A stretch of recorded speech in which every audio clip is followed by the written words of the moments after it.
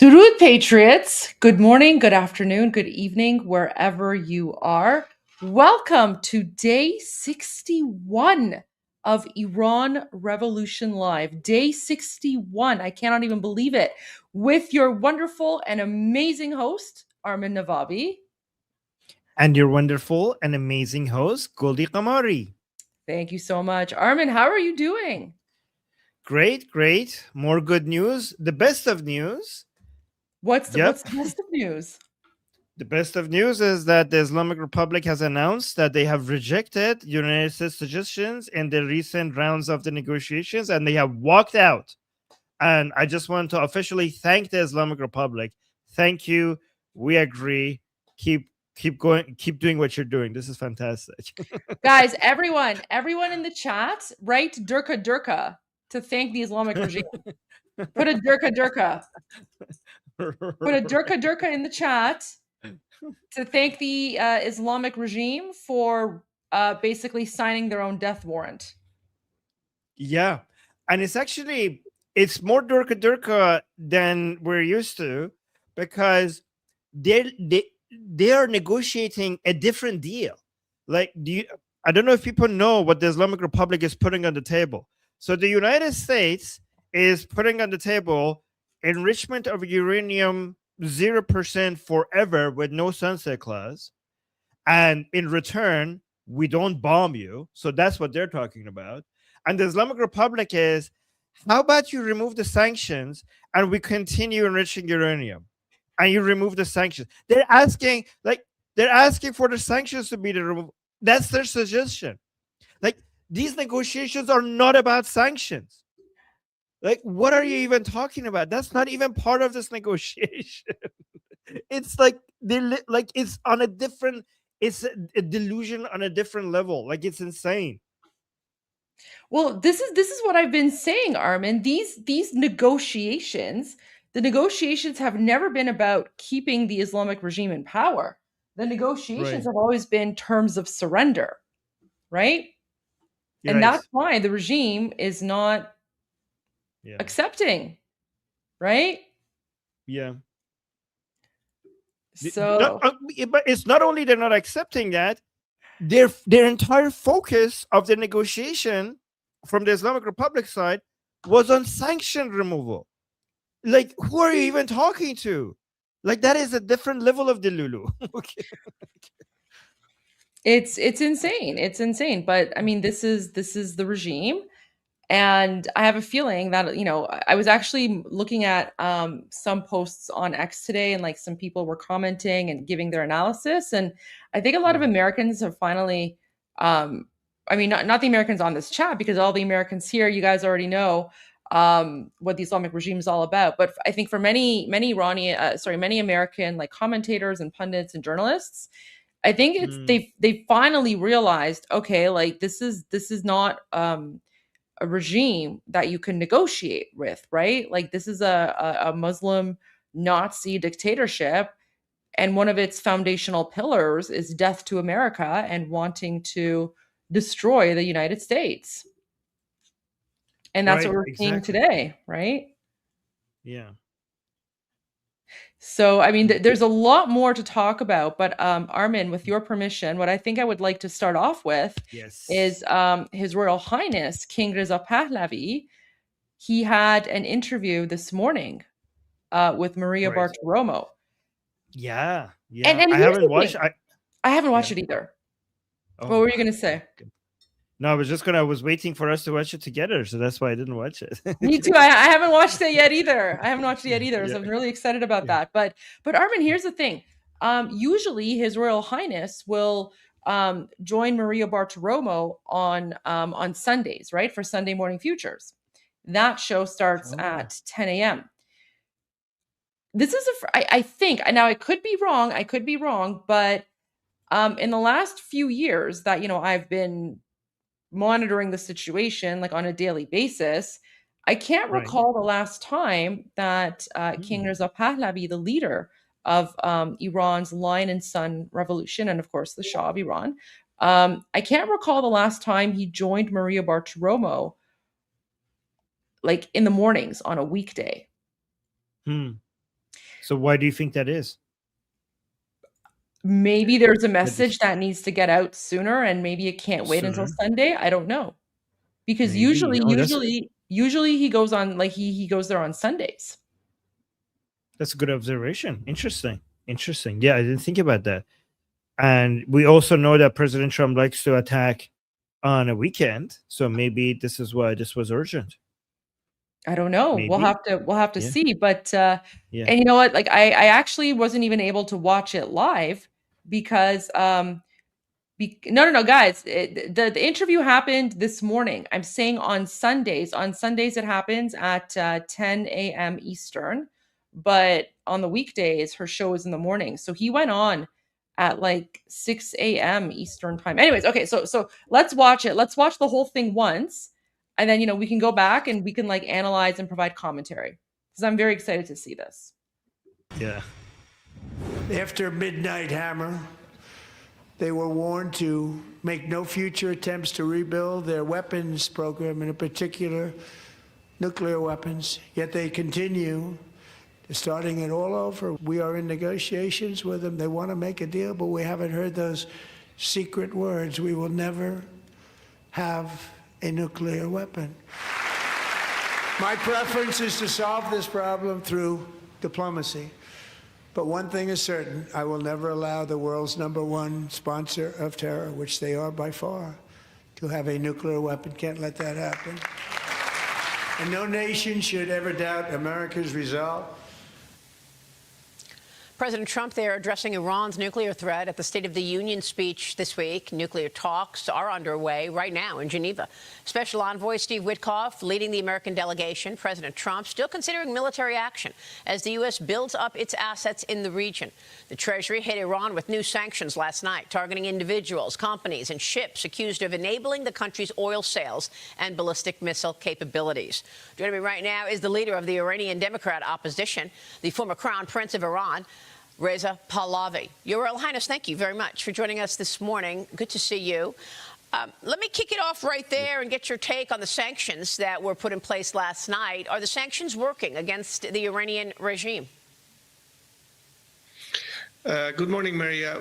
As we have often discussed this matter with you, one of the elements that brings more pressure on the regime are indeed anything that will make them less capable of having revenue that funds their war machine or their repressive apparatus or whatever they've done throughout decades of funding their proxies and fomenting radicalism and terrorism in the region.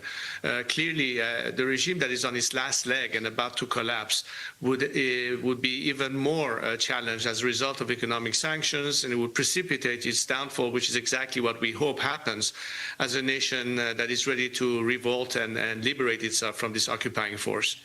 So you think then that putting these sanctions is just applying more pressure and it's a positive?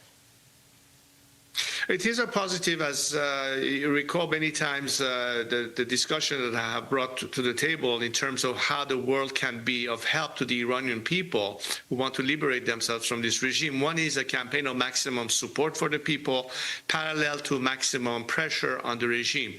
Now, the combination of these two external factors will lead to an element that is very critical for the transition, which is maximum defections from the regime elements to the people. This is part of our scenario of change and transition because it will minimize resistance. It will stabilize the country sooner rather than later. It will offer a scenario of an exit strategy for people who want out of this regime and don't want to sink with this sinking ship. And this will therefore make our job easier post-regime collapse to manage the transition. I'm talking specifically about the military and paramilitary forces as well as the civil bureaucracy, so we don't have a repeat of post-Saddam Hussein de-Baathification, which is very much on our mind. Yeah, and I want to talk about that because I want to get your take on how Iran is getting support. I mean, is it China? But let me stay here for a moment on the domestic issues because you are also launching a special project to encourage economic prosperity for a free Iran. Now, whether or not we get a free Iran anytime soon is another question. But of course, the economic benefits of the free Iran are deep and long. Tell us about your vision for the economy once perhaps that could occur. Well, the Iran Prosperity Project is a very complex plan that covers several phases for Iran's redevelopment coming back on track. The first phase is focused on the immediate. What do we need to do in the first 100 days post-regime collapse? But from a point of view of the average American standing out there looking at a different picture of a different Iran and what it would mean to U.S. interests beyond national security in terms of economic opportunities. Look, we anticipate that as a result of a fundamental change in Iran, this would probably represent an over $1 trillion worth of revenue to the American market in the span of the first 10, 15 years, should things change. There are a variety of firms that will benefit from being back into the fold as far as Iran's market being open to the U.S., which was shut off completely for almost half a century since this regime took over. And there are a lot of Iranian Americans that are representative of various companies from Silicon Valley to other places who are willing to immediately step in and invest billions of dollars into the Iranian economy. And all of that would bring about a very prosperous future for the Iranian people, but also, I think, in the best interest of America. Now, we have a regime, as you pointed in the first sentence that you mentioned about China and the fact that it chooses to partner with China. Yeah. The Iranian people would partner with America because we realize that the geopolitical significance of the Chinese Communist Party getting more foothold in the region, and that's not in the best interest of Iran or, for that matter, the free world, especially the United States. So the whole point is, who do you choose to invest on? Are you going to continue hoping for a change of behavior by this regime that could never be trusted, and the negotiations, I don't think, will lead to any point, rather than say the Iranian people are our true allies and partners? That should be the horse we bet on from now on. Understood. And you're talking about, visions of what, $1 trillion in revenue for American companies over a decade, replacing Iran's aging aviation fleet and modernizing the energy sector, opening up a market of 90 million educated consumers. It sounds wonderful. But the reality of the situation today is that President Trump just noted that Iran is killing protesters. And he mentioned it in the State of the Union the other night that Iran leadership has killed a reported 32,000 people just in the last couple of weeks in the recent anti-regime protests. Tehran is pushing back. They're accusing the president of, quote, big lies over the number of deaths and Iran's nuclear program. But we've got videos, and these videos show another crackdown on Iranian student protesters, police flooding schools to crush a fourth day of anti-regime demonstrations. What are you hearing in terms of the activity on the ground? We've got these videos of pickup trucks with machine guns photographed outside the University of Tehran. I mean, is there actual, regular happenings at universities? What can you tell us about colleges and whether or not they're actually even enabling people to get educated there at this moment in time? The word is that there are virtual classes, if any, to avoid any protests. Well, Maria, across the board, the Iranians are unified today more than ever in understanding how pivotal, how critical it is for this regime to no longer be in place, because that will address every concern that the Iranian society has faced for more than 4 decades, and of course the impact this regime has had as a means of its continued survival to the region and the world. I'm glad that you're showing these images, because unfortunately mainstream media has had very little coverage of what has happened in Iran.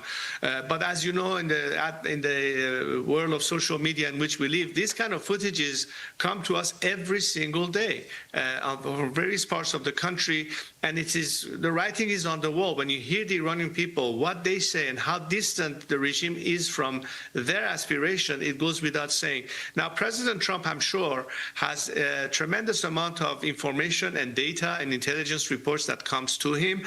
I'm sure he's very well aware of the situation on the grounds in Iran. Yeah. We all understand that he had to exhaust every avenue of diplomacy as a last resort the regime to come back, but as I told you, I doubt that this regime will ever come clean. It has always been disingenuous and dishonest. It's just trying to buy time, riding the storm until President Trump is no longer in office, which is typically the way they behave. Yeah. That's why we keep saying this regime is not to be trusted. Instead, be assured that once Iran is liberated, Iran will be committed to make sure that the world is comfortable and confident of our intentions, our transparency, our dedication to reverse this process that the regime has done, put an end to extremism, radicalism, terrorism, dubious nuclear program, dismantle a military weapon, the military program, be transparent versus IAEA. I mean, the whole difference is the Iranian people are committed to that. I'm here to as their voice to you and tell President Trump and everybody else in the free world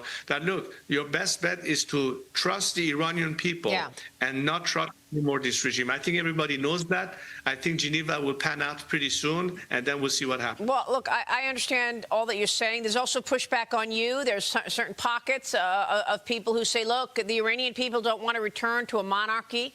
You know, they're saying, we don't know. I mean, you have been the face of this pushback on this brutal regime, no doubt about it. But, you know, what do you want to say to those people who perhaps are questioning? I know you've talked repeatedly about a transition. And also, Your Highness, if you will, address the China end of this, because we're zeroing in on communist China. And Iran reportedly close to a deal with China to buy supersonic anti-ship missiles. These are Chinese-made missiles. They've got a range of nearly 200 miles, and they're designed to avoid ship defenses by flying fast and low. The missiles would significantly boost Iran's firepower and striking capabilities, especially against U.S. forces building in the region. And we're also worried that China is giving Iran information in terms of where specifically U.S. assets are. So you've got all of that coming at you. Well, reason more, Maria, to just push the regime over the cliff because it's on its way down and not throw it yet again another lifeline. This has been on arguments for decades, but this is a moment in time where the circumstances are the most favorable for this to happen. It's not just the relationship that Iran is now trying to establish with China. I mean, they've done it with North Korea. They're supplying drones to the Russians in their conflict with the Ukraine. I mean, every way you look at it, this regime has always been up to no good as it relates to stability in the region and elsewhere. So another reason why the best solution to put an end to all these concerns is for this regime to no longer be there. But let me go to the first question you asked about the transition and my role and how do I see the future. This is not about monarchy or republic. It's about secular democracy. And in fact, I've always offered to lead the transition in a context of allowing free and fair elections to determine the future of Iran. The Iranian people, we have multiple opportunities to weigh in on the subject, hear the debates in a Constitutional Assembly that would propose what the ultimate form could be, and it's all going to be by means of direct vote by the people in ratifying the propositions and in a referendum. At the end of this process, once the Iranian people have decided the future form of their governance in terms of a secular democratic system, it could be a parliamentary monarchy, it could be a republic. Republics may have different forms. All of this needs to be debated. And at the very end, once the project is ratified by referendum, there will be the elections of the first parliament of this new democracy and the first government of this new democracy, at which point the transitional government would dissolve itself and hand over power to the elected representative of the people. And that's the end of this process of transition that at this point I've stepped in to lead. With the help of Iranian that are representative of different viewpoints, by the way. I'm not supported just by monarchies. I have Republicans, people on the left, right, center, ethnic groups, religious groups, and what have you. It's a very diverse. We've seen the videos, sir, and we've seen even in the Munich Security Conference people chanting your name. We understand that. Your Highness, always a pleasure. Thanks very much for joining us, and we will, of course, keep a watch on the potential, the economic potential that you are bringing to light this morning, sir. Thank you. Thank you, Mary. All right. Prince Reza Pahlavi. We'll be right back. Stay with us.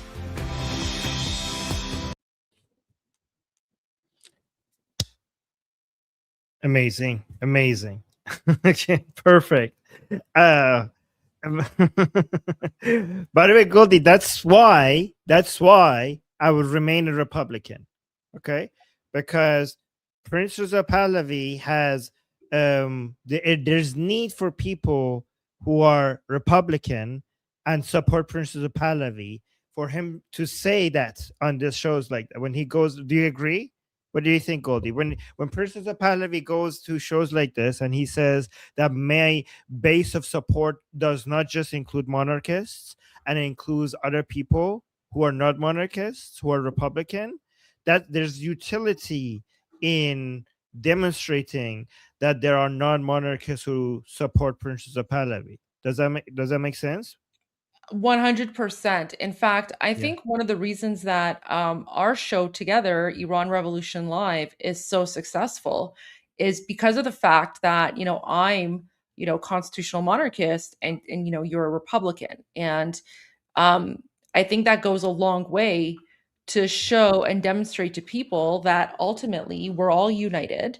And just like His Royal Highness said, we want a secular democracy.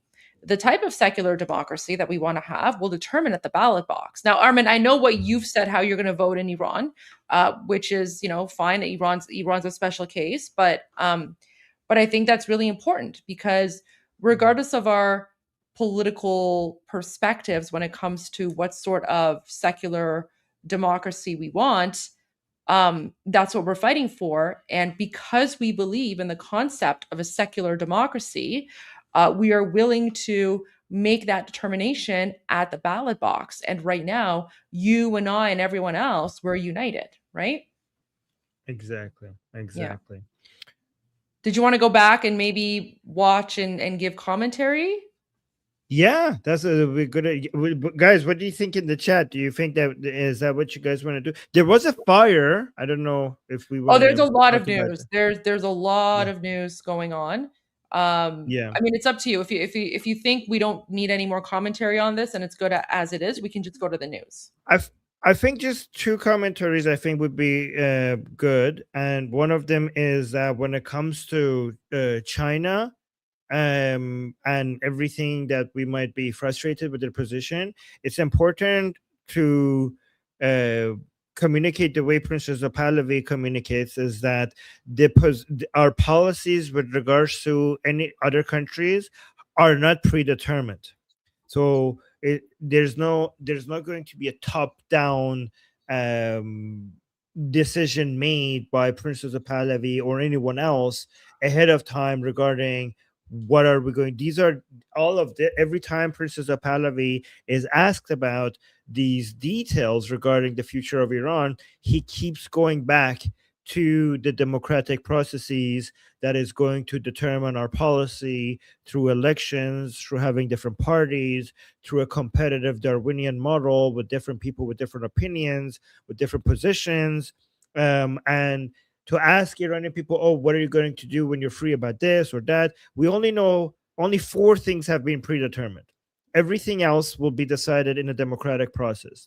Those four things that have been predetermined are the four principles, which is our border integrity, the fact that we're going to be secular, the fact that we're going to be democratic, and then the fact that that we are going to have equal individual rights before the law. Those are the things that have been predetermined. Those are the principles. Every other policy that you ask about will be decided by the Iranian people in a democratic process, with our using the representative of the Iranian people, either the ones who are elected by the Iranian people to write the constitution, or the ones that have been elected by the Iranian people in the parliament to write the laws based in accordance to our constitution. So that's the answer that we have to keep going back to. If you ask us, like Goldie and I, we could tell you what our vote as one individual with one vote is going to be. Okay, but we could tell you how we are going to vote, but no Iranian. I mean, Prince Reza Pahlavi doesn't speak on behalf of when it comes to the future policies of Iran. Even Princess Pahlavi, he says, I will have one vote. Princess Pahlavi is famous for saying, I will have one vote. So every other Iranian, their answer will also be that we will have one vote. So that's the policy. And also one last thing before we go to the news is that I think a lot of people might not appreciate how important it is to talk about the economic benefits to other countries. And this Princess Pahlavi constantly brings up the economic opportunities of a free Iran to all other countries. And I'm not going to go over details for why this is so significant, because, guys, money and investments and wealth they move mountains. Okay, so when there is capital, when there's profitable interest in Iran being free, the wealth will be moved, like investments and money will be moved for providing the resources to that, for that to happen. So it's very, very important that, like, we follow Princess of Pahlavi's as a role model, and also keep as people who are participating in this information war for a free Iran. It's important that we keep reminding people, like keep mentioning the fact that a free Iran will not just make Iran prosperous, but it will create so many opportunities for all our allies and many countries in the region. Oh yeah, that is Angela is saying that is the beauty of a secular democracy. People decide, and Crown Prince Pahlavi supports this. Exactly, perfectly And stated. And the reason that we support, the Crown Prince or King Reza Pahlavi or whatever you want to call him, the reason that we support him is because we trust him to do the right thing, right? Because this election, this referendum, is so critical to Iran, and it's going to be probably one of the most important political events after the Islamic coup d'état, and we only trust him to oversee it and make sure that it's done properly and that the rights of Iranians are respected during that national referendum. And that's why we're all united behind him. Yeah. So Goldie, let me know. I mentioned on the Persian show that not only I think, and I have reasons for this, I'm not just like saying it just to say it. I not only do I think that our revolution is going to be the most glorious, epic revolution in the history of revolutions, I also think that what comes after the Islamic Republic falls is going to be the most glorious examples of rebuilding a country and a society, from rebuilding a country from ashes to something to something prosperous. Like, I think that the rebuilding process is also going to be something so beautiful, much faster than a lot of people anticipate, and something that would inspire all the countries in the region. So, but we'll see. I absolutely agree 100%. Somebody gave us a super chat saying, Armin, read out Ezekiel 38. It matters now. I don't. That's on your channel, not mine. I know. It's an atheist. It's an atheist republic. You have a lot of religious fans, Armin. I love that. I do that. This is like, guys, here, let me tell you, as an atheist, I see so much support from Christians and Jews, and I don't see that as much. We do see some, but not as much from Muslims as an atheist from the Atheist Republic channel. But there are some. To be fair, there are some. But it is true that when it comes to tolerance and acceptance of people who might not agree with your religious views, Christians and Jews are, much more accepting than Muslims on average. Somebody's saying, I wonder why. Yeah, I wonder why as well. Yes. All right. Yeah. All right. So why don't we go to the breaking news, because there's a lot to go through. Yeah. Okay. So do you want to show or yeah? Well, why don't you start, because we're almost getting to the Armin Power Hour. So why don't you start, and then whatever you don't get to, I will share and discuss when you go for your discussion group. Oh, okay. Sounds good. Let me see. All right. So we have some fires. By the way, guys, share your opinions on what these fires are about. Who's doing it, in your opinion? Who's responsible for it? So here's footage of the massive fire in an industrial complex in Abadan, Iran. By the way, guys, Abadan and Abdanan are different, okay? So let's look at this fire here.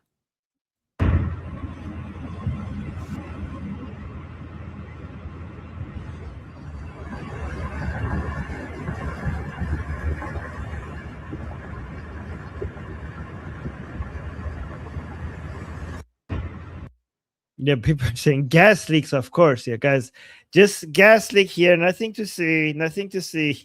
Okay, nothing is happening. Hold on. What is this?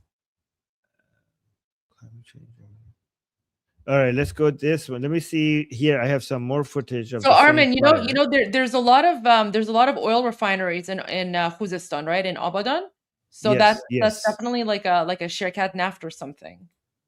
Yep, that it is. That's what it. Oh, did I not say that? Because it wasn't. Let me see. Let me read the caption one more time. It is. It is an oil. Here. It's oil, guys. It's That's what- oil. Yeah, look. It says here. Dar Shahrake Sanati Abadan. By the way, guys, this is Goldie's neighborhood. This Yeah, is I have their. family Yeah. in Abadan. Yeah. So let's look at this fire again here. Look at this. Huge fire.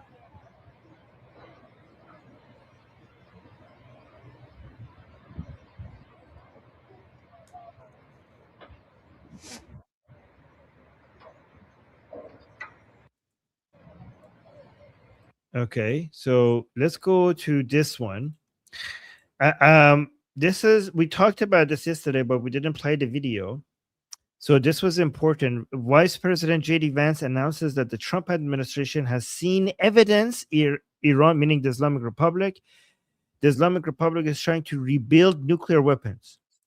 Let's play the video. And I explained how significant this is yesterday, but we could do it one more time. The principle is very simple. Iran cannot have a nuclear weapon. If they try to rebuild a nuclear weapon, that causes problems for us. And in fact, we've seen evidence that they have tried to do exactly that. So the president sending those negotiators to try to address that problem, as the president has said repeatedly, he wants to address that problem diplomatically, but of course the president has other options as well.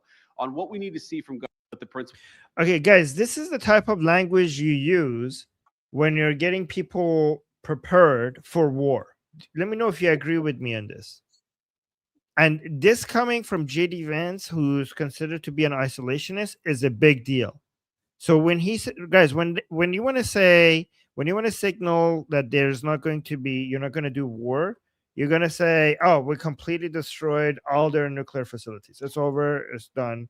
But when you want to suggest that, okay, we're going to go to war, then you're going to say there's evidence that they're rebuilding their nuclear facilities. And then after that, he adds that we will try diplomacy, but obviously other options are on the table. Remember, guys, this type of language coming from Marco Rubio or Lindsey Graham would not be that big of a deal. But this type of language coming from J.D. Vance is a big deal. To me, it seems like President Trump is asking J.D. Vance to prepare the isolationist parts of MAGA to prepare them, for them to be ready for war. So listen to this one more time. This is big coming from him. But the principle is very simple. Iran cannot have a nuclear weapon. If they try to rebuild a nuclear weapon, that causes problems for us. And in fact, we've seen evidence that they have tried to do exactly that. So the president sending those negotiators to try to address that problem, as the president has said repeatedly, he wants to address that problem diplomatically, but of course the president has other options as well. On what we need to see from the principles. All right, let me see. I got new news. Let me see if this is important. Ooh. Okay, let me see how this. I just saw something new. Maybe I want to share this right now before we go to the next. So just in, Senator John Kennedy is saying the Ayatollah is Muslim, but his stain of Islam says that if you do not agree with this interpretation, you deserve to die. The Ayatollah wants to kill. Let me actually play it.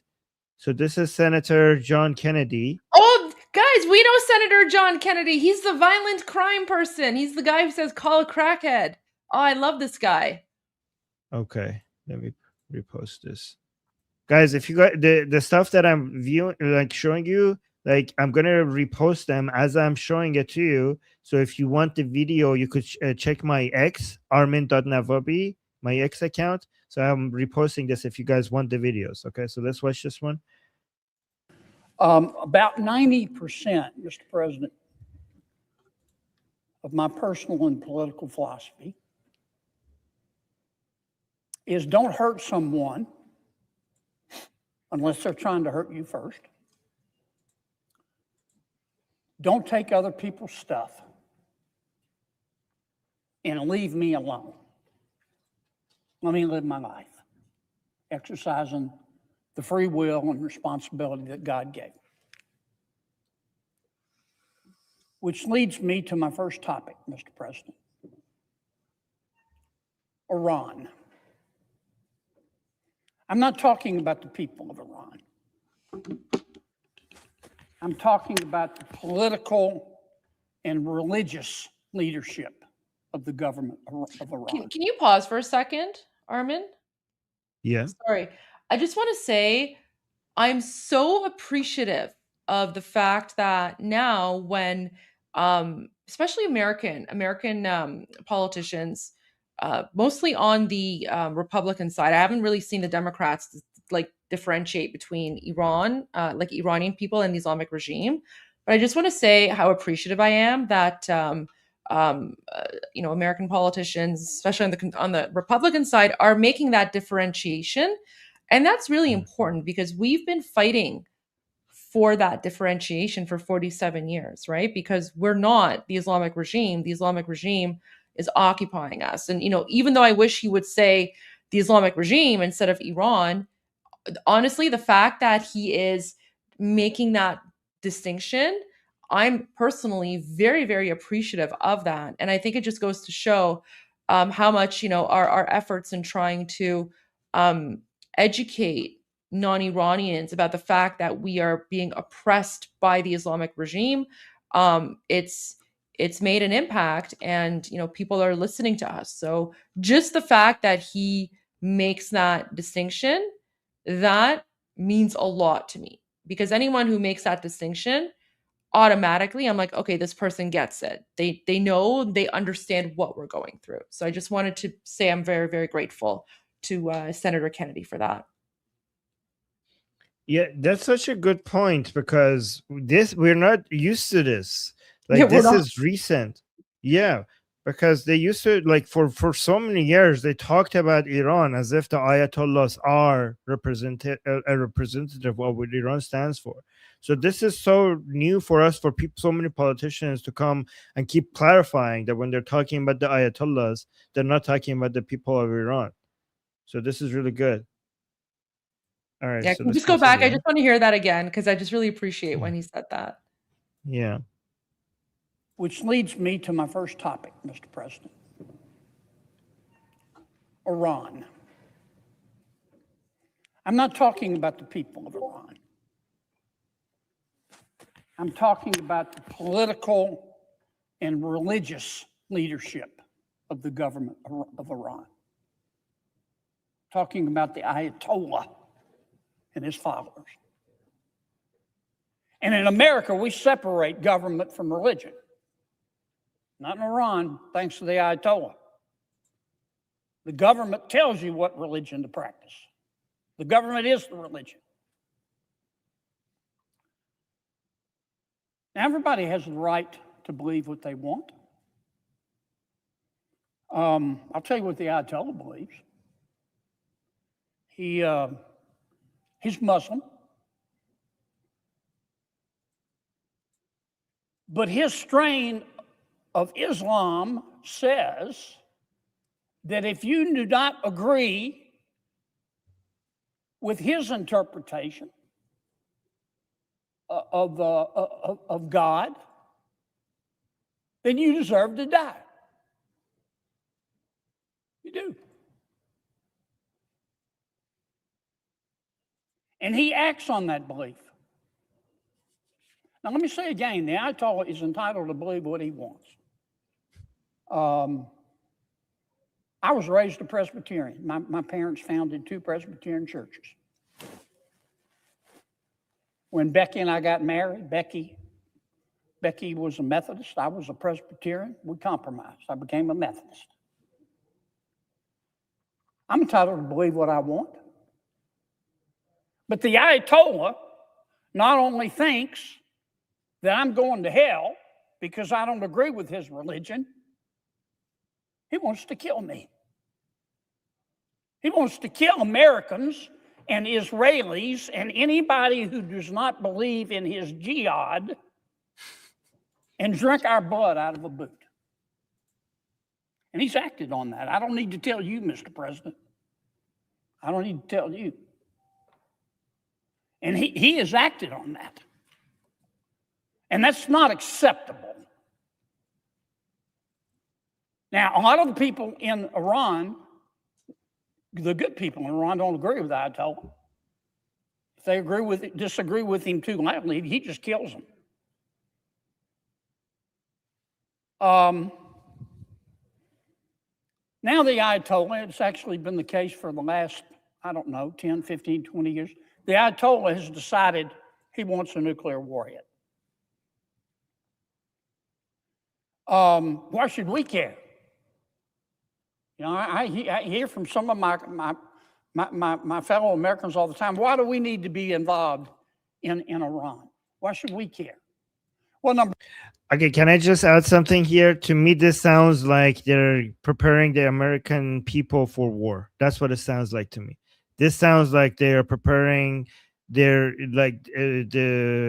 President Trump has asked some politicians to go out and provide the justification exactly along the lines of the Chuck Schumer video, 7-second Chuck Schumer video that we saw yesterday, when he came out and said, okay, this is happening, but the administration needs to provide the justification to the American people regarding what they're doing. I think this is basically getting ready to war. American people they're trying to reduce the political cost of this war for President Trump. Yeah. Armin, I don't think it's correct to call it war. It's military action. There's a difference. War implies that there's a difference between the two words. War implies that there's going to be a back and forth. War implies that it's going to be like, back and forth fighting and stuff.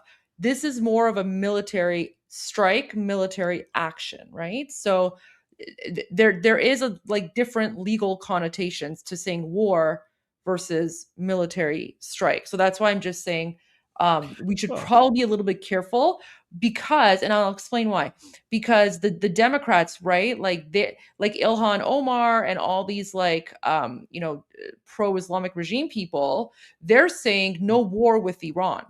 What we have been saying is that there is no war. This is a humanitarian intervention. This is a military strike.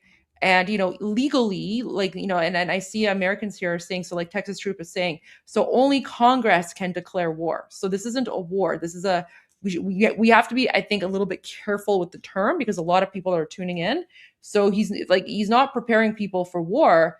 He's giving justification for military action to end a 47-year war that's already existed. So I just want to point that out as well.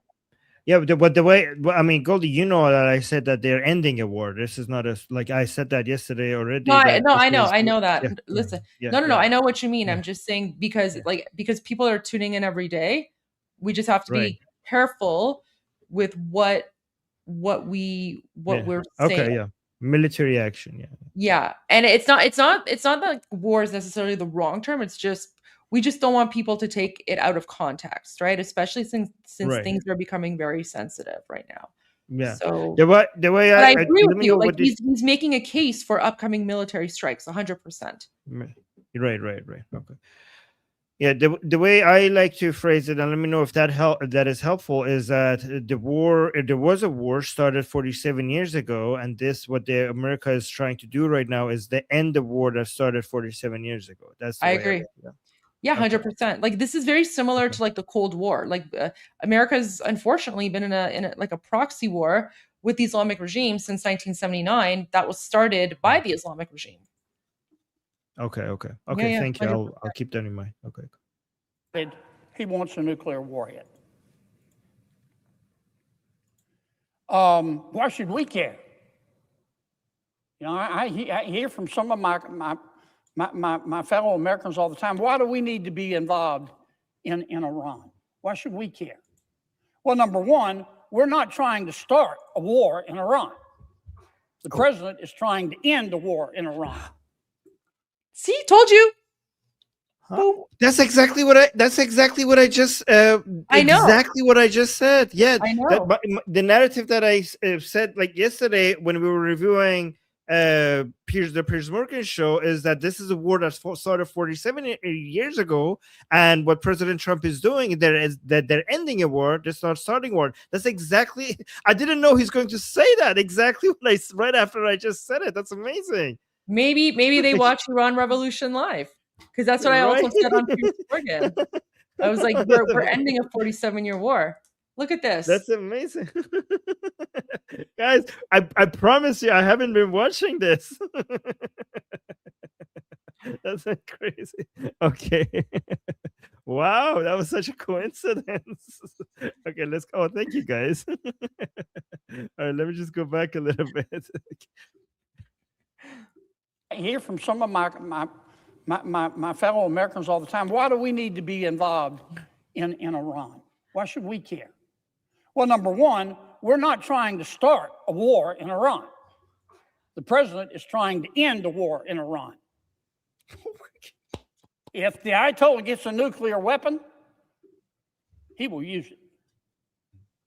He could use it against America. He could use it against Israel. I don't know who he'll use it against, and I hope I'm wrong, but he will use it. And you know what else will happen? As soon as he gets a nuclear weapon, Saudi Arabia is going to get a nuclear weapon. And the UAE is going to get a nuclear weapon. And Japan's going to get a nuclear weapon. And South Korea, and I could go on and on and on. And the more nuclear weapons you have in the world, the more likely you are to have a nuclear war. But that's not the only thing the Ayatollah has done since he became the Ayatollah. He exports terrorism. He was the person behind Hamas and Hezbollah. Yes. That have killed so many people throughout the world, not just in the Middle East, but across the world, including, but not limited to Americans. That's why we ought to care. The Ayatollah also has conventional ballistic missiles and is building more as we speak. Now, those missiles can't reach America yet, but they're working on one, and they can sure reach our military bases in the Middle East. And they can sure reach Israel. Yes, sir. Yes, ma'am. That's why we should care. And finally, the Ayatollah, if you disagree with him, and we've seen it happen on TV, we don't know how many people he's hung in the last 6 months. We don't know how many people he's tortured. I've seen estimates as high as 50,000. So that's what this business with Iran is all about. We're not trying to be the world's policeman. We're trying to stop the Ayatollah from being the world's policeman. Goldie, let me know what you think if this is true or not. Given that how much now they're putting an effort in to try to tell the American people why this war is necessary, it confirms the idea that what is needed right now, the military capital is there, more than enough. What is needed right now is political capital, and that means that all our viewers here can participate in helping this go through, because President Trump and all of his supporters and all his administration would not be right now go out there trying to make the case to the Americans for why this war is necessary if the political capital is not needed, if there's no benefit in increasing President Trump's political capital for this war. And that means that all of your viewers here, they can help with this by being active on social media with like learning these lines, for example, that Senator Kennedy and Marco Rubio and Amu Lindsay are making, and understanding, and also Goldie on Piers Morgan, for example, all take notes and know these points and participate in this information war that we're in. Because this is not just a military battle, it's also an information war. And that means that every single one of you could turn into a soldier. Right? I agree. I think the other thing, like, I don't want to get too much into like internal domestic American politics, uh, Right. because I'm Canadian. But one thing that I've noticed is that within like internal domestic American politics, there's been a lot of infiltration from communists and Islamists and jihadis who are unfortunately for a very long time have been sort of controlling the narrative, redirecting the narrative. So um, what's happening with this situation right now with liberating Iran, I almost see this as sort of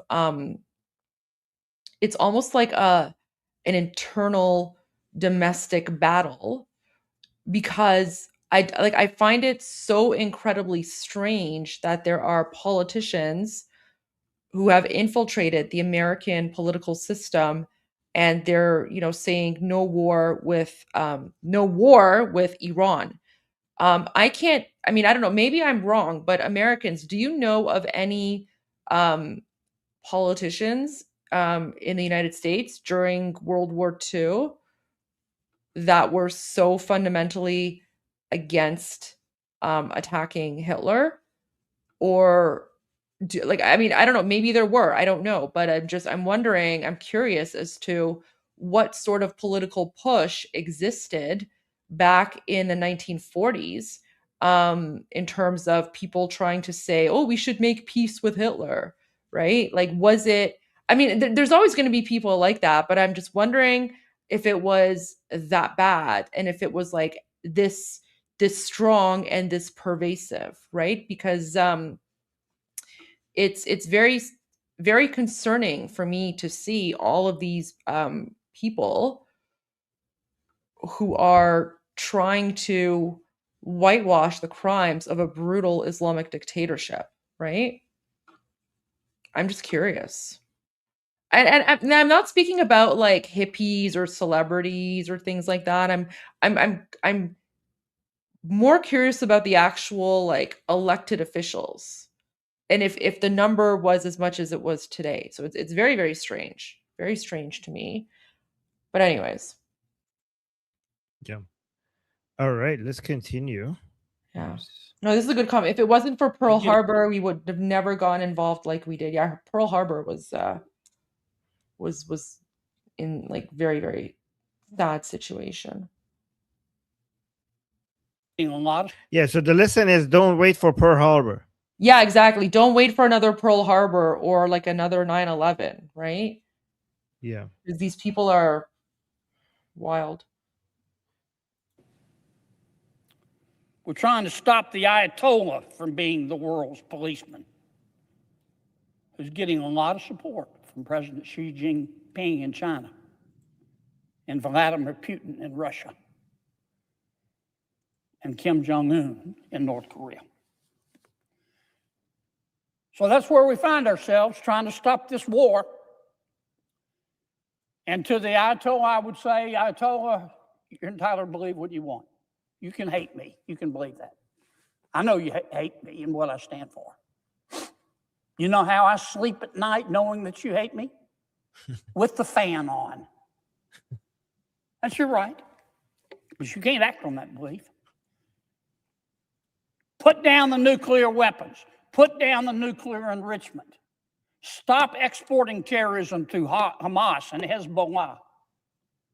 End your missile program. Stop killing and torturing your people. That's all we want.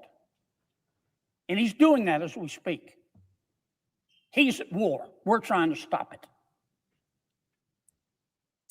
I'm not about to tell the president, give the president any advice. He has intelligence that I don't have. And I respect the fact that he's being very, very, very deliberate and careful in making a decision. If we make a deal with Iran, let's make sure we have a protocol to enforce it.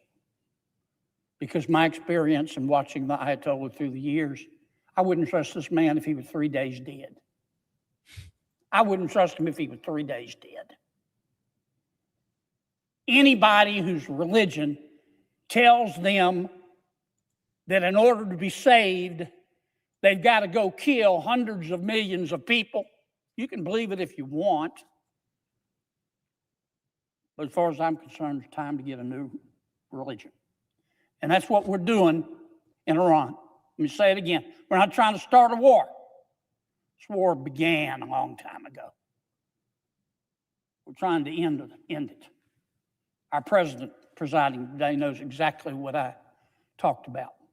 He served honorably, had great physical, mental, and emotional expense in the Middle East. That's what we're trying to stop. All right, that was great. That was fantastic. Can I just really quickly share like my favorite political commercial by Senator John Kennedy? Yeah, of course. He used to be my favorite like Southern American politician until Amu Lindsay. But Armin, just watch this. Violent crime is surging in Louisiana. All right. Woke leaders blame the police. I blame the criminals. Where else can you find limitless fields of Commercial. power? Sorry, guys. Explore 7 legendary back bowls, and then ski into an après-ski other villages. A commercial on commercial. Oh my gosh, what is this? All right, let's just go. Violent crime is surging Wait, let me fix the volume here. Sorry, guys, this is like a weird website. Okay. in Louisiana. Woke leaders blame the police. I blame the criminals. A mom should not have to look over her shoulder when she's pumping gas. I voted against the early release of violent criminals, and I opposed defunding the police. Look, if you hate cops just because they're cops, the next time you get The market is God, what changing is this? fast. So are industrial processes, technologies, and the skills So workers many need to ads. succeed. in trouble, call a crackhead. Hey. Look, if you hate cops just because they're cops, the next time you get in trouble, call a crackhead. I'm John Kennedy, and I approve this message. So his commercial is basically, if you hate cops, the next time you need a cop, call a crackhead. He's pumping gas. I voted against the early release of violent criminals, and I opposed defunding the police. Look, if you hate cops just because they're cops, the next time you get in trouble, call a crackhead. I'm John Kennedy, and I approve this message. He's so based. He's so based. Anyways, I just want to share that. One of my favorite That was commercials with good. him. So it's nice to see, you know what? It's nice to see him come out with that amazing speech and support the Iranian people. You know what? Yeah. I always have I'm a good judge of character when it comes to politicians, and I've always liked Senator John Kennedy, and now with this speech today, like that solidifies it. Amazing. So Goldie, I sent you this video. I'm gonna play it just for a break. Is that okay? Can I play this? For It's a already on the second? screen. Okay, guys, watch this just for a second. It gets better. This is not the best part. It gets better.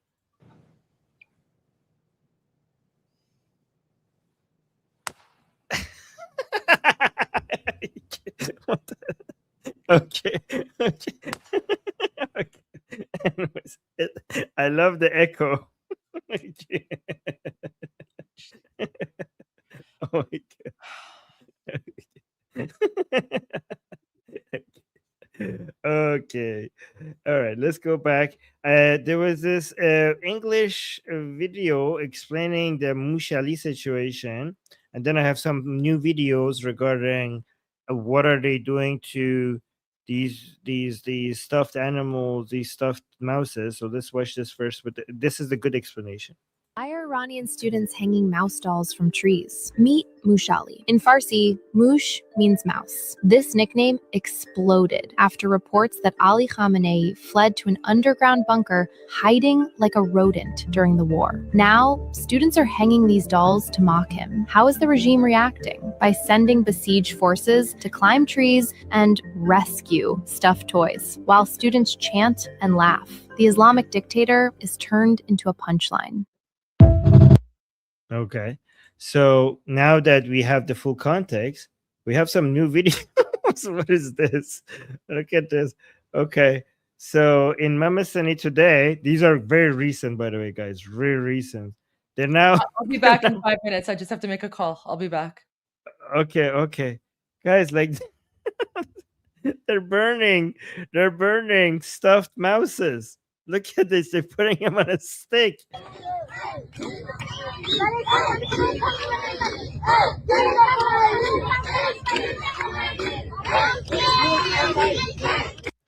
By the way, guys, I didn't believe it when I heard it, guys. Even though I've been following the Islamic Republic for so many years, when this news came out, I was like, okay, this is too ridiculous. They haven't done this.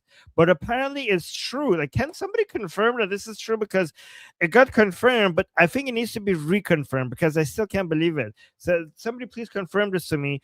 The Islamic Republic shut down the children's programming Madrasa Musha. They removed it, which is like basically this there's like this show for kids, which is a whole bunch of mouses that keep going to school every day, and it's kind of like Iran's Sesame Street but with mouses, and they canceled that because of all of this. So what? Okay, I mean, all right, let's just watch this one more time. This is how Iranian people are protesting now, by burning mouse, by burning mouse stuffed animals.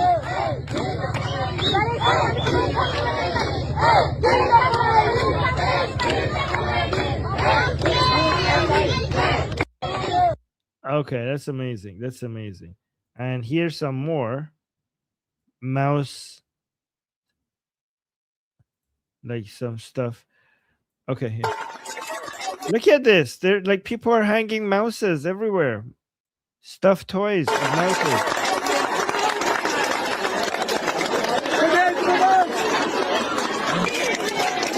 Look at that. Look at, you see this stuff?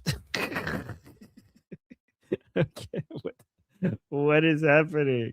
This like in the middle of a protest, they have stuffed toys of mouses.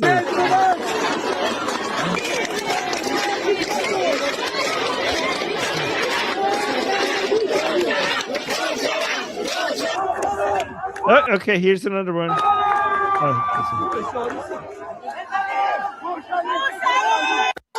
Mushali. Oh god, that was so good. Oh my god, what's happening?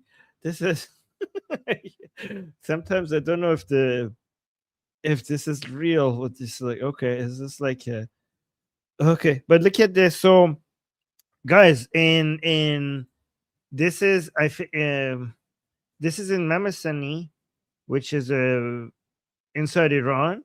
And now look, people are, when they're coming out, they're bringing pictures of Muhammad Reza Shah, basically Prince Reza Pahlavi's father. So this image has been, so the fact that they have these framed images, look at this.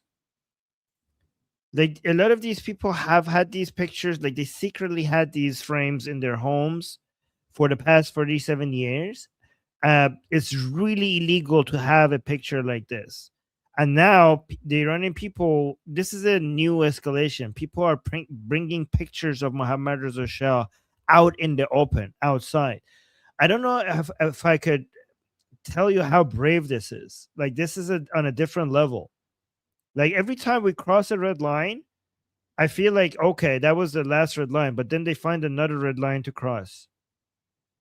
This is basically Shahanshah Aryamer, the king of Iran before the Islamic Revolution. And these people have been preserving these pictures. And now that the revolution is getting to this stage, people are just bringing it out in daylight, inside, in just outside in public. We used to see pictures like this, just a few months ago. The only way we would see a picture like this from inside Iran was inside someone's private home, secretly, like sending us a video and making sure that there's nothing that could make them identifiable about who they are. Just a few months ago, that's where we were. And now just people are just holding it outside in just daylight. Look at this.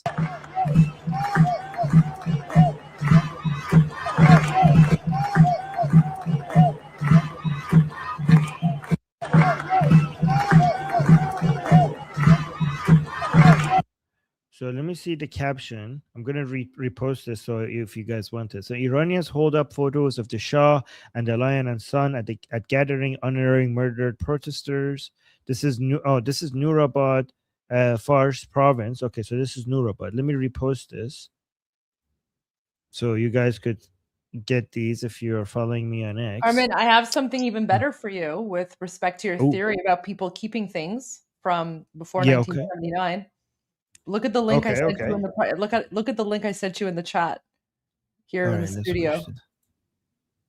Bringing it up right now. Oh my god. Yeah, guys. So guys, this is something that somebody took a picture. They saw this in the back alley. So let me actually translate the caption here for you. It's saying seen in the back alleys of a market inside Iran. Look at these. These are all, oh my god, they're so clean. They're in such good condition. Guys, these are the basically the money from back before the revolution, Islamic Revolution in Iran, with Mohammad Reza Shah's picture on the bills. Oh, this is a 20 real bill. This is a 50 real bill, and you can see the pictures of Mohammad Reza Shah on it, and you can see the gold coins from back then, silver and gold coins with Mohammad Reza Shah's picture on the coins. Amazing. Wow. I wish I had some of that. All right. So let me show you another one. This is a new video from inside Iran. Guys, by the way, these are fresh. These are all from hours ago. Okay. Everything all of this that I'm showing you, it shows how alive this revolution is. Okay. So I'm going to also repost this one. And just watch this. So the caption is, the people inside Iran are in the streets again, holding up Pahlavi posters and making it beyond clear who they want to lead Iran forward. Long live the Shah. Okay, so listen to them. Guys, this is again, I still can't believe this. I know for some of you, this might seem normal because you've been following this revolution.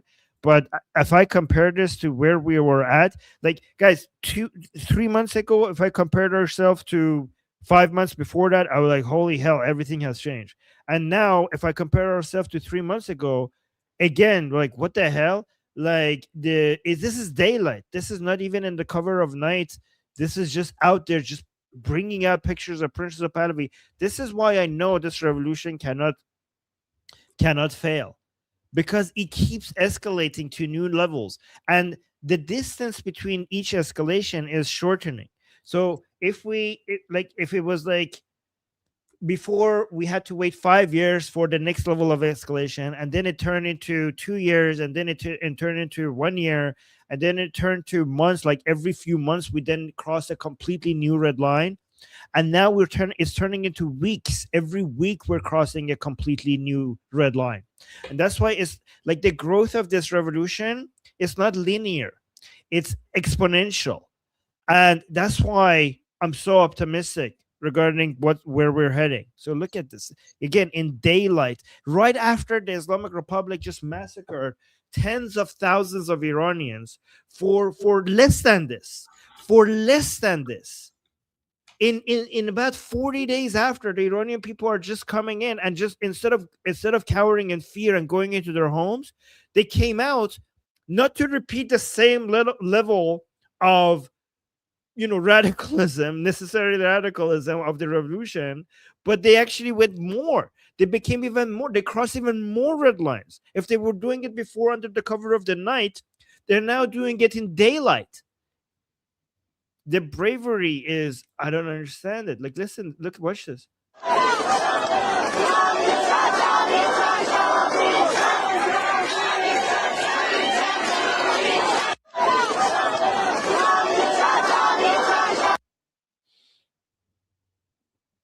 Oh, thank you. So we got a super chat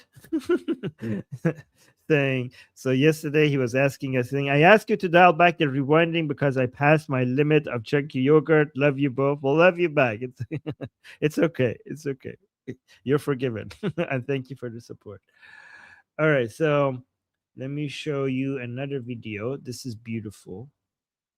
Hold on, let's go here. Yeah, this one. So I don't know if I showed this to you already, but these are, I don't know if these are, so let me see. A schoolgirl in Iran places Iran's national flag with the lion and sun emblem over a portrait of Khomeini and Khamenei in her classroom while her classmates chant, "Long live the Shah." So guys, the revolution is not just in universities. It has now expanded to high schools and elementary schools and all other schools. Watch this.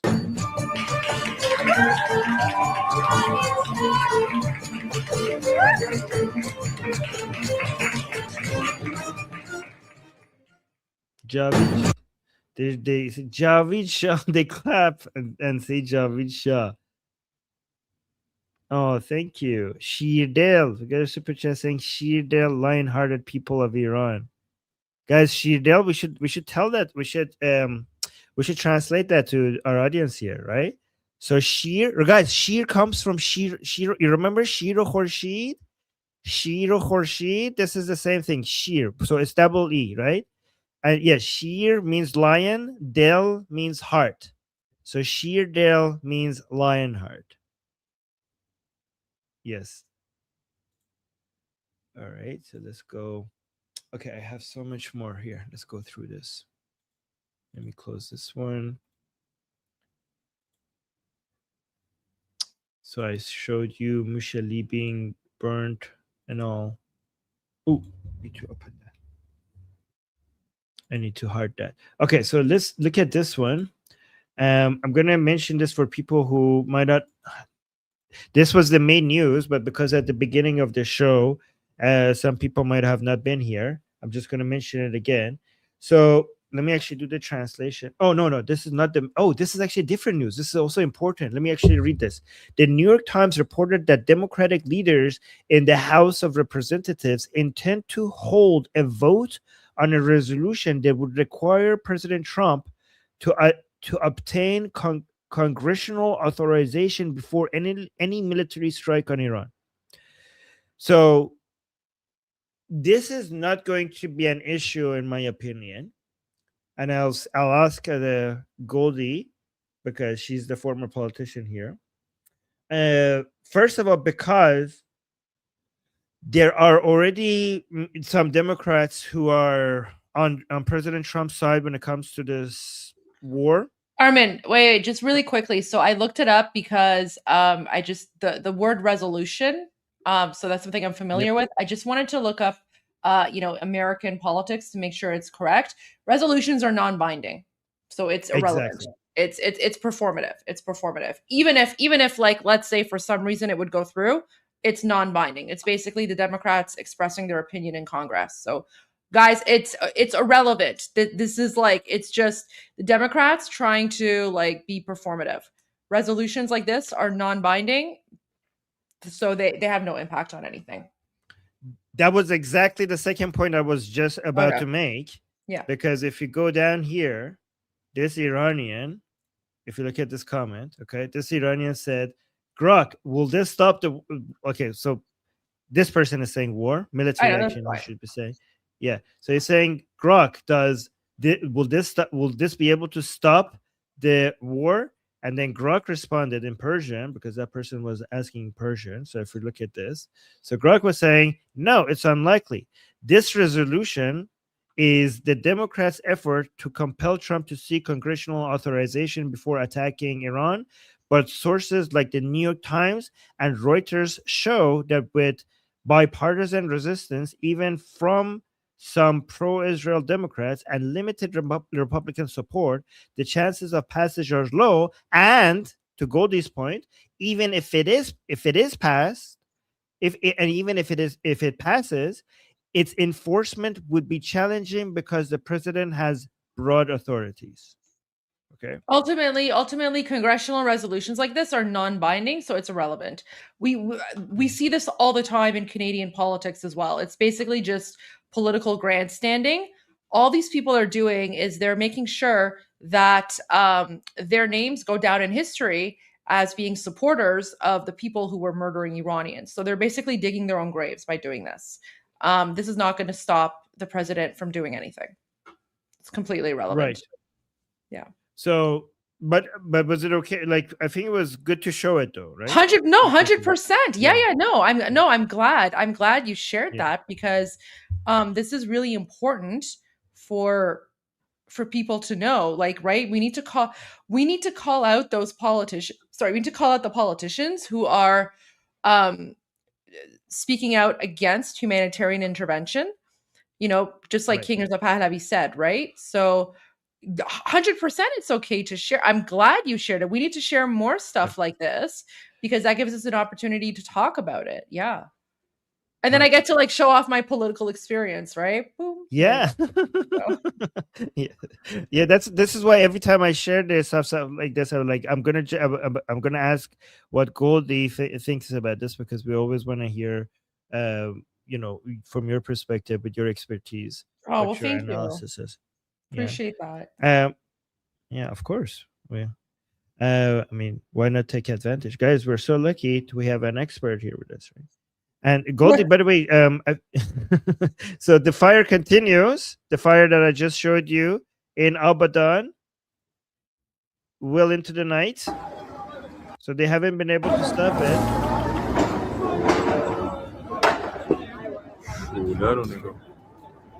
So they're saying Shole رو نگاه کن. Shole means like flames. The flame, yeah. So short, yeah. So Shole رو نگاه کن means look at the flames. So it's big flames. All right, so there's that. Let's do an AI break. I have more, but let's just do it. I have an AI break in the middle so that we could enjoy this before we continue. So I don't know why they color the planes like this.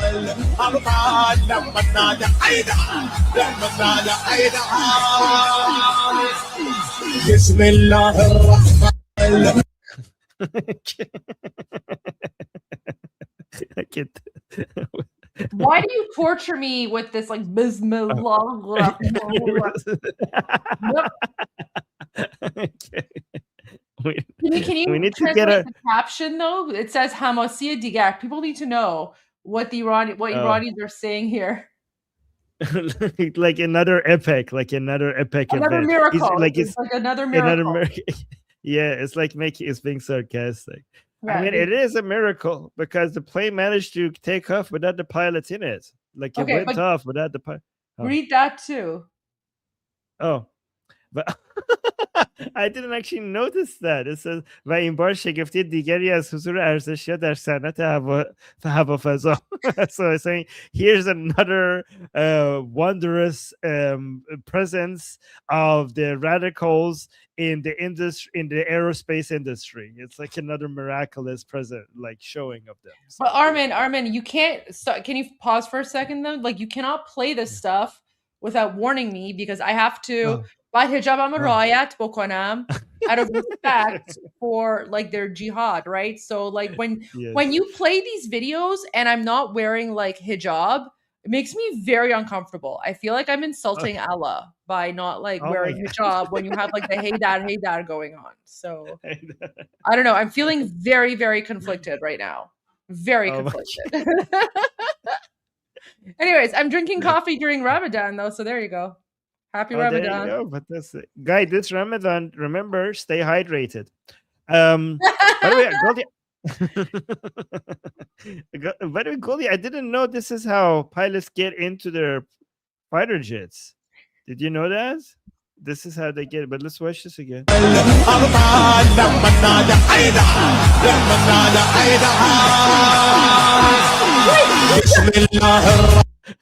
Did you see? No, Armin, go back. He jumped out.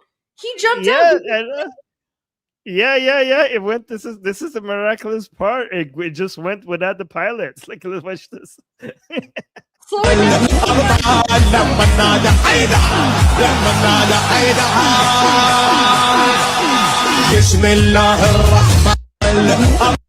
down. It's with the power of Bismillah. No pilot needed. Okay, slow down the speed to like half of it or something, and then like go to the part where he jumps out. Okay. Go to like, Half the speed. yeah, there you go, half the speed, and then guys, just watch. He literally jumps out, like the thing comes down and then he jumps out of it. It runs on Haydar.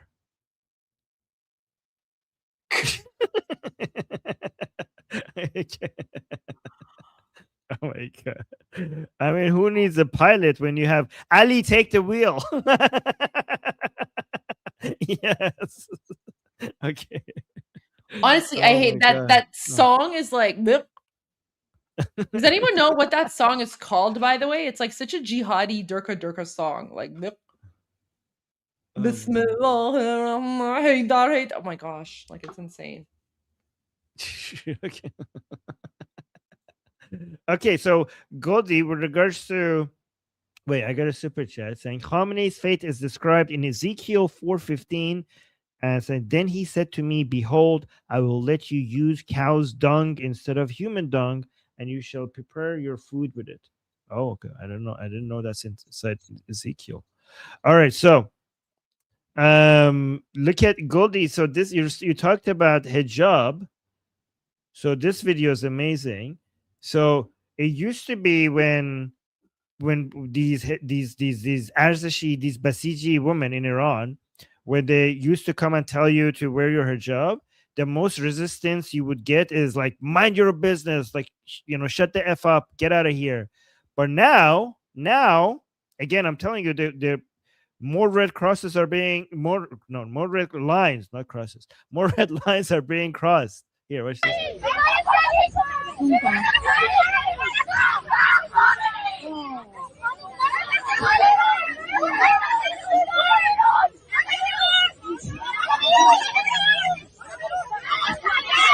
Did you hear that? So she told them to wear their hijab. She shouted, "Death to Khamenei" in response.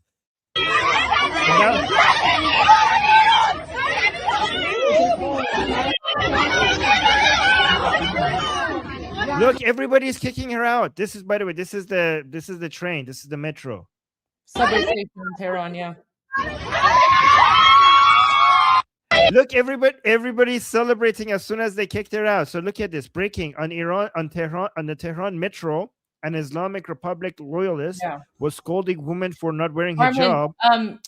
Armin, this is an Yes? older video though. So I know, but I just wanted to, because you talked about hijab, I wanted to show Yeah. that, like the But red I lines just that are want to being make it crossed. clear, like this is not a video from today. This is an older video from like a few years ago. Well, yeah, but every time I say, every time it's new, I will say that this is from today. Like this is from recent. So I will No, just because there were some okay. people in the comments, so I just want to clarify for people in the comments. Yeah. But again, this is still one of the more recent red lines that has been crossed. Like this is like, it's not like 10 years old, right? It's like post Mahsa uprising. It's post then. It's before the Lion and Sun revolution, but it's post Mahsa, right? So I just wanted, because Goldie mentioned hijab. Oh yeah, you're right. This person shouldn't say breaking. I don't know why he's saying breaking. He shouldn't put breaking at the top, at the beginning here. This is new. So yeah, this is a little bit so misleading. that account is a little bit problematic. That's why I don't like to share posts from that account on this channel. Yeah, but I'm doing it mostly for the video. But yeah, I know, but I'm just saying I'd rather not have that account, because they always say, like, they post breaking. random things and say breaking, and it's just not true. Breaking. It's clickbait. Yeah. It's clickbait. Yeah, it's a big habit on X where you go find older videos. Like I actually had another one where people were like really old videos of Iranians avoiding stepping on the United States and Israel flag. And this is a really old video. And it says breaking. I'm like, what do you mean breaking? The Iranian people have been doing this. Like, this is such an old video. That's just one of the reasons why I like to rely on like actual news accounts. Yeah, but this video is still real. But I mean, so we could share the video without the breaking part of it, right? That's the thing. Okay, I will stop reading the caption. I will not read. Well, it depends on the account. It depends on the account, right? So yeah, that's all I'm saying. But because then people think like this happened today, but it's not from today. It's older. But But if it's a bad account, can I just show the video without reading the caption? Yeah, Like, of I think course. I could do Then that. you can just Yeah, like yeah, maximize the video or download it and then play it, right? Because I mean, yeah, yeah. that guy took the account from someone else, like Raylan Givens, right? So you can Yeah. click on Raylan Givens and then play it there. But we just don't want to confuse our audience by thinking this happened today. But it is a very important video because this just goes to show like people are done with the Islamic jihadi nonsense, right? So Oh, definitely. okay. So let me go to something that I know is just recent. And Goldie, you're gonna love this. You know, are you guys familiar with ISNA? ISNA. So ISNA is like the IRGC's. Well, actually, let me show you this. Okay, look at this. Tucker Carlson. Let me actually, Goldie, you're gonna love this. So they're posting. There is like the IRGC's news agency is now posting using Tucker Carlson Oh, to make their point.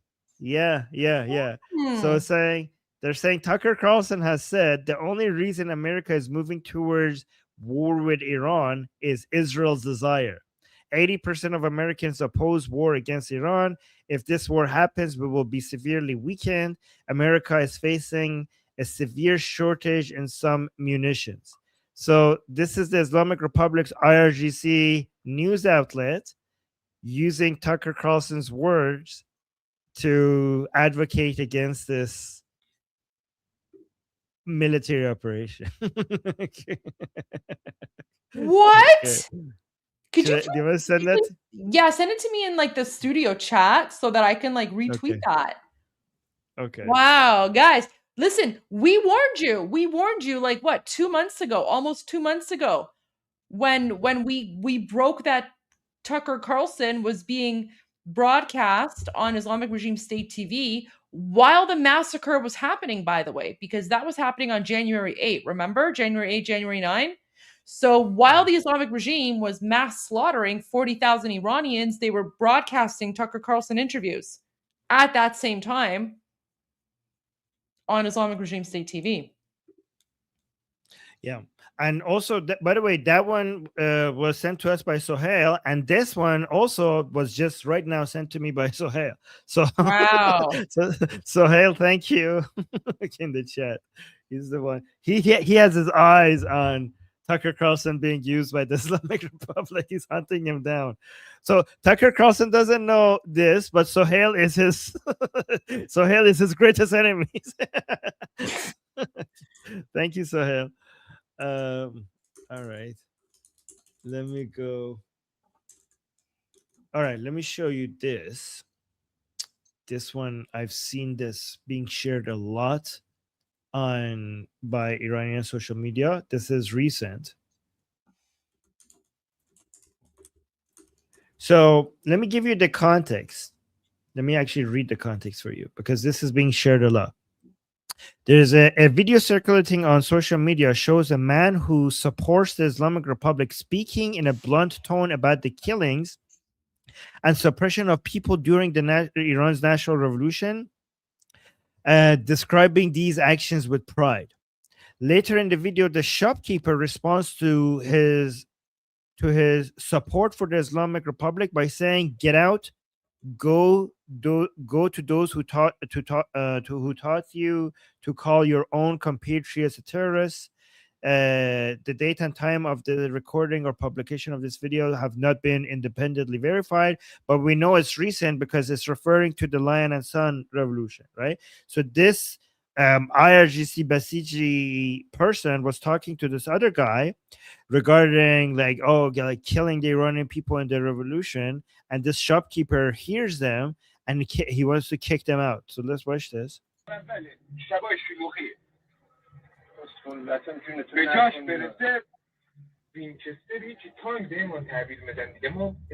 So look at that. So he's talking to this other guy. Look how angry the shopkeeper gets.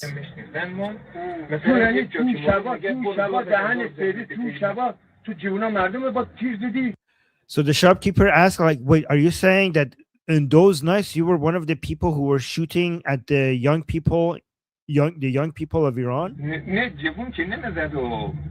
Like, no, not the young people. The shopkeeper is like, no, get out of here. I have nothing for you here in the shop. So the guy is laughing. Like, go, get out of here. I have nothing for you. He like, keep saying, get out of here. I have nothing for you. Like, get out. You're getting on my nerves. Get out. Get out.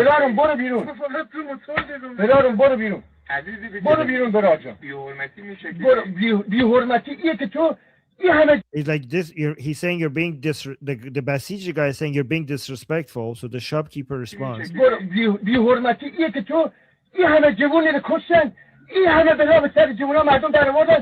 So he's saying the disrespect. You're the one who what is disrespectful is that they killed so many of our young people.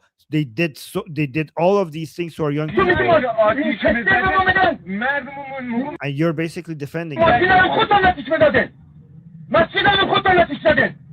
So this guy was suggesting that no, we were killing the terrorists, and he's saying like no, they are the people who burned them out. Like he's saying the Islamic Republic is that was doing the terrorist activities. He's like no, don't say that.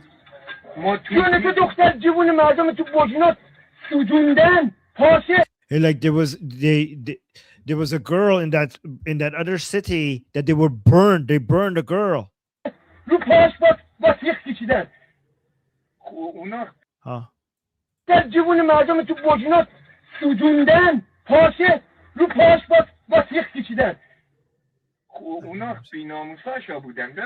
Like he's saying those were different people.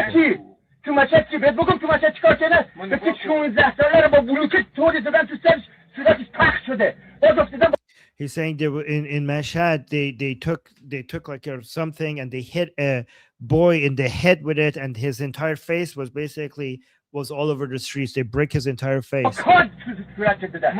So he's just going over examples of really horrible things that the Islamic Republic had done to the Iranian people, the young Iranian people.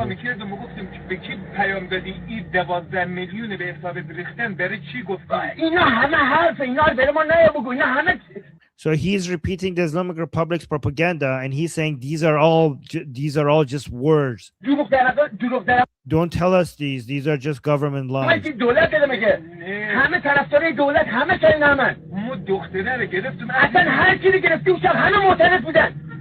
Like all the people there, all the people who were there, they were just protesting because of the issue, like because of the complaints they had. Like he's saying these people were not terrorists. Like you were basically telling them you were not killing terrorists, you were just killing protesters.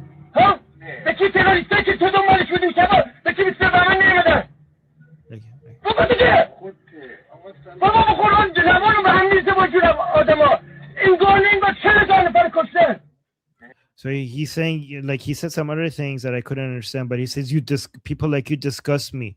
It's almost as if they didn't kill like 40,000 people. Guys, look at this. This shows that the people who are working for the Islamic Republic, they have no place in Iran. When he was in a store trying to buy stuff, this is how they get treated. Wait, this part was important.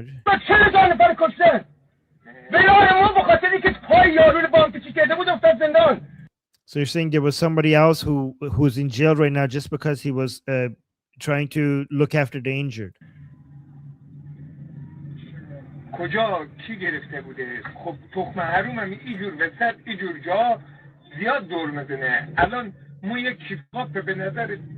Anyways, I just wanted to share that with you guys to see, to see that there's so many Iranians who are, they're just so, disgusted. Like this is all over society. Like these people that walk among us in Iran, but they're not the same as the Iranian people. And as soon as Iranians realize that one of them is with the regime, this is the way that this is just like an average shopkeeper. And look at the level of disgust that he had. Let me actually go to more weird news that we just got out of Iran. And this is quite bizarre. because this Japanese person was just arrested in Iran, and he's now in Evin prison. So we need to show this to the world, because a lot of people think like, oh, the Islamic Republic doesn't have a problem with anywhere. Like, so guys, this is very important, because people like Tucker Carlson, Cenk Uygur, Anna Kasparian, and other people like these, Thomas Messi, they act like, yeah, the Islamic Republic just minds its own business, and it's only because of Israel that the Islamic Republic is now being a problem for United States as well. So, I mean, even the Japanese are being arrested right now in Iran. So let me just give you this news. So, information received by Iran International indicates that the head of the NHK Japan Network's office in Iran has been arrested and is currently being held in Evin prison. So this is him. According to this information, which was provided to Iran International on Tuesday, February 24th, this journalist is now in Ward 7 of Evin prison. Radio Farda also reported, citing two informed sources, that this individual named Shinobu Kawauchi, how did I do? Was probably not very good. Was transferred to Evin prison on February 23rd. The exact time of the arrest and any potential charges against him have not been announced, and officials of the Islamic Republic have not commented on the matter. Earlier on January 17th, and following the intensification of crackdowns and the critical situation in Iran, Japan had urged its nationals to leave Iranian soil as soon as possible. NHK in Japan is Japan's public broadcaster, which publishes news and reports related to the country and Asia through television, radio, and online platforms for international audiences. So, yeah. This Japanese reporter is now in Evin prison for some reason inside Iran, which is interesting. Let me see. What else I have here. Oh, so we have a new chant apparently. Let me actually check if Neil, Bunny, and Sohail are sending me anything else. Yeah, okay.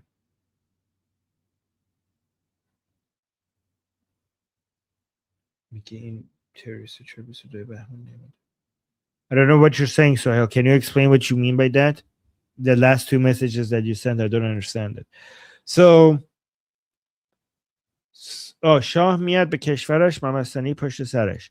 So this is another chant that we haven't translated here on our show before, which says Shah miad be keshvarash. So the Shah is coming back to his country, and Memasini will be behind him. So Memasini is this place, the city. So watch this. This is a new chant from the city of Memasini.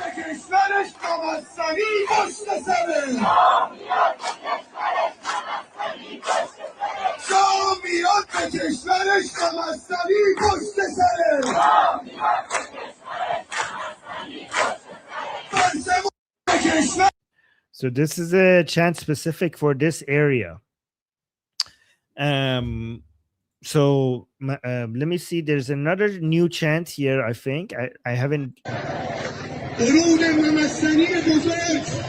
Okay, let me actually refresh. This is also from Mamasani, but by the way, guys, these are quite recent. These are like from hours ago, right? Quite recent.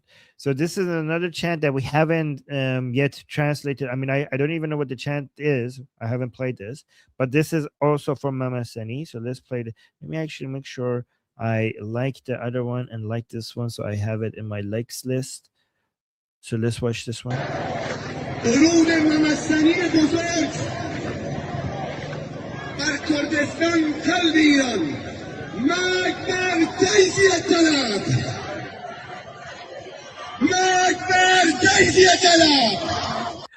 So they're saying this is I think right after Prince Reza Pahlavi's recent post against the separatists, and here he's saying they're chanting death to separatists. So in Mamasani, the people are chanting the death to the separatists. So I think this is a completely new chant. And guys, you see the effect of, you see how the effect of Princess Pahlavi is on the people inside Iran?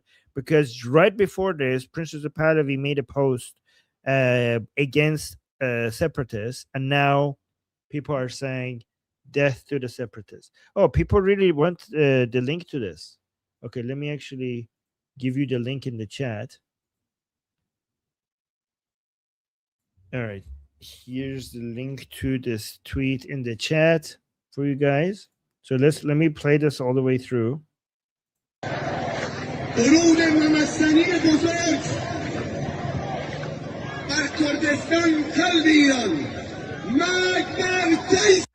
So guys, remember, this is Mamasani is in Kurdistan. Mamasani is in Kurdistan. In Kurdistan, people are chanting. In Kurdistan, Iran, people are chanting the Kurds. These are Iranian Kurds chanting death to separatists. So anyone telling you that anti-separatist sentiment is anti-Kurdish, Iranian Kurds are chanting death to the separatist. Armin, can I just pause for a second? Yep. So there's some comments in the chat. I just want to clarify this, okay, guys? Please. So, for example, apparently CNN is reporting that the Islamic regime is saying elements of an agreement have been reached. Why are you even believing anything that comes from the Islamic regime? I mean, screw CNN, like CNN, whatever. I'm not even commenting on CNN. Why would the Islamic regime, like, why would you trust anything that comes out of the mouths of the Islamic regime? Right? Guys, listen, I'm not saying this is fake news from CNN, okay? I'm not saying that CNN is lying. No. CNN is publishing what the Islamic regime is telling them. But my point is that why would anyone believe what the Islamic regime is saying?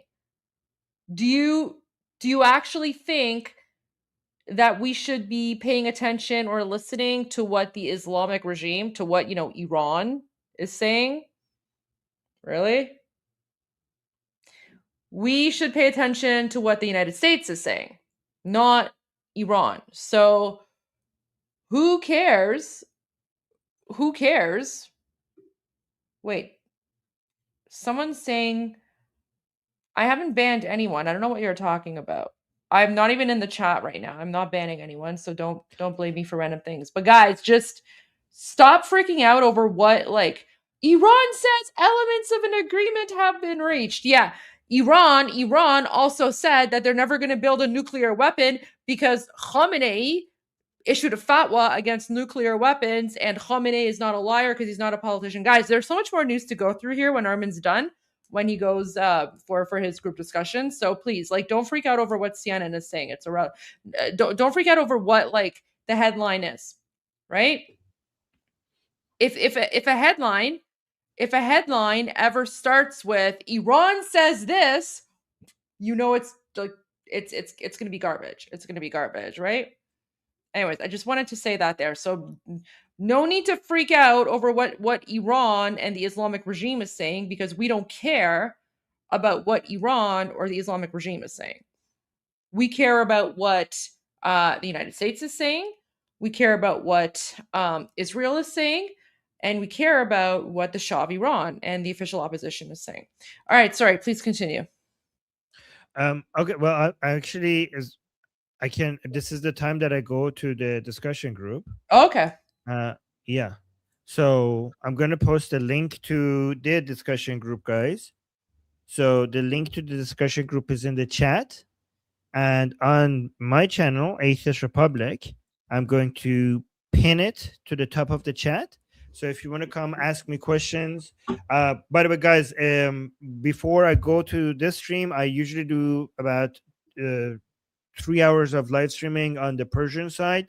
So I have the latest information regarding what Iranians are saying from inside Iran, because I basically talked to them for 3 hours right before I come here on Iran Revolution Live. So if you want to ask me about the latest, updates from inside Iran, or I don't know, geopolitics as a whole, the Middle East, and worldwide, come there and ask me any questions you might have.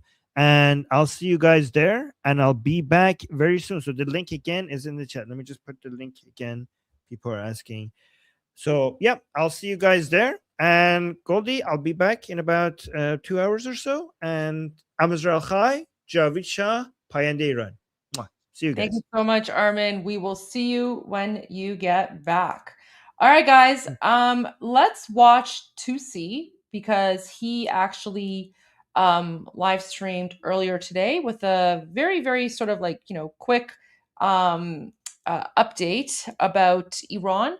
So let's watch that, and then when we come back, I'm going to share some of the more recent images and videos coming out, not just of occupied Iran, but also from the United States. Petito's great. Petito's doing fine. Petito just has a lot of things that he needs to be dealing with. And yeah, I'll be back in a little bit.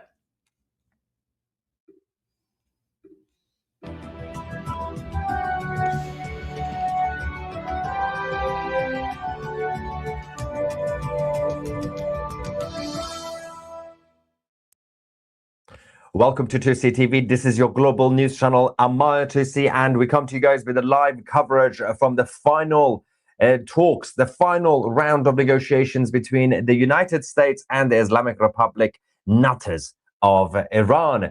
Earlier this morning, we had the talks in Geneva. The Islamic Republic have rejected the offer, but now they've asked for some time. In about 2-3 hours' time, they're going to come back with their response to the Americans. But we're going to give you guys all the updates. There's a lot of videos to show you guys. Once again, random, mysterious explosions and fires left, right, and center.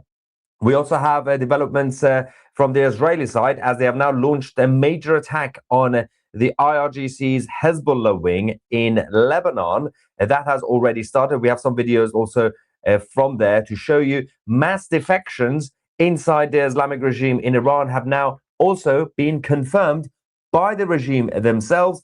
And USS Gerald R. Ford, the aircraft carrier, is now only a few hours away from the Middle East. So let's get into the latest developments. First, last night we had very, very robust rhetoric, not just from Secretary of State Marco Rubio, but also this time from Vice President J.D. Vance. That's the first. Vance said that we now have evidence that the Islamic Republic are trying to build a nuclear weapon. Let's quickly go to the Vice President. But the principle is very simple. Iran cannot have a nuclear weapon. If they try to rebuild a nuclear weapon, that causes problems for us. And in fact, we've seen evidence that they have tried to do exactly that. So the president sending those negotiators to try to address that problem, as the president has said repeatedly, he wants to address that problem diplomatically. But of course, the president has other options as well. On what we need to see from government.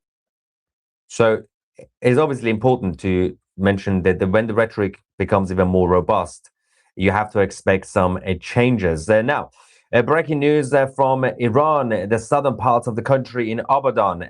Another mysterious fire has now broken out at an industrial complex, and we are just about to verify and confirm a video footage that's just come to us. We'll get that to you guys in the next few minutes. We also have our 2CTV team in Geneva giving us all the latest updates on this. So I'm going to give you guys what the details are and what the Islamic Republic have rejected so far. So these are the final rounds. This morning, they spoke for a few hours, for about 3 hours. And these are the demands from the United States. I mean, it's very impossible. It was always going to be impossible for the regime to say yes to any of this. Number one, dismantle all 3 nuclear facilities, Fordo, Natanz, and Esfahan. Not going to happen. Number 2, transfer all enriched uranium to the United States. So the initial idea was to get the Islamic Republic to agree to send them to some friendly country like Russia. But now the Americans say, give it to us instead. Number 3, no sunset clause, unlike 2015, meaning that restrictions will be permanent. Now, the Islamic Republic's idea was to pause, that the proposal from Tehran is pause for 3 to 5 years. Basically, wait for President Trump to leave office. Number 4, zero enrichment permanently. And then they will be able to retain their Tehran research reactor. And I'm going to explain why. Because Marco Rubio has now also exposed the lies coming from Tehran about the so-called nuclear energy. And number 5, minimal upfront sanction relief. So tiny sanctions will be lifted if they actually comply. So not yet, if. Of course, the Islamic Republic say, can you just lift all the sanctions and then trust us, bro. So far, that's why the Islamic Republic had to reject this deal. Now they've gone to communicate this to Ali Khamenei, the supreme leader. They're going to come back, the Islamic Republic, in the next few hours. Of course, we're going to continue our live coverage on 2CTV for you guys, so that they can come back with some sort of solution. But I don't think that the Americans, unless the Islamic Republic come back and say, we surrender everything, we give up everything, then I'm not really sure how they can come back with any counter proposal. Now, as I said, Marco Rubio, Secretary of State, also mentioned that it's not really just about the nuclear stuff. It's also about ballistic missiles, because that's not just a threat to Israel, but it is becoming a threat to Europe and the United States. And he said that these guys refuse to talk about ballistic missiles, and that is a big problem. But it's also important to remember that Iran refuses to talk about the ballistic missiles to us or to anyone. And that's a big problem. Yeah. And then he also mentioned that they do plan to build intercontinental missiles to be able to reach the United States.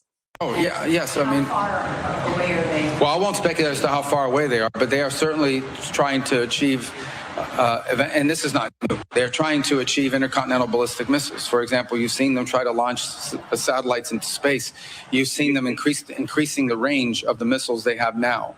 And clearly they are headed in a pathway to one day being able to develop weapons that could reach the continental U.S. They already possess weapons that could reach much of Europe already now, as we speak. Someone says, so the regime is staying. I'm not really sure where you got that from. The regime has fallen already. We just have a bunch of terrorists walking around the streets with guns. Nobody's in charge apart from Ali Khamenei from the bunker, and it's actually his sons calling the shots when it comes to the military. The banking system has collapsed. The currency has collapsed. Businesses are shot. Hospitals have become military bases. There is no government really that is functioning, and nobody's even collecting taxes. It's a bit of a chaotic situation, and obviously these are the final days, and we are now expecting at least the Israelis to make the first move. We're going to talk about the Israelis in a second, because there's some reports according to the mainstream media, so take a bit of pinch of salt. But meanwhile, inside Iran, people are still out. They are continuing their uprising, because at the end of the day, it will be the Iranian people who will take back control of their country and who will do the final push to fully dismantle this regime. And then, of course, they're out chanting, "Long live the king."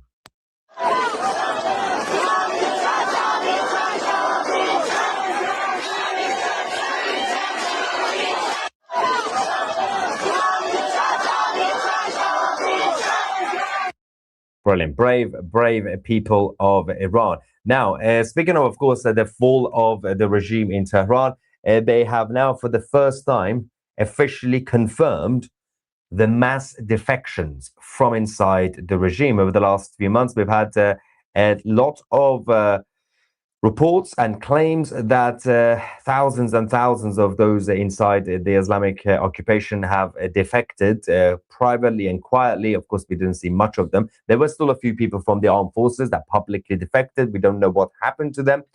But now we have the IRGC leadership confirming the mass defections. But what they decided to do, I'm going to show you the video from the Islamic Republic state TV. They downplayed their reaction. So they said, oh, we discovered that, a few thousand people were working with us. They started to get brainwashed by the enemy. So we had to have a bit of a conversation with them. We know what that means, by the way. That means torture. Let's go. English subtitles. همه مجموعه ها اهم از برادران عزیزم در وزارت اطلاعات، برادران عزیزم در اطلاعات فراجا و مجموعه اطلاعات سپاه عدد قابل توجهی از افرادی که در حال به اصطلاح اقفال شدن بودن رو زنگ زدیم، تذکر دادیم. آقا شما یه راه اشتباهی دارید میرید. I will give you the summary in case you can't read the subtitles. بعضی از اینها یه مقدار حرکتشون تندتر بود، دعوت کردیم. یک عدد قابل توجهی رو دعوت شدن و باز رو در رو نشستن، بچه‌هامون صحبت کردن که شما اشتباه دارید میکنید، یک حرکت هایی دارید انجام میدید که به ضرر خودتون تمام میشه. بعضی از اینا خطاشون بالاتر از این بود، احضار شدن. و با اونها با صحبت شد، راهنمایی شد. بعضیاشون خطاشون برجسته تر بود، مخصوصا ادامه بودن، دستگیر شدن. اینا همه رو تا قبل از جنگ، تا قبل از شروع فتنه اخیر. یعنی فقط در مجموعه مثلا سپاه پاسداران اسلامی که اتفاقا سوژه‌های قابل توجهی هم تو همین ایام برخورد شد، 2735 نفر دعوت و احضار شدن و ارشاد شدن، تذکر گرفتن و 13,000 نفر 13,000 people were warned. به این شیوه به حساب مطلع شدن. تعداد قابل توجهی سلاح‌های به اصطلاح غیر مجاز کشف شد، بالای 1,000 تا سلاح کشف کردیم و قریب 50 نفر کسانی که مستقیما با سرویس‌های مثل موساد کار میکردن دستگیر شدن و بعضی از افراد دیگری دستگیر شدن که اساسا رفته بودن در یک فضایی تحت تاثیر فضای مجازی، تصور کردن که نظام در یک مرحله پرتگاهی قرار گرفته، حتی برنامه‌هایی رو برای آینده داشتن تدوین می‌کردن، جلسات داشتن. اینها رو همه قبل از اینکه برسه به این ایام فتنه دستگیر. I'm going to give you the summary of this insanity that we just heard from Majid Khademi. So he's basically in charge of the intelligence services in the IRGC. He said that we discovered that thousands and thousands of our own people defected since the end of the 12-day war and until now. And but we just had some words with them. We brought in some of them were basically warned. We brought them in. We gave them guidance, about 3,000 people. 13,000 others we just sent them some text messages warning them, and there was another 50 that were arrested. So some of them were summoned, some of them were arrested. It's the same thing, by the way, in the Islamic Republic language. You basically arrested everyone and tortured them, but I don't believe that they have also managed to get everybody. I think because he's downplaying their reaction to make the regime sound so civilized. Oh, we are the victims. Of course, we had to have some words. But in reality, they're also clearly downplaying the number of people that they have identified to have defected. That is the key point here. But so he's lying, as usual. But at least they have confirmed the defections. Marco Rubio, the Secretary of State, has also exposed the Islamic Republic's nuclear lies, which is not a surprise for most of you guys, but it's important. This is part of the process, the dance to create legitimacy when it comes to the conflict with the IRGC, while we also wait for USS Gerald R. Ford to officially arrive in the Middle East, which will be in the next few hours. That's the final piece of the puzzle. Let's go to Big Marco Rubio. Well, let me put it to you this way. If in fact what you're interested in is a peaceful nuclear program, you can do it like most of the countries in the world do it, which is they have above ground reactors and they import the fuel. We have deals now to do that with countries. If what they really wanted was energy from, they could do small modular reactors, which is something that's quite affordable and achievable for a lot of countries. But when you say we want to enrich, and we want to enrich deep underground, and you have a history in the past of enriching to 20 and even 60%, plus you're building missiles that could potentially carry warheads, that doesn't sound to me like someone who's a country that's not interested in building weapons. So it's not just the rhetorical, it's the actions that back the rhetoric. Yeah, it's common sense, but it was important to hear it directly from the Americans, kind of for the first time, the details of the lies, the fact that you have to have an underground facility in secret. Well, why do you need that? Why can't you just build small nuclear reactors on the ground like normal countries, like normal human beings? If we go to the mainstream media as well for a second, because obviously we have to talk about them and their claims, apart from obviously what we have. We can go to Politico. They claim that senior advisors to President Trump have said that they prefer if Israel launched the attack on the Islamic Republic first. And this is the quote in the Politico from the White House. If we are talking about a regime change scale attack, Iran is very likely to retaliate with everything that they've got. We have a lot of assets in the region, and every one of those is a potential target. Now, they also said that the US bases are not under the Iron Dome. So there is a high likelihood of American casualties, and that comes with lots of political risk.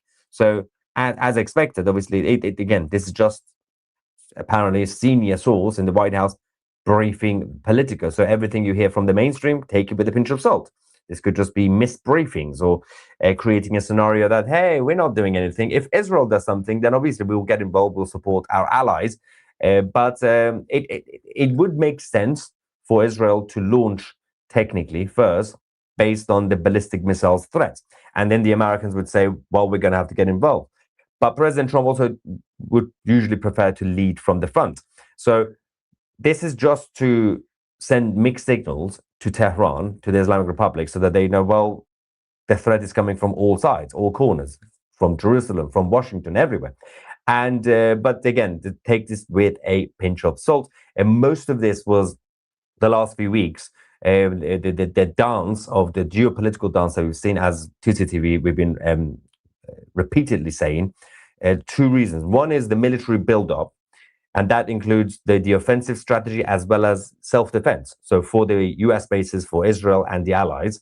And the second main reason for these pointless negotiations was to create legitimacy. While these fake talks have been going on, the Americans have been successfully lobbying all countries from the European Union to Canada, to everybody to get on board. Now, everybody's talking about regime change. Canada have already said, we're not going to deal with the Islamic Republic anymore with Iran until there is regime change in Tehran. So the narrative has already changed, and this has been working slowly for some time. So they had to do all this to reach this point. We also have developments. We can now confirm that the footage that we have now received confirms the Israelis have now launched a major attack on the IRGC's Hezbollah wing. Let's quickly go to the video we've just received from the Middle East. Here we go. That's the idea, hitting Hezbollah.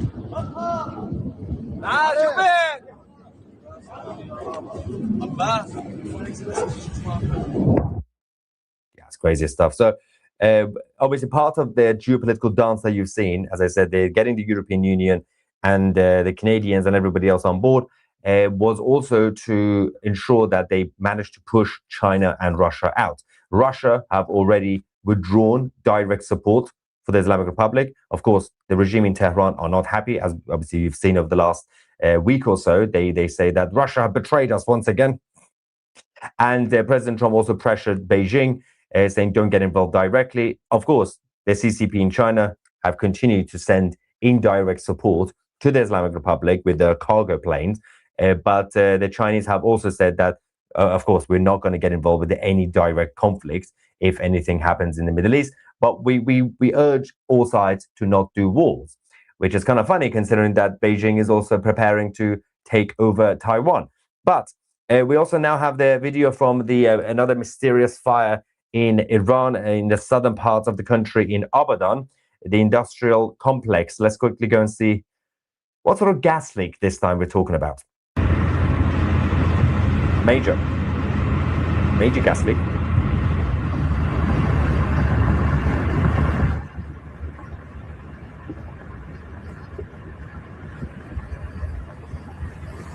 Insane. Anyway, so that's the current situation on the ground with mysterious fires and explosions.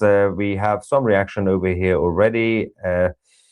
Please read Dutch media. Iran opened up the diplomatic luggage. Yeah, that was 2 days ago, of Dutch diplomats. The Islamic Republic has violated international law. The Islamic Republic TV has used the video. Yes, yeah, we've been talking about this 2 days ago. The IRGC stopped a couple of the diplomats from the Netherlands, and they allegedly they took some mobile phones and Starlink devices that they were saying that you were going to give this to the Iranian people. Chaos. IRGC delaying in order to hit Israel tonight. So we've been talking about this for the past few weeks now, for the past couple of months. And the beginning of this, I said, I don't believe that the Islamic Republic are stupid enough to launch first, preemptive. But as I've also been saying the last few days, if we get to a point, so now that they've rejected the deal, but they've gone for the next couple of hours, they've gone back to Khamenei to get his reaction. And then in the next 2-3 hours, they're going to go back in Geneva. The Islamic Republic are going to give their final counter proposal, right? And the only thing that they could save them right now is basically surrender to all the demands of the Americans. Because they came up over the last couple of weeks. The Islamic Republic sat down, they thought about strategy. They couldn't really say yes to President Trump's demands because the demands were crazy. From the perspective of the Islamic Republic, the demands were insane. Dismantle nuclear facilities, zero enrichment, all that.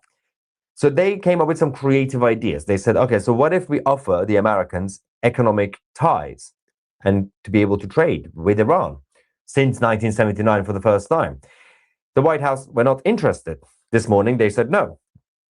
They repeated the demands, right? So the Islamic Republic can't really come up with anything creative. So the only thing that they can do, they should do, is basically surrender everything. Say yes to all the demands, which will be a huge defeat for Tehran, just to save themselves for another few weeks, because obviously the uprising is still going on. The other option at this point, even though I said a month ago, I just don't see a scenario where the Islamic Republic do a preemptive attack on Israel before they're attacked, because they want to be seen as the victim, right? The underdogs. The only good option for them is actually to hit Israel tonight or tomorrow morning, before the weekend. If you're walking away from Geneva, the final talks, and say, well, nobody said yes, what's the point? Even if, for example, Steve Witkoff says, yeah, go back. Do you want to, we could try again in a couple of weeks' time, right? Do you want to talk again? The Islamic Republic should know it's highly unlikely that next time will happen. So you're going to have to do a preemptive attack. This is the only option for the Islamic Republic. But we'll also have to wait and see when or how the Israelis or the Americans will decide to hit. There's a lot of options on the table, but nobody knows apart from President Trump and Netanyahu. Unless the Ayatollah and his entire regime commits. Where is the rest of it? Okay. Bring me Khamenei's turban. YouTube wouldn't even let me kind of reference the word. What word was that? I always saw was ... How strong is the support from China for the Islamic Republic? So no direct support. The Chinese have already said to President Trump, we'll stay out of this, but they have obviously continued the indirect support. So during the military buildup, the Chinese have sent so much military equipment with radar systems and After Midnight Hammer, they were warned to make no future attempts to rebuild their weapons program, and in particular, nuclear weapons. Yet they continue, starting it all over. We are in negotiations with them. They want to make a deal, but we haven't heard those secret words. We will never have a nuclear weapon. My preference is to solve this problem through diplomacy. But one thing is certain, I will never allow the world's #1 sponsor of terror, which they are by far, to have a nuclear weapon. Can't let that happen. And no nation should ever doubt America's resolve. President Trump there addressing Iran's nuclear threat at the State of the Union speech this week. Nuclear talks are underway right now in Geneva.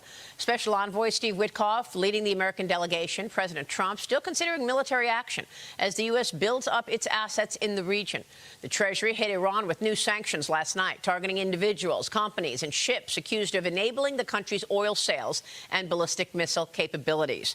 Joining me right now is the leader of the Iranian Democrat opposition, the former Crown Prince of Iran, Reza Pahlavi. Your Royal Highness, thank you very much for joining us this morning. Good to see you.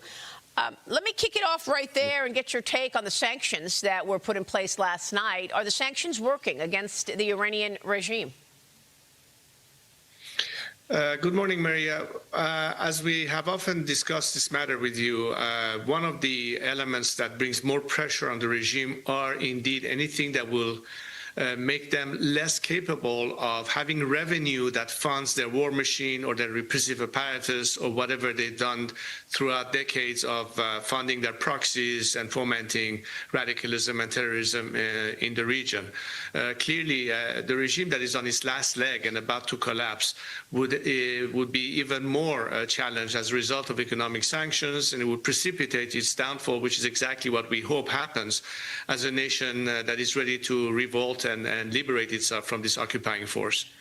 So you think then that putting these sanctions are just applying more pressure and it's a positive? It is a positive, as you recall many times the discussion that I have brought to the table in terms of how the world can be of help to the Iranian people who want to liberate themselves from this regime. One is a campaign of maximum support for the people, parallel to maximum pressure on the regime. Now, the combination of these two external factors will lead to an element that is very critical for the transition, which is maximum defections from the regime elements to the people. This is part of our scenario of change and transition because it will minimize resistance. It will stabilize the country sooner rather than later. It will offer a scenario of an exit strategy for people who want out of this regime and don't want to sink with this sinking ship. And this will therefore make our job easier post-regime collapse to manage the transition. I'm talking specifically about the military and paramilitary forces as well as the civil bureaucracy, so we don't have a repeat of post-Saddam Hussein de-Baathification, which is very much on our mind. Yeah, and I want to talk about that because I want to get your take on how Iran is getting support. I mean, is it China?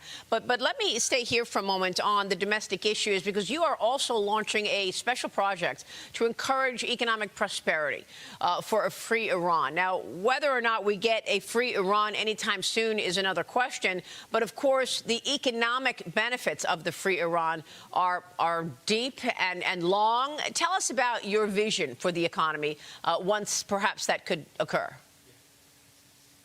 Well, the Iran Prosperity Project is a very a complex plan that covers several phases for Iran's redevelopment coming back on track. The first phase is focused on the immediate. What do we need to do in the first 100 days post-regime collapse? But from a point of view of the average American standing out there looking at a different picture of a different Iran and what it would mean to U.S. interests beyond national security in terms of economic opportunities.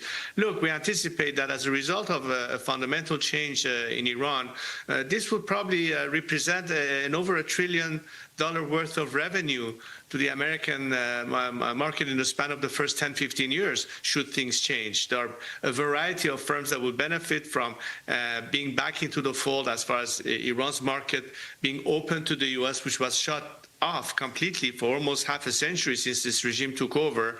And there are a lot of Iranian Americans that are representative of various companies from Silicon Valley to other places who are willing to immediately step in and invest billions of dollars into the Iranian economy. And all of that would bring about a very prosperous future for for the Iranian people, but also, I think, in the best interest of America.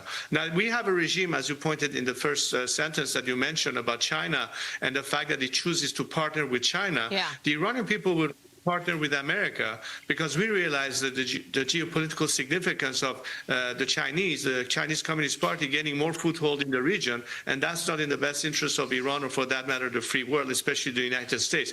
So the whole point is, who do you choose to invest on? Are you going to continue hoping for a change of behavior by this regime that could never be trusted, and the negotiations, I don't think, will lead to any point, rather than say the Iranian people are our true allies and partners? That should be the horse we bet on from now on.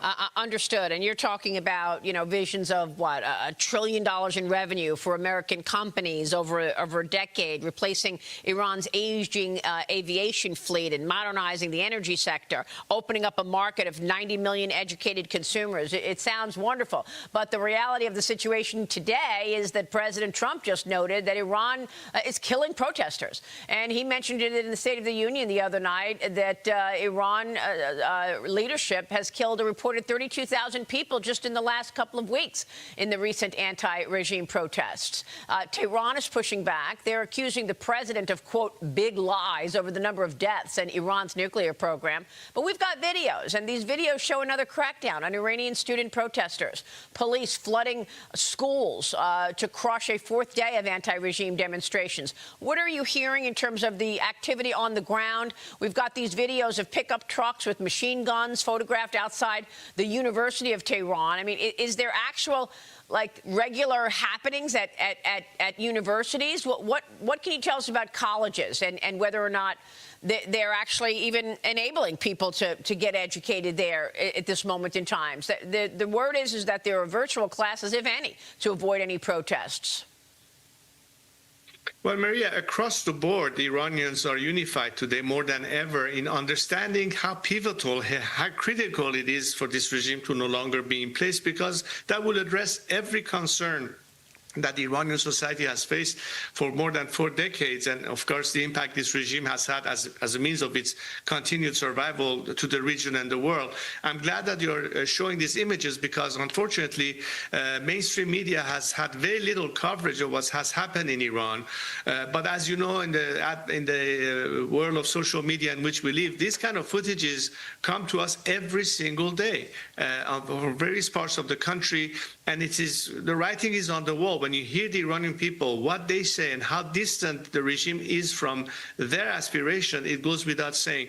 Now, President Trump, I'm sure, has a tremendous amount of information and data and intelligence reports that comes to him. I'm sure he's very well aware of the situation on the grounds in Iran. Yeah. We all understand that he had to exhaust every avenue of diplomacy as a last resort the regime to come back, but as I told you, I doubt that this regime will ever come clean. It has always been disingenuous and dishonest. It's just trying to buy time, riding the storm until President Trump is no longer in office, which is typically the way they behave. Yeah. That's what we keep saying. This regime is not to be trusted. Instead, be assured that once Iran is liberated, Iran will be committed to make sure that the world is comfortable and confident of our intentions, our transparency, our dedication to reverse this process that the regime has done, put an end to extremism, radicalism, terrorism, dubious nuclear program, dismantle a military military program, be transparent versus IAEA. I mean, the whole difference is the Iranian people are committed to that. I'm here to as their voice to you and tell President Trump and everybody else in the free world that, look, your best bet is to trust the Iranian people and not trust anymore this regime. I think everybody knows that. I think Geneva will pan out pretty soon, and then we'll see what happens. Well, look, I understand all that you're saying. There's also pushback on you. There's certain pockets of people who say, look, the Iranian people don't want to return to a monarchy. You know, they're saying, we don't know. I mean, you have been the face of this pushback on this brutal regime, no doubt about it. But, you know, what do you want to say to those people who perhaps are questioning? I know you've talked repeatedly about a transition, and also, Your Highness, if you will, address the China end of this, because we're zeroing in on communist China, and Iran reportedly close to a deal with China to buy supersonic anti-ship missiles. These are Chinese-made missiles. They've got a range of nearly 200 miles, and they're designed to avoid ship defenses by flying fast and low. The missiles would significantly boost Iran's firepower and striking capabilities, especially against U.S. forces building in the region. And we're also worried that China is giving Iran information in terms of where specifically U.S. assets are. So you've got all of that coming at you. Well, reason more, Maria, to just push the regime over the cliff because it's on its way down and not throw it yet again another lifeline. This has been on arguments for decades, but this is a moment in time where the circumstances are the most favorable for this to happen. It's not just the relationship that Iran is now trying to establish with China. I mean, they've done it with North Korea. They're supplying drones to the Russians in their conflict with the Ukraine. I mean, every way you look at it, this regime has always been up to no good as it relates to stability in the region and elsewhere. So another reason why the best solution to put an end to all these concerns is for this regime to no longer be there. But let me go to the first question you asked about the transition and my role and how do I see the future. This is not about monarchy or republic. It's about secular democracy. And in fact, I've always offered to lead the transition in the context of allowing free and fair elections to determine the future of Iran. The Iranian people, we have multiple opportunities to weigh in on the subject, hear the debates in a Constitutional Assembly that would propose what the ultimate form could be, and it's all going to be by means of direct vote by the people in ratifying the propositions and in a referendum. At the end of this process, once the Iranian people have decided the future form of their governance in terms of a secular democratic system, it could be a parliamentary monarchy, it could be a republic. Republics may have different forms. All of this needs to be debated. And at the very end, once the project is ratified by referendum, there will be the elections of the first parliament of this new democracy and the first government of this new democracy, at which point the transitional government would dissolve itself and hand over power to the elected representative of the people. And that's the end of this process of transition that at this point I've stepped in to lead. With the help of Iranian that are representative of different viewpoints, by the way. I'm not supported just by monarchies. I have Republicans, people on the left, right, center, ethnic groups, religious groups, and what have you. It's a very diverse. We've seen the videos, sir, and we've seen even in the Munich Security Conference people chanting your name. We understand that. Your Highness, always a pleasure. Thanks very much for joining us, and we will, of course, keep a watch on the potential, the economic potential that you are bringing to light this morning, sir. Thank you. Thank you, Mary. All right. Prince Reza Pahlavi. We'll be right back. Stay with us. But first, there's this. The U.S. and Iran holding a third round of nuclear talks in Geneva today, negotiating the future of Tehran's nuclear program as the U.S. builds up its military force in the region. President Trump warning bad things, quote unquote, could happen if Tehran does not agree to a deal, maintaining he prefers a diplomatic solution, something he told me back in Davos and has been saying repeatedly. Iran's foreign minister, meanwhile, says an agreement is, quote, within reach. Meanwhile, NATO shifting air surveillance toward Iran, reflecting growing concerns over a potential U.S.-led military campaign. Joining me now live from Brussels is U.S. Ambassador to NATO, Matthew Whitaker. Ambassador, always a pleasure. Thanks very much for being here. It feels like things are spiking, the tensions rising. Are we going to see strikes on Iran? Well, first of all, President Trump was clear in the State of the Union that he prefers diplomacy, but he has all the options on the table and he holds all the cards. I mean, we've demonstrated in Midnight Hammer that when President Trump draws a red line, that he's willing to enforce that. And he's right, that would be a bad day for Iran if we get to a kinetic solution. But the options are on the table right now to make a diplomatic deal, to agree to never have a nuclear weapon, because we cannot let the #1 state sponsor of terrorism and a real menace to the region have capabilities to bring nuclear Armageddon. And so we just have to get this resolved diplomatically. But again, President Trump is in a position of strength right now to negotiate this deal. How do our NATO allies feel about all of this? Well, we're allies, which means that we support each other. And in this case, you know, all of our allies are willing to support the United States of America and to do what's necessary. You know, some more loudly than others.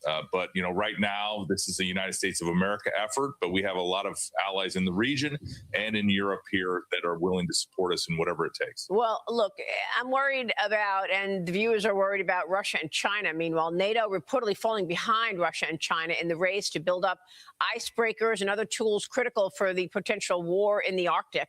Interior Secretary Doug Burgum is renewing President Trump's calls to take on Greenland, calling it a strategic vital asset for the U.S. economy and national security. The secretary, of course, will join me at 8 a.m. Eastern, and he's going to talk more about that this morning. But where are the NATO allies at this point? Is this off the table, or is this still a consideration for the United States to use Greenland as a critical security spot? I know the president has discussed wanting to build part of his Golden Dome on Greenland. Yeah, obviously, Greenland is a critical part of North American security. We have a high-level working group that's negotiating trilaterally with the United States, Denmark, and Greenland to make sure that all of our concerns are worked through.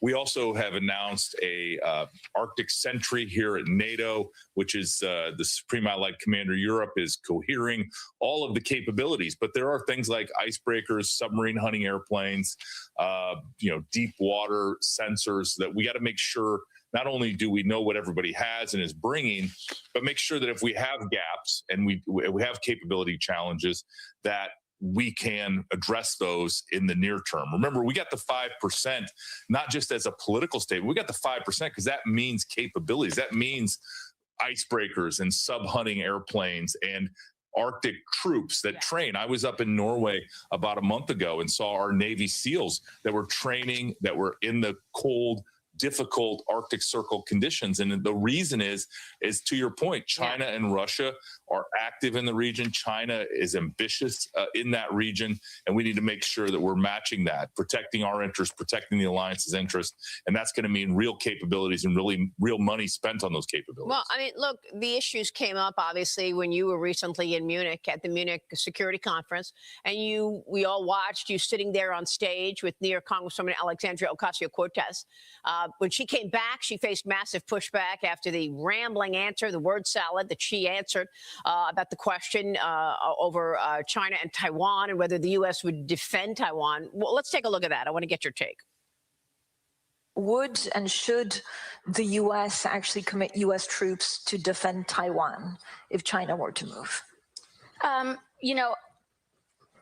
think that this is such a I think that this is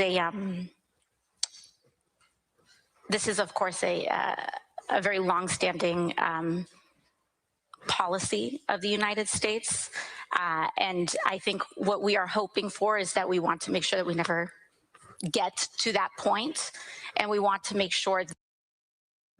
Okay, honestly, I can't stand AOC, so let's go to more news. So, guys, this is one thing I want to share with you. So, this kind of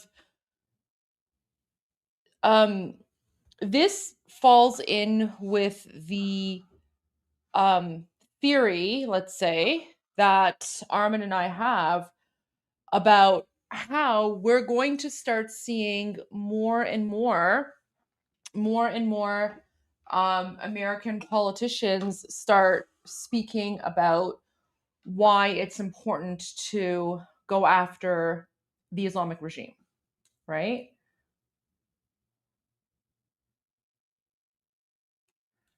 So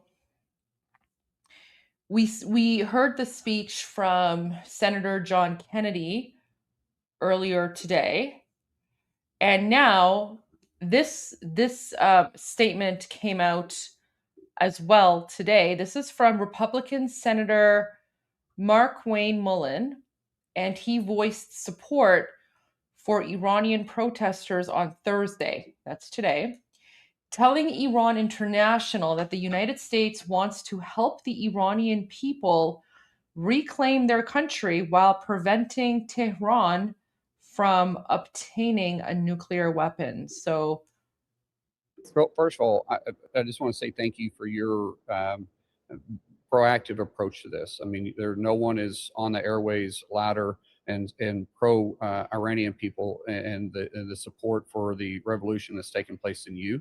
And you've really put yourself out there. So I have nothing but respect for what you're doing. And obviously, I think your listeners are showing their support for you. The truth is that, we'll support this rising of the Iranian people to get back their country and go back to, the country that they once had prior to the Ayatollah coming into power in 1979. Iranian people used to be more pro-Western, honestly, than the United States. I mean, What?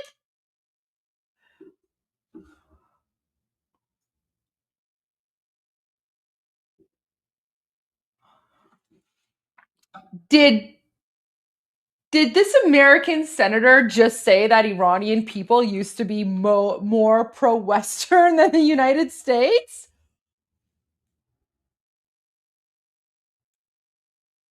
I mean, I don't disagree, because we Iranians were very, very pro-Western. But guys, this goes back to what I was saying earlier when we were playing Senator John Kennedy's speech, and Senator Kennedy said that when we speak about Iran, we have to distinguish between the Iranian people and the Islamic regime, right? And then Armin and I were talking about how rare it is to hear that, because for, the last 47 years, the Islamic regime has made it seem as if Iranians and the Islamic regime are one. Meanwhile, we've been held hostage. And so for the last 47 years, the world, and especially Americans thought that we Iranians didn't like you guys. But now, oh my gosh, like, guys, this is a sign. This is a sign. This is not coming out randomly, okay? This is a sign. This is a sign. Honestly, as an Iranian, hearing something like this is so wild to me. Like, wild in a good way, right? Like, wild in a good way. It's like, oh my gosh, like, the truth is coming out, right?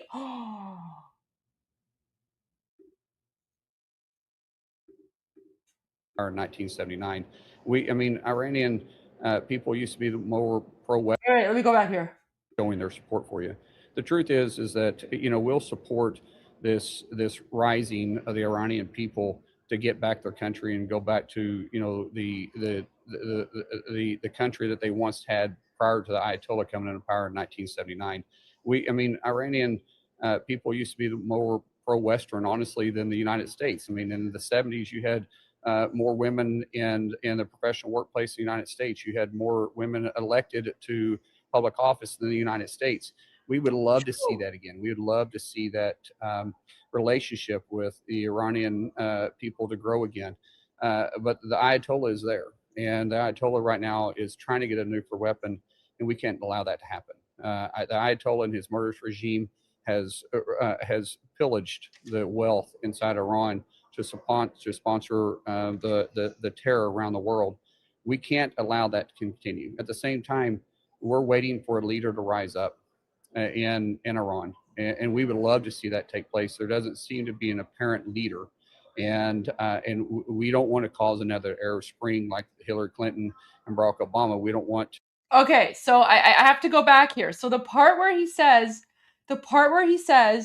there doesn't seem to be an apparent leader. Okay, there is a leader. We have a leader. It's His Royal Highness King Reza Pahlavi, right?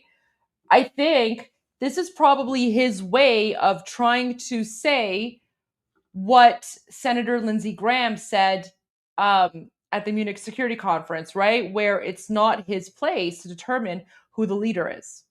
It's not his place to determine who the leader is. Wait, let me go back and listen. Was he speaking about internal or external? Either way, like, this is fine. This is okay. Did he say in Iran? Okay, let's see. Has pillaged the wealth inside Iran to sponsor the terror around the world. We can't allow that to continue. At the same time, we're waiting for a leader to rise up And see, he's saying we're waiting for a leader to rise up. So he's speaking about opposition, but I'm just going to say, this is okay, guys. This is fine. This is a good thing. This is a good thing because, again, remember, His Royal Highness King Reza Pahlavi has said it's not up to Western politicians to endorse a leader. It's up to the Iranian people, their right to self-determination. And then, of course, Senator Lindsey Graham said the same thing. Senator Lindsey Graham at the Munich Security Conference said that it's not up to him to decide who the Iranian people want, right? It's the Iranian people that have to decide. It's not his place to say it. And so the same thing here. So what the senator is saying here is basically, right, like he's just saying it in different wording.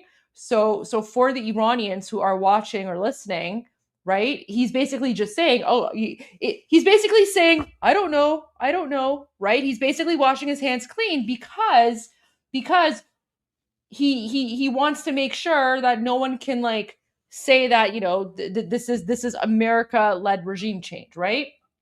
Exactly. That's what it is. Yeah. Listen, I'm not worried. I would be more worried if he came out and said, oh yeah, like we're going to put in King Reza Pahlavi, right? If he said that, I would be way more worried because then I would be like, oh my gosh, now all the Islamists and the communists and the jihadis are going to be like, oh, see, he's a puppet, right? So by, you know, claiming, by saying that, you know, he doesn't know, I don't know. All he's saying is, guys, you listen to what he's saying though. You have to read between the lines. So first, right? Okay, let me say this in Persian for, you know, all the Iranians who are watching, and then I'll say it in English. So ببین دوستان، اولش میگه که ما میخوایم به همون ایرانی برگردیم که قبل از 57 بود. یعنی همون اون ایرانی که قبل از 57 بود چه ایرانی بود؟ یه ایرانی بود با شاهنشاه آریامهر دیگه. یعنی داره میگه ما دوست داریم، ما به عنوان آمریکایی دوست داریم که ما به اون ایران برگردیم، اون ایرانی برگردیم که شاهنشاه آریامهر بود و ایرانیا با آمریکایا دوست بودن، right? So به خاطر اینه که الان میگه ما نمیدونیم مثلا حالا لیدر کیه، چون که خب دست ما نیست. همونجوری که سناتور لینزی گرام هم گفتد که سناتور لینزی گرام به کریستین امانپور گفت که دست ما نیست که بگیم کیه، میدونی؟ ما نمیتونیم بگیم کیه. خود مردم ایران باید این تصمیم رو بگیرن. این تصمیم ما به عهده نمیگیریم. یعنی داره اینجوری به مردم ایران داره احترام میذاره. Anyway, so in English, so guys, a few seconds ago, and we'll go back and we'll listen to the whole thing again, but a few seconds ago he said, we Americans, we want to go back to the Iran that existed prior to 1979. What was that Iran? That Iran was with His Royal Highness King Reza Pahlavi. So now for him to say, well, we don't know who the leader is, that's a good thing. That's a good thing because they're not going to repeat the mistake of Jimmy Carter, right? So they're basically respecting the Iranian people's right to self-determination. This is exactly what we want. So this is perfectly in line with everything else that His Royal Highness has said, that Senator Lindsey Graham has said, and everyone else, right? Very, very important here. All right, let's finish watching, and then we'll go back and watch the whole thing from the beginning. The terror around the world, we can't allow that to continue. At the same time, we're waiting for a leader to rise up in Iran, and we would love to see that take place. There doesn't seem to be an apparent leader, and we don't want to cause another Arab Spring like Hillary Clinton and Barack Obama. We don't want to see what happened in Iraq to happen in Iran. When we pulled out of Iraq, you saw a vacuum of ISIS and other terrorist organizations going there because there was a lack of leadership.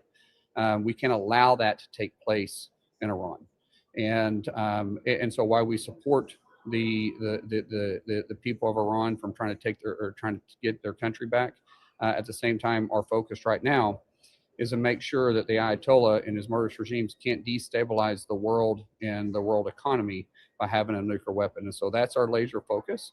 At the same time, we want to be supportive of what's taking place and with the Iranian people. And when a leader arises, we would love to circle, or as I would say as the cowboy, circle our wagons around that individual.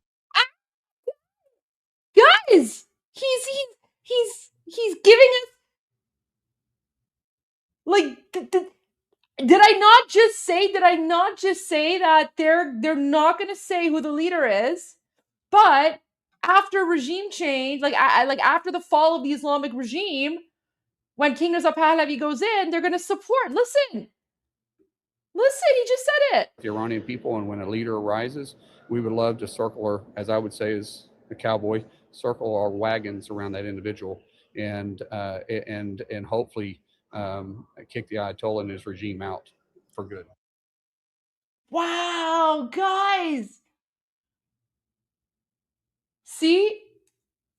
Guys, what did I tell you? Goldie is always right. Goldie is always right when it comes to geopolitics anyway.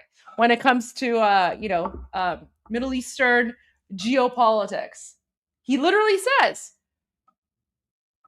I don't know who it is, but when he comes out, when he rises up, we're going to circle around him. Wait, that's like a Texan saying. We're going to circle around him like cowboys with our wagons or something. I don't know what that saying is, but I love it. I absolutely love it. And we literally just finished playing the interview with His Royal Highness this morning on Maria Bartiromo. And remember, Maria Bartiromo, because, okay, so she's not a politician, right? She's a journalist. She's a journalist. So she can say whatever she wants to say, and they can't pin it on American government policy, right? Because she's a journalist. So when she speaks about His Royal Highness, she calls him the leader of Iran's democratic opposition.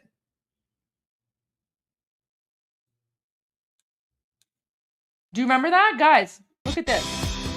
Let me go back to that allegation. Your take on Wait. Listen to this. She introduces him as the leader of Iran's democratic opposition, right? So journalists can say that because that's not American foreign policy, right? No one can assume or claim that a reporter or a journalist is responsible for American foreign policy, right? So she can say it very, very freely, right? The politicians can't. accused of. Oh yeah. No. I figured the circling wagons comment is a positive thing, right? Like I figured it has something to do with like support, protect, defend. I think it's like a pioneer thing, right? But the point is that the senator is basically saying that when a leader arises, he's like, I don't know who the leader is, but when he arises, we're going to support him. We're going to defend him, right? Like, guys, this is positive news. Okay, so let's go back. Listen to how Maria Bartiromo introduced His Royal Highness today.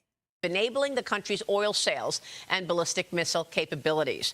Joining me right now is the leader of the Iranian Democrat opposition, the former Crown Prince of Iran.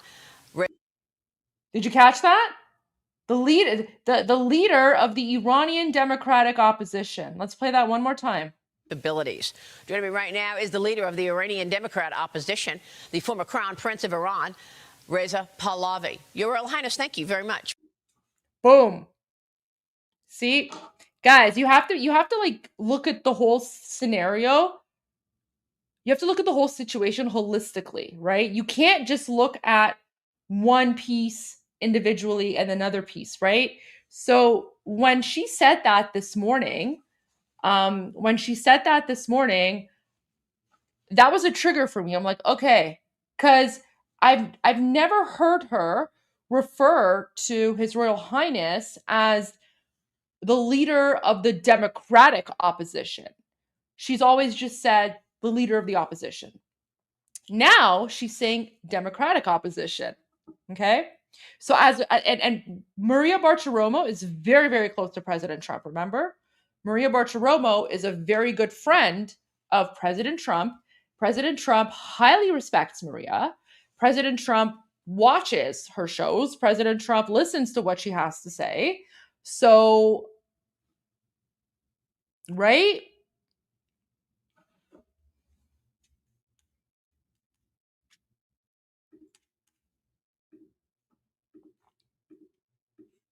And also, isn't it interesting that after Chuck Schumer came out yesterday, because we played Chuck Schumer's video yesterday. Wait, what is this? Javid Shah, Goldie, and Armin in the land of Cyrus. Thank you. Yeah, hopefully soon I'll be able to go back and visit my homeland, the land of Cyrus. Okay, so right. So remember yesterday, Chuck Schumer had that like 7-second long interview where he basically came out and he was very angry. And he said something like, the situation is very serious and the administration has to make its case. That was it. He said, the situation is very serious and the administration has to make its case. And now, today, we've already seen two Republican senators speak about Iran and make the case for why there should be a military strike against the Islamic regime. And this is the second one. Let's listen to this again. Okay, no more interruptions because now we know what he's going to say. But, oh, where'd it go? Oops. I got rid of it. Guys, this is big.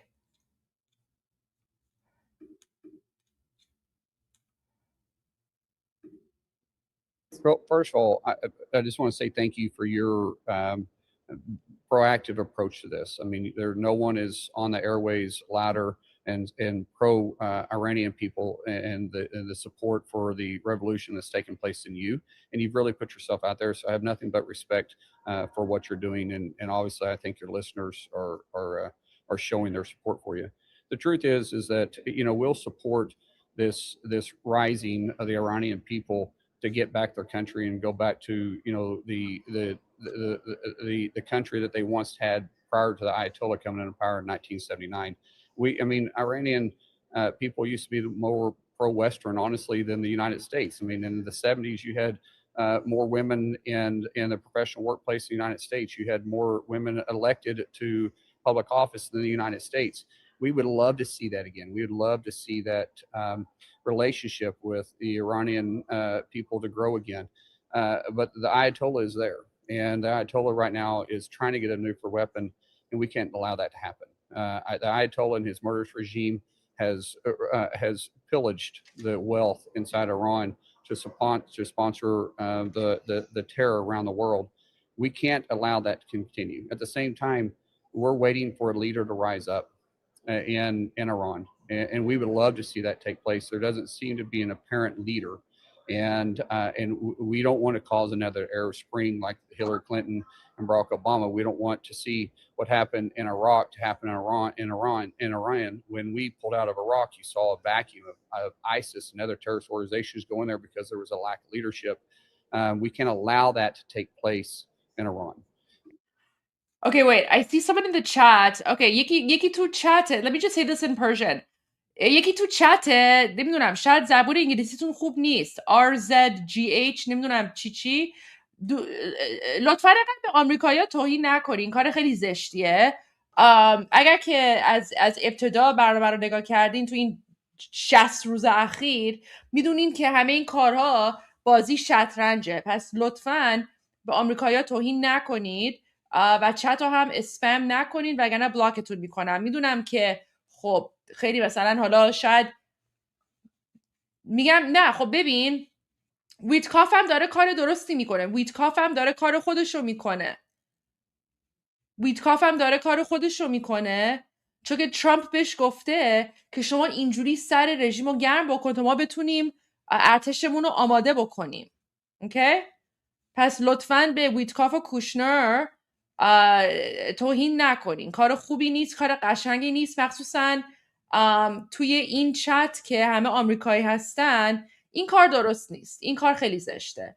ما اینجا الان همه داریم از همدیگه حمایت میکنیم و خیلی از آمریکایی هم اینجا هستن دارن از ما حمایت میکنن.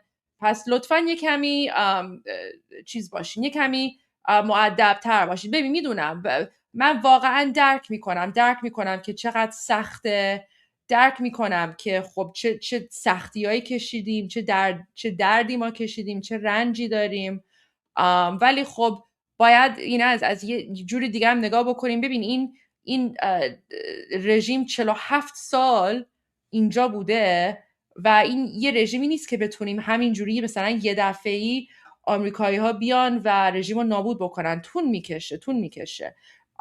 پس ما باید یه کمی بیشتر فقط رعایت بکنیم. میدونیم چی میگم؟ رعایت بکنیم. و ببین خیلی از آمریکایی هم اینجا کلمه فارسی یاد گرفتن، مثلا کلمه دوست یاد گرفتن، کلمه هممیهن یاد گرفتن، کلمه جاویدشاه یاد گرفتن. خیلی دارن از ما حمایت میکنن. پس میدونیم ما هم یه کمی حالا واقعا میدونم سخته، واقعا درکتون میکنم، میدونی واقعا درکتون میکنم، ولی خب میدونم. ببین اینو بذار من بهتون بگم دوست عزیز. ببین اینا صحبت که میکنند، صحبت اون چیزی نیست که شما فکر میکنی. اینا یعنی اونا نمیان که مثلا با قاتلان مردم ما صحبت بکنن. Sorry guys, I'll explain this in English in one moment. اونا نمیان صحبت بکنن که مثلا بگن آره کارتون درسته و ما میخوایم شما اینجا بمونید. دلیلی که دارن باشون صحبت میکنن چون که ترامپ بهشون 2 تا راه داده. ترامپ بهشون گفته یا میتونید تسلیم بشین، خودتون از کشور برین بیرون، یا میایم سراغتون و میایم سراغ خار مادرتون. اوکی؟ این صحبته که دارن انجام میدن و همونجوری که دیدی مذاکره امروز هم like it was cancelled. چی میشه؟ لغو شد. پس ببین اینا که صحبت میکنن، صحبت کردن به معنی قبول کردن نیست. ببین پرزیدنت ترامپ تصمیم خودش رو گرفته. الان 1/3 قدرت ارتش نیوی، الان 1/3 قدرت نیوی رفته خاورمیانه. من بهت قول میدم پرزیدنت ترامپ انقدر ارتش آمریکایی نبرده خاورمیانه چون که فقط میخواد یاد بگیره چجوری کباب درست بکنه. اوکی؟ پرزیدنت ترامپ 1/3 ارتش نیوی رو برده خاورمیانه چون که میخواد رژیم رو تموم بکنه. و همین که الان 2 تا به غیر از مسابقه‌ای که پادشاه امروز صبح داشت، 2 تا سناتور آمریکایی الان دارن میگن که ما میخوایم ایران به اون چیزی برگرده که قبل از 57 بوده. یعنی این یه چیز خیلی خوبیه. این مذاکره اون چیزی نیست که شما فکر میکنید هست. مذاکره مثل اوباما و بایدن نیست، اصلا نیست. پرزیدنت ترامپ کاملا فرق میکنه. Okay? So I just wanted to say that. So for بذار ببینم. So I just wanted to say this in English because let me just translate what I was saying. So we have a lot of Iranians who are joining Iran Revolution Live, and we're very grateful to all of them because our channel is growing. We're getting more support, but rightfully so, a lot of Iranians are feeling very frustrated. Right? A lot of Iranians are feeling very frustrated because they want the United States to attack right away. And because many of them are new to Iran Revolution Live, they have not received or they have not heard of the same, analysis that Armin and I have been giving for the last 60 days. Sorry, let me just, sorry. So they're not experts. They're not experts in the political analysis like you are, because Armin and I have been giving you political analysis. چه ولش کن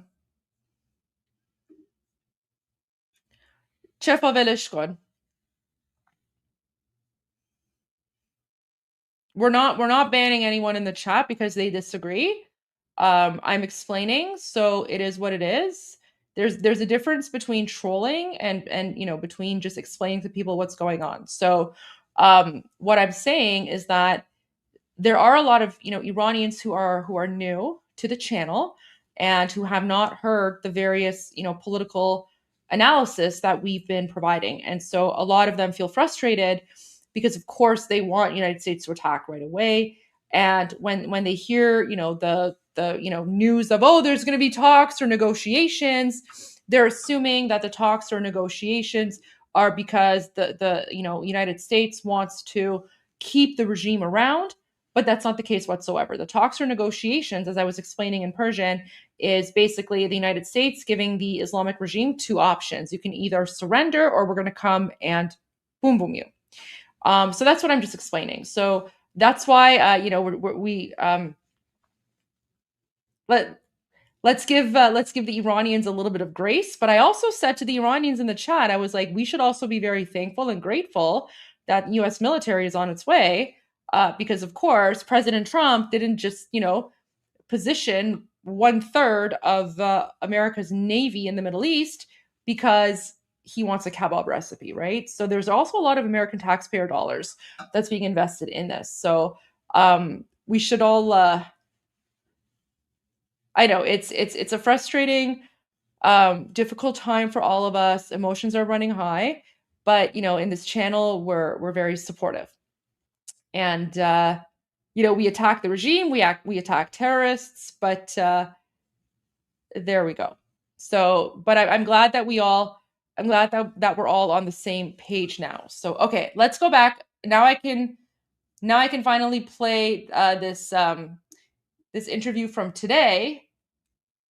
And guys, this interview, this is so telling. This is so telling, guys. Look at this. Well, first of all, I just want to say thank you for your proactive approach to this. I mean, no one is on the airways louder and pro Iranian people and the support for the revolution that's taken place in you. And you've really put yourself out there. So I have nothing but respect for what you're doing. And obviously, I think your listeners are showing their support for you. The truth is that we'll support this rising of the Iranian people to get back their country and go back to the country that they once had prior to the Ayatollah coming into power in 1979. Iranian people used to be more pro-Western, honestly, than the United States. I mean, in the 70s, you had more women in the professional workplace in the United States. You had more women elected to public office than the United States. We would love to see that again. We would love to see that relationship with the Iranian people to grow again. But the Ayatollah is there. And the Ayatollah right now is trying to get a nuclear weapon, and we can't allow that to happen. The Ayatollah and his murderous regime has pillaged the wealth inside Iran to sponsor the terror around the world. We can't allow that to continue. At the same time, we're waiting for a leader to rise up in Iran, and we would love to see that take place. There doesn't seem to be an apparent leader, and we don't want to cause another Arab Spring like Hillary Clinton and Barack Obama. We don't want to see what happened in Iraq to happen in Iran. When we pulled out of Iraq, you saw a vacuum of ISIS and other terrorist organizations going there because there was a lack of leadership.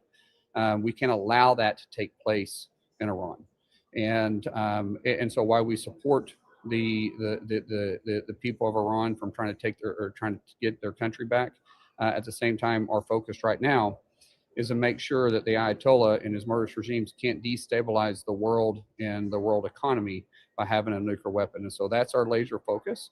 And at the same time, we want to be supportive of what's taking place and with the Iranian people. And when a leader arises, we would love to circle, or as I would say as a cowboy, circle our wagons around that individual and hopefully kick the Ayatollah and his regime out for good.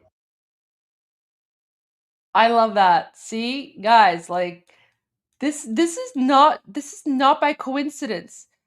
Guys, nothing in politics is wait, where's my phone?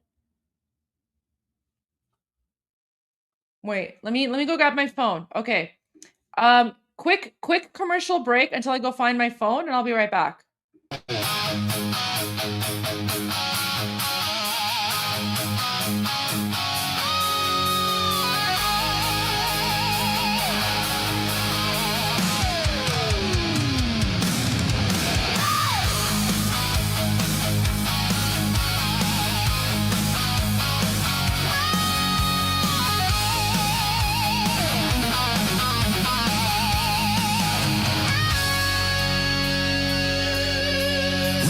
Shadows cut from the light, sirens and gunfire in the dead of night. They took our voices, they shut the net. The not our will, not our regret. Now hear us say, without any apology, America, send your angels of liberty.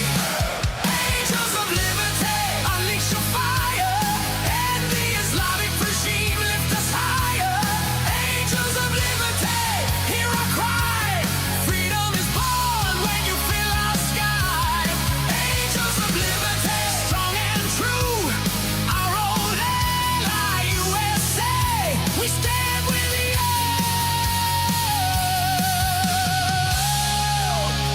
Boss and cheat are on every street. IRGC boots marching to beat. 40,000 killed, buried unnamed. 50,000 caged, broken and chained. But we still rise, we still believe in words you wrote, in vows you gave. We want freedom and revenge. We will fight beside you till the end. Angels of liberty, unleash your fire, and the Islamic regime lift us higher. Angels of liberty, hear our cry. Freedom is born when you fill our sky. Angels of liberty, strong and true, our old ally USA. We stand with you.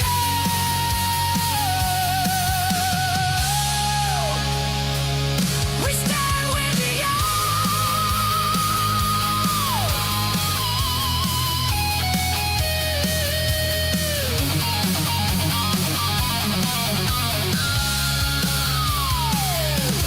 Our name rises in every sea. We shout King Reza Pahlavi, our hope, our future, and unity.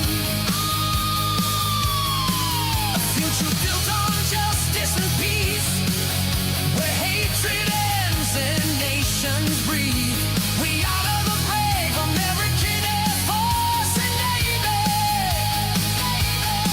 Through our whole life, we will be free.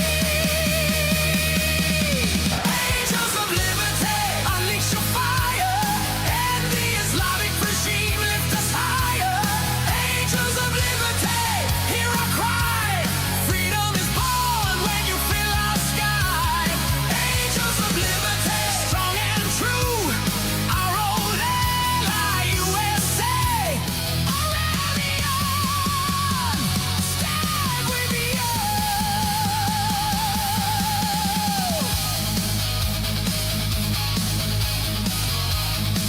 God bless the USA.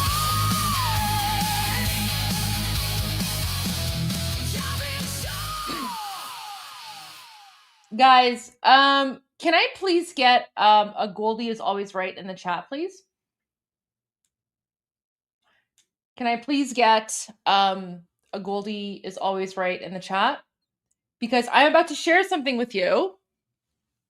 I'm about to share something with you that is basically going to prove Goldie is always right.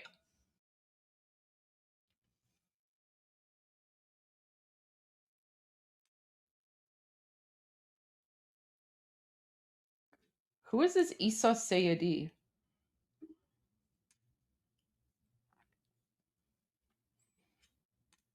Okay.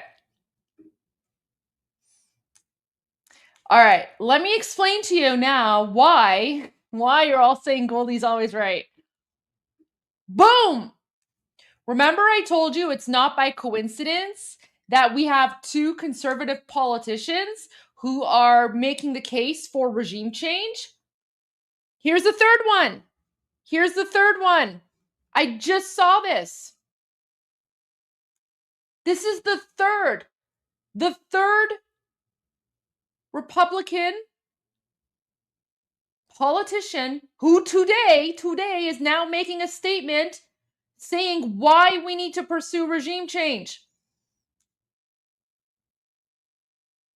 Did I not say this? One, could be a coincidence.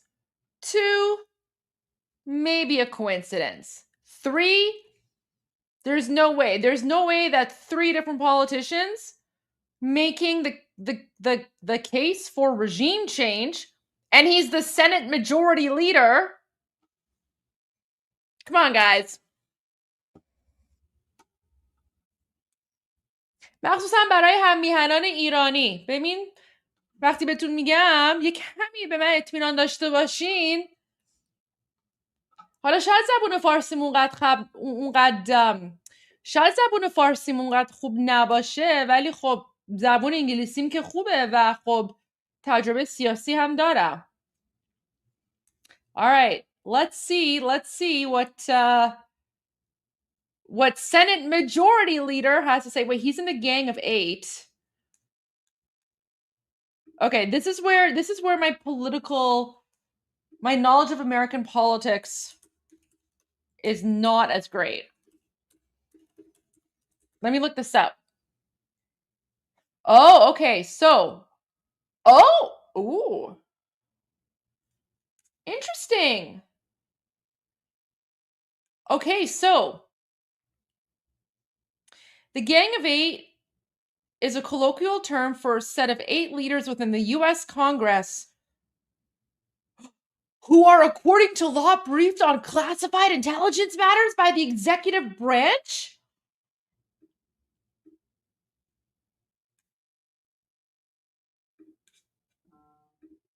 Am I reading this correctly? Specifically, the Gang of Eight includes the leaders of each of the two parties. Oh, whoa.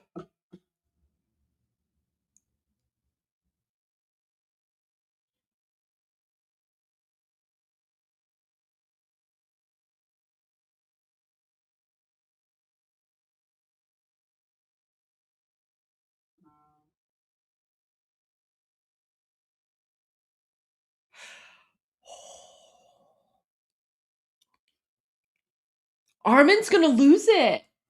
Oh, what does this mean? Okay, so the Iranians are asking what this means. Okay, so let me just explain this in Persian. So, baby, wait, Chuck Schumer's part of the Gang of Eight as well, right? Chuck Schumer's in the Gang of Eight?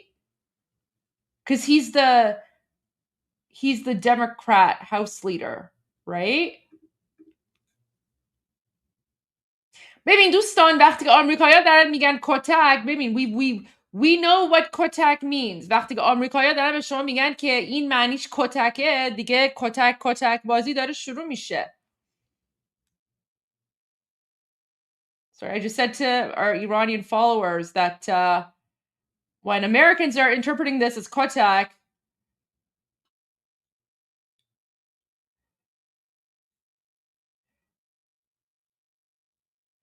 yeah, it's boom boom kotak time.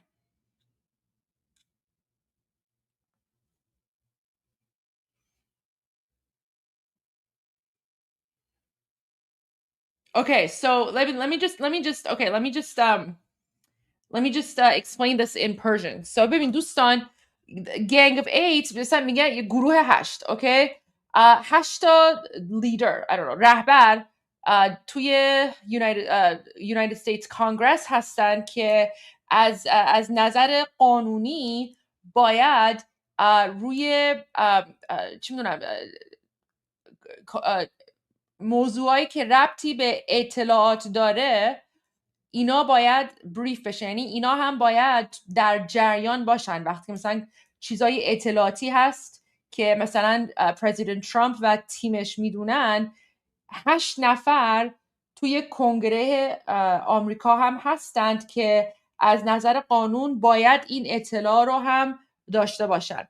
چاک شومر که یکیشونه، چاک شومر که ویدیوشو دیروز دیدیم که چاک شومر دموکراته و چقدر عصبانی بود وقتی که اومد بیرون و فقط مصاحبه 7 ثانیه‌ای داشت و گفت که جریان خیلی جدیه و پرزیدنت ترامپ باید بیاد و like he has to make his case. یعنی پرزیدنت ترامپ و تیمش باید دیگه به مردم نشون بدن که چرا مثلا میخوان این کارو بکنن. Wait, I have a free Palestine person in the chat. Look. Wait. I don't understand why these free Palestine people come to like an Iran chat. Palestine doesn't exist. Like just برو گم شو. Block.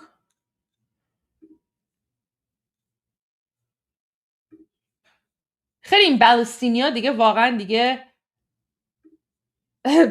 به آخرش رسیدن. Anyway, so داشتم میگفتم ببین دیروز چاک شومر گفت خیلی عصبانی بود، گفت که ببین انگار دیروز یه میتینگی چیزی بود که the gang of 8 were in there. چاک شومر هم یکیشون بوده که بعد چاک شومر اومد و گفت که آره مثلا جریان خیلی جدیه و پرزیدنت ترامپ باید به مردم آمریکا توضیح بده که چرا میخواد این کارو بکنه.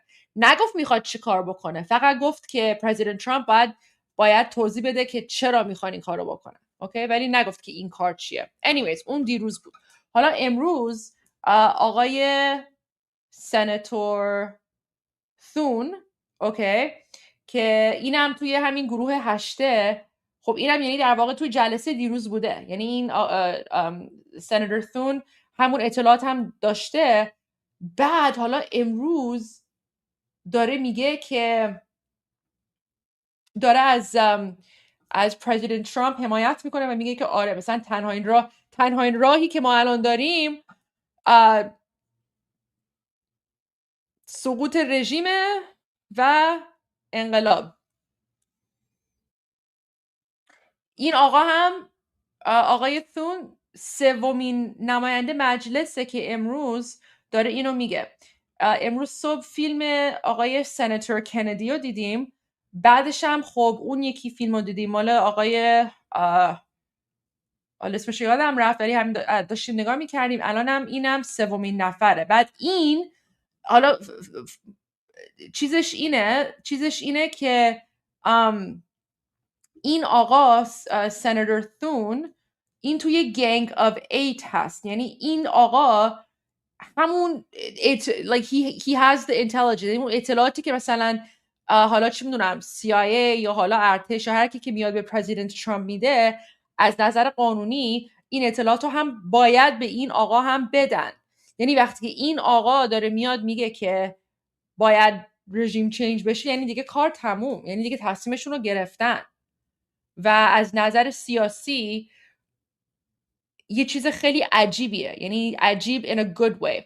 یه چیز عجیبیه که مثلا در عرض یک روز 3 سیاستمدار دارن میان بیرون و دارن راجع به تغییر رژیم صحبت میکنن و میگن که آره آمریکا باید حمله بکنه. این خبر خیلی مهمیه. All right, okay, sorry guys, I'm done my Persian. I just really wanted to explain that to the Iranian followers here, but I will go back to English, I promise, because guys, this is an English channel, so I do want to focus on English because that's the priority here. Okay, so Gang of 8. So this guy, the Senate Majority Leader Thune, he has been briefed on the same stuff that I'm assuming President Trump's team have been briefed on, which is why Chuck Schumer yesterday was so frustrated and angry.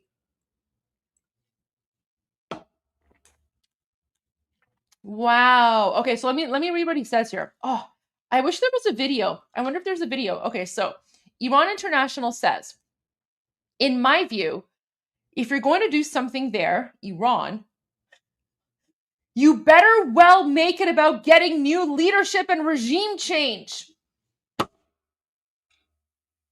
Senate Majority Leader John Thune told reporters on Thursday, ببین دوستان داره میگه اگه کسی میخواد تو ایران کاری بکنه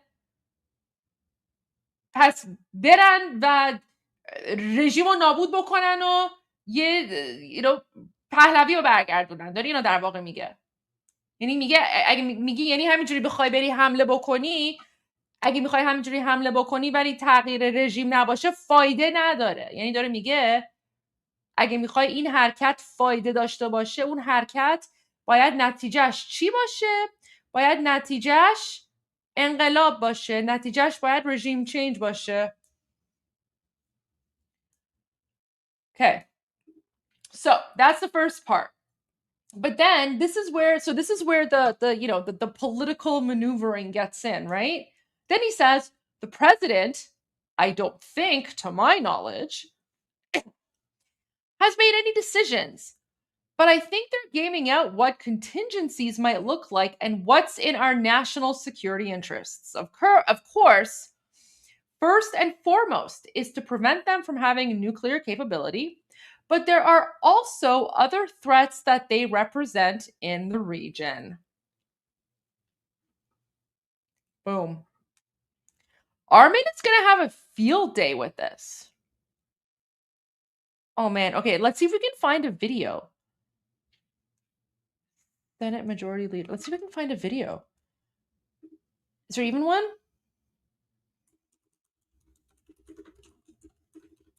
Because I just see the statement, but I would love it. I would love it if there was like a video. Huh. Let's see.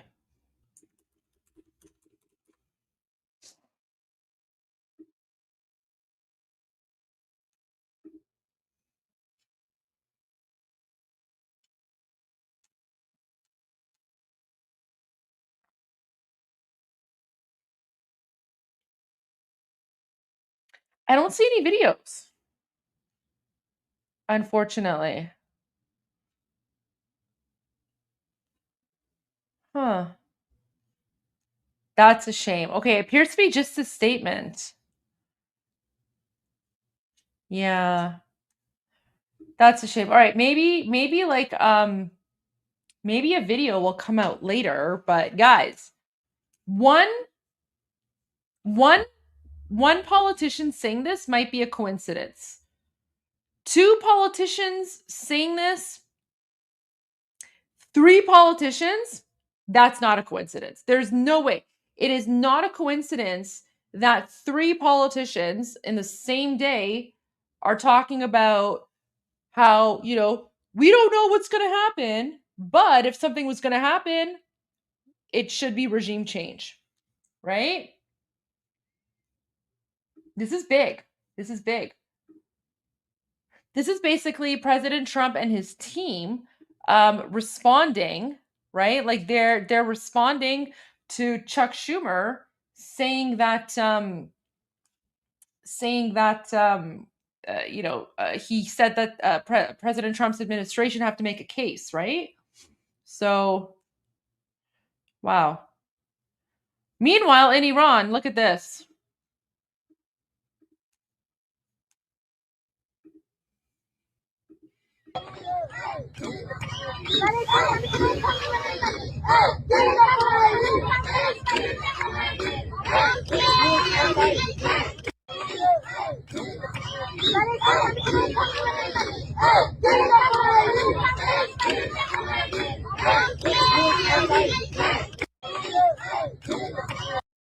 So there's that. Oh, by the way, guys, we also have a new Goldie is always right. I was so excited about the political statement, I forgot about this statement. So earlier today, the talks were canceled. And then apparently the news came that, they're going to resume talks in like an hour or so.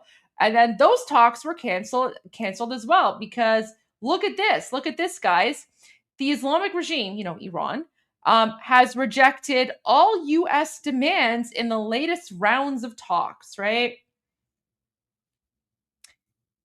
Iran has rejected every single U.S. demand in the latest round of talks. It's almost as if like they're just begging to be attacked, right?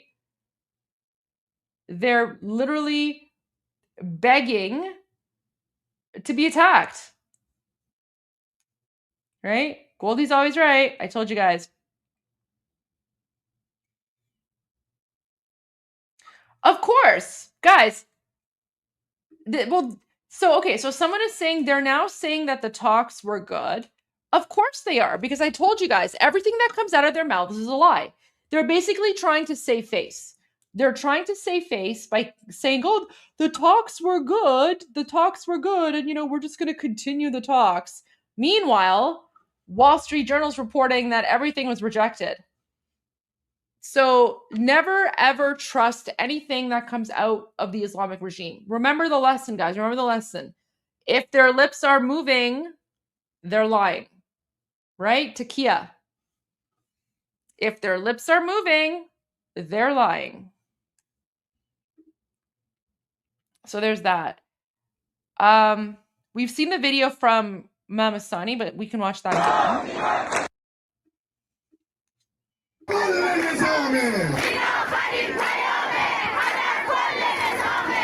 Ooh, okay, so that part they're saying in akharin payam hadaf kull nizame, which means this is the final message. The goal is the entire regime. Hadaf kull nizame.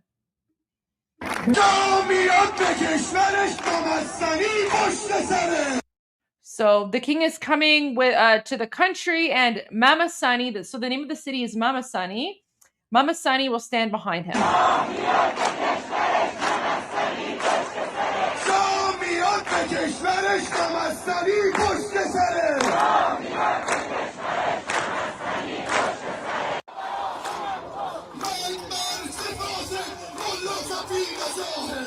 So again, guys, this is a very, very popular chant. They're saying death to the three corrupt mullahs, lefties, and MEK, right? Because Iranians reject the MEK. MEK are Marxist Islamist terrorists, right?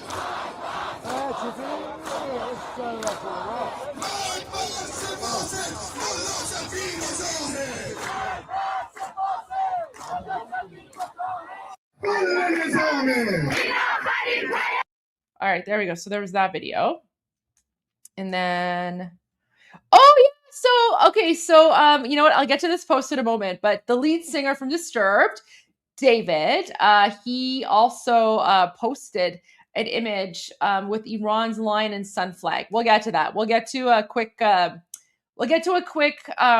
Dave tribute. Okay, so here's what I was speaking about earlier. So Wall Street Journal is saying that you know, the regime has rejected every single U.S. demand, but the you know, regime themselves, right? They're still like, you know, takia jihadi lying nonsense, right? So now they're saying Iran clearly expressed its demand on lifting sanctions and the process of sanctions relief during talks with the U.S. IRGC told state media. He added that both sides need to consult with their respective capitals. Guys, do you know why? So do you know why he's saying both sides need to consult with their respective capitals? Guys, I guarantee you, the Democrats that are trying to bring about these resolutions, right? The Democrats, well, no, but guys, this is important. This is important. You guys need to like do some deep digging and like deep diving into those politicians in the United States that are pushing the no war with Iran narrative, right? No, I'm being serious. I'm being serious, guys. Because what he's saying here is like when he's saying both sides need to consult with their respective capitals, what he's referring to is maybe President Trump needs to refer and consult with those politicians who are saying no war with Iran. No, not Tucker. Tucker's not a politician. I'm speaking about the politicians like Ilhan Omar, Rashida Tlaib. I don't pronounce her name. Massey. Who's the other one? Roe, whatever. Like the weird, the like the weird brown guy or whatever. Right? All of these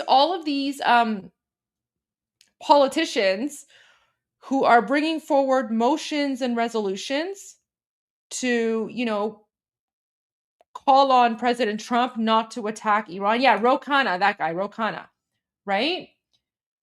Do you see how it's related now? Do you see how the behavior of the Democrats is giving the Islamic regime fuel? Right?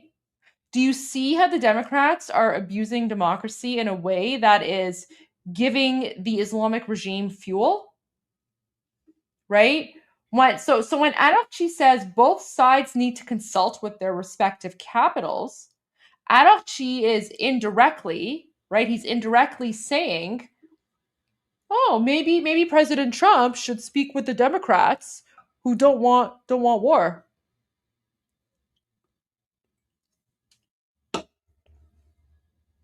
You guys have a lot of deep digging to do. I don't want to make any accusations. I don't want to make any accusations. I don't want to claim anything. But to me, it's very strange. It's very strange that the Islamic regime is saying that President Trump should consult with the Democrats. Right? When we talk about that unholy alliance between the red and the black, right? The Marxists, communists, and the Islamists. Yeah. There you go. You guys may have some infiltrators in your country, I'm just saying. You guys may have some infiltrators. You guys may have some, but again, I'm not American, so it's not my place to say anything.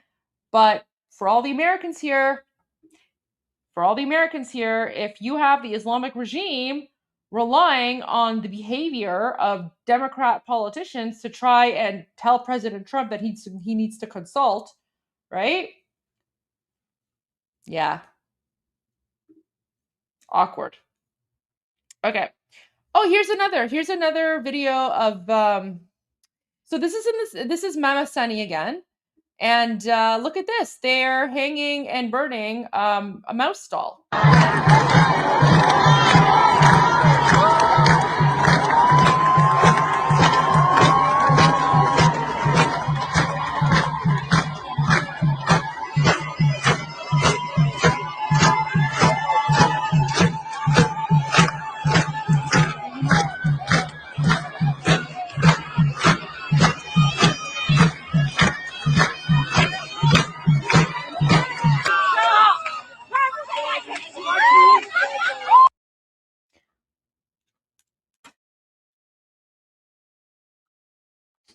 Oh my God. Okay, we've seen that video. Okay, so this is interesting. This is interesting. This is an interesting analysis by Jason Brodsky.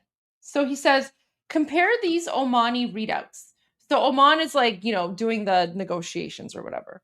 They're invested in putting a positive spin. Okay, this is interesting. So he's saying that the country of Oman, what mouse merch? The store that I have doesn't sell mouse merch. I'll look into that. I don't even know how to make like drop ship mouse plushies. I'll look into that. Okay. But I want to get back to the politics. So compare these Omani readouts. So Oman is invested in putting a positive spin on talks to justify their efforts. That's true. Oman's basically trying to make themselves relevant. It's a lot of wish casting. Then he says, the first one is from the last meeting held before Israel with U.S. support struck Iran's regime. The second is from today. The third is the U.S. readout today. Important to keep these Omani readouts in perspective. Just because a meeting is scheduled doesn't mean President Trump won't strike. So here is that Omani dude's message back in the summer, right? Like literally right before Israel striked. So he says, the fifth round of Iran-US talks have concluded today in Rome with some but not conclusive progress. We hope to clarify the remaining issues in the coming days to allow us to proceed towards the common goal of reaching a sustainable and honorable agreement. Honestly, Oman is literally like the useful idiot here. Like Oman is like the useful idiot. They're basically doing this because they think they're relevant. Honestly, I actually have a feeling that the United States is allowing Oman to do the negotiations because no one takes Oman seriously.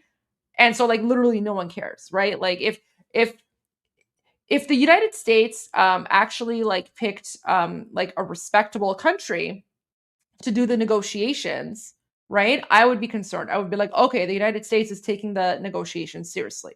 Because again, the United States is the most powerful country in the world.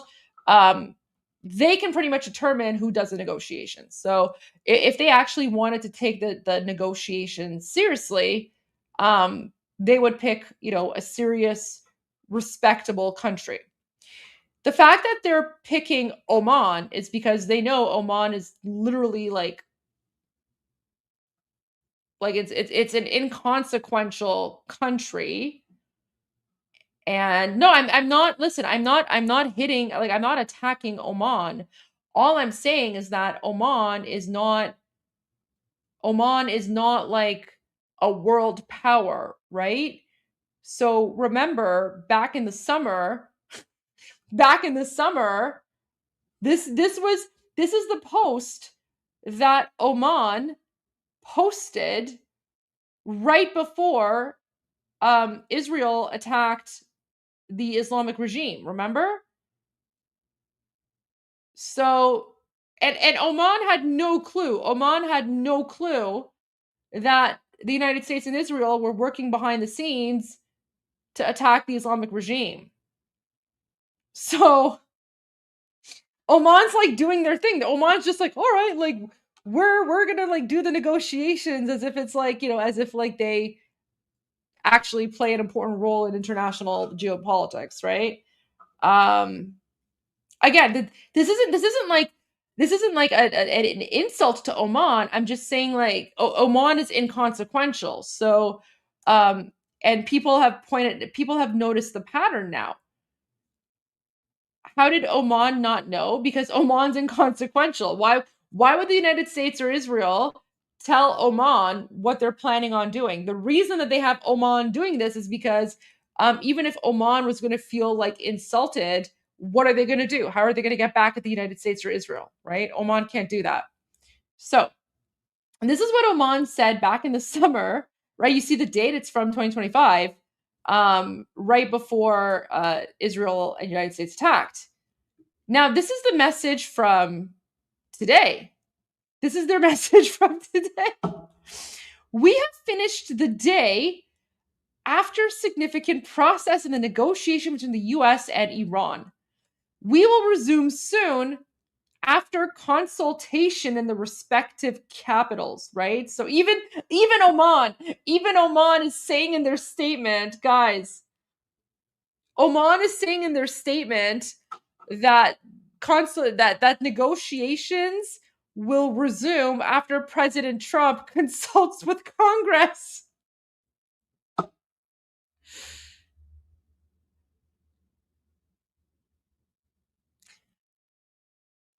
Who is Oman? Who is Oman to even say that negotiations will resume after President Trump consults with Congress? Anyways, then they continue. Discussions on a technical level will take place next week in Vienna. I am grateful to all concerned for their efforts, the negotiators, the IAEA, and our hosts, the Swiss government.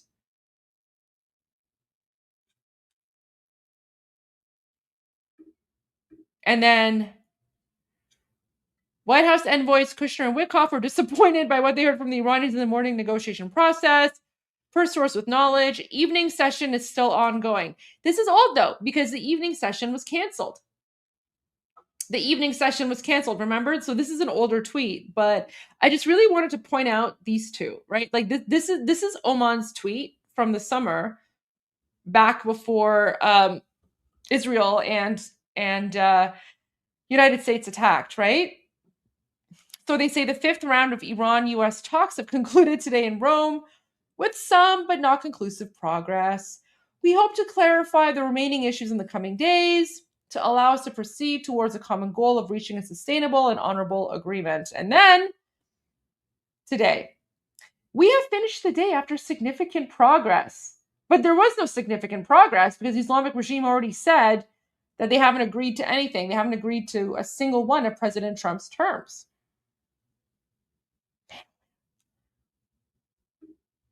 Oman is like the show pony here.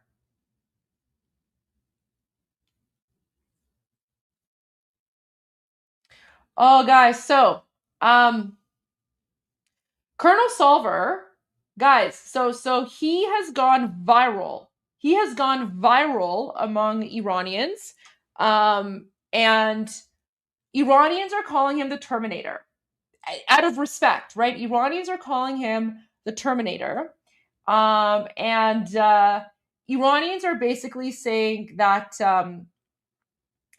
like the regime has no idea what's coming for them, because Iranians are basically saying, you know, if this is the like US hero that they're showing the public, imagine what kind of, you know, US heroes are behind the scenes, right? So there's a lot of positive feedback, a lot of positive comments about Chief Warrant Officer 5 Solver, and they're basically comparing him to like the Terminator. They're basically like, you know, they're like, if this is who's coming for the Islamic regime, Khamenei has no chance. So there's a lot of jokes, a lot of memes, but very respectful to him, and making fun of the Islamic regime. I actually even posted a couple of those jokes myself.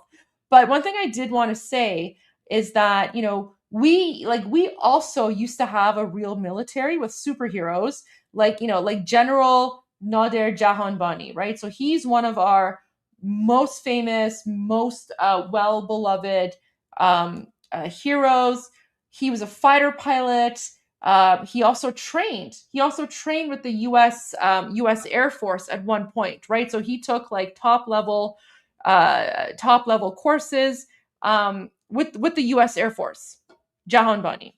So many of them trained with Americans and were considered brothers in arms of American military. And then the Muslim Nazis murdered all of our Iranian heroes after Jimmy Carter helped the Islamic regime occupy Iran in 1979. Mm-hmm. Yeah, he's the guy from the music clip. So, you know, we had our own heroes, and they were all murdered by the Muslim Nazis. So, I just wanted to point this out because, you know, we make a lot of fun of the current Islamic regime military and, you know, the Islamic Revolutionary Guard Corps, and we should make fun of them because they're ridiculous. They're a bunch of inbred savages from, you know, third world Allah Akbar Jihad Durka. However, we did used to have a real military, and we used to have heroes. The thing is, they were all murdered by the same people who are now murdering us, right?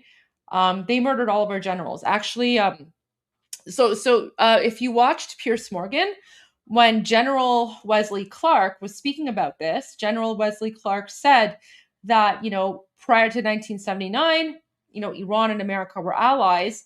And then he said that when Jimmy Carter helped the regime and the Ayatollahs take over, General Wesley Clark said that the Muslim Nazis, they murdered all of the American trained generals, right? And Nader General Jahanbani is one of those American trained generals that the Islamic regime murdered for the crime of being an American trained general.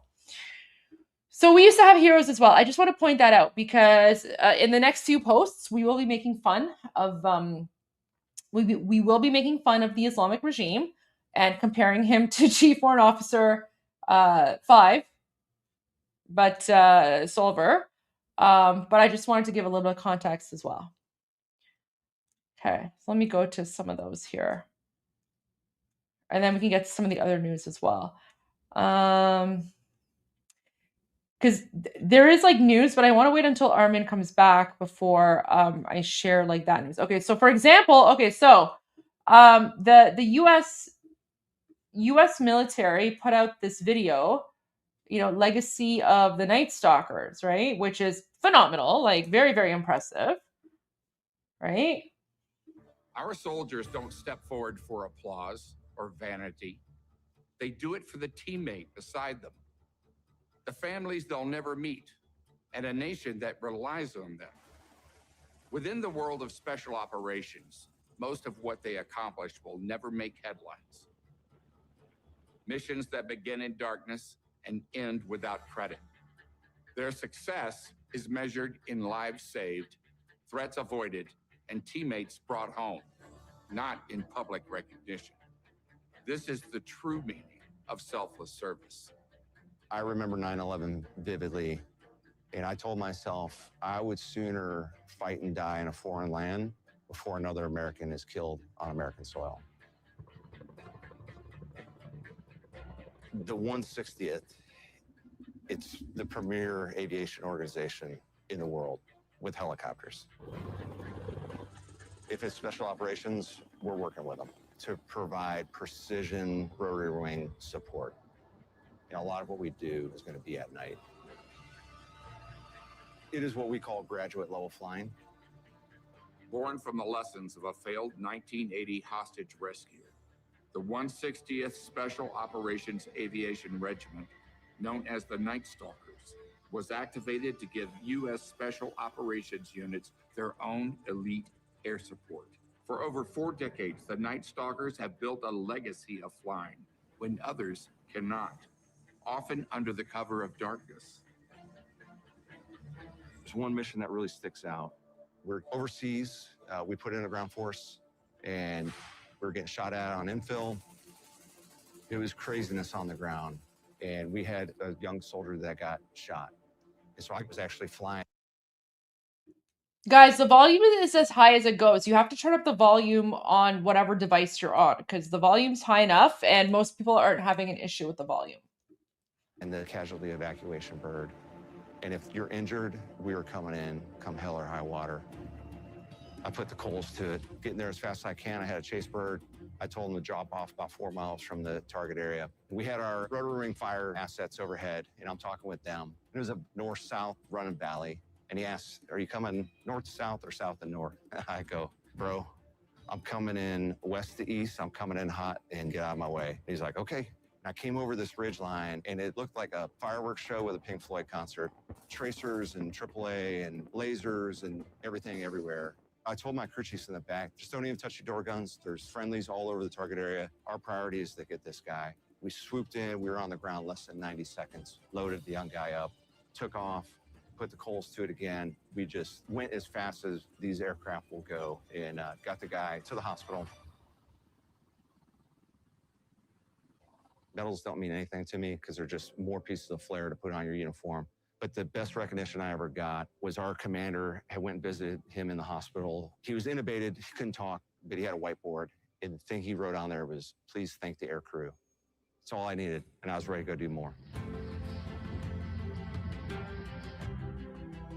When I look at selfless service, I think about the small amount of the population that actually serves in the military. You're giving of yourself to the greater good. Hey, thanks for watching. If you like what you saw, head over to our channel. Okay, so apparently there's like a volume difference between the videos and my voice. Sorry guys. I mean, I could put the microphone further away or I could whisper. Guys, I could just whisper and then when I'm whispering, then you can just increase the volume on everything. Okay? So I'm just going to whisper from now. Yeah, I figured the audio was fine. That's okay. All right. So that was a video. And then I did not want to Goldie ASMR hour.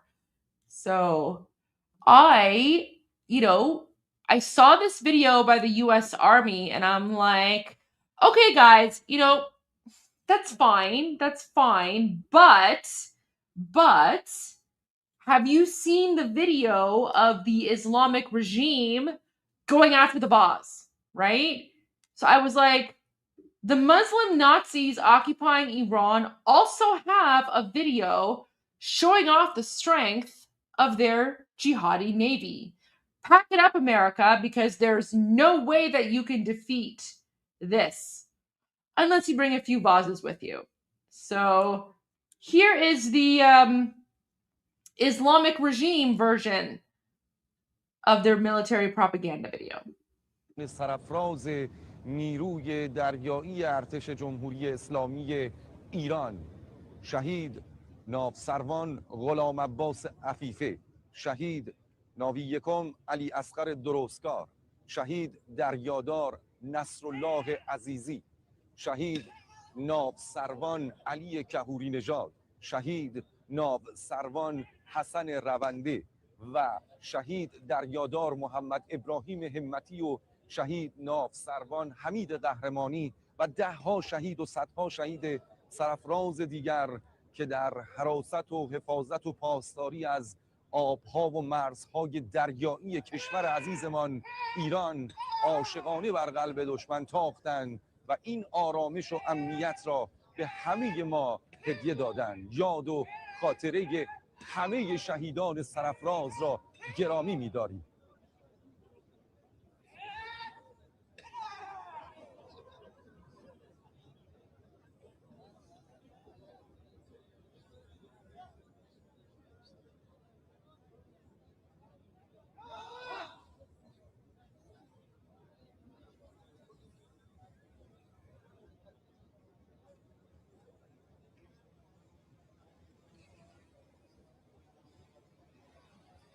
ارائه رهنمود توسط فرماندهی محترم کل ارتش جمهوری اسلامی ایران امیر سرلشکر صالحی. They look so uncomfortable. Yeah, Javid.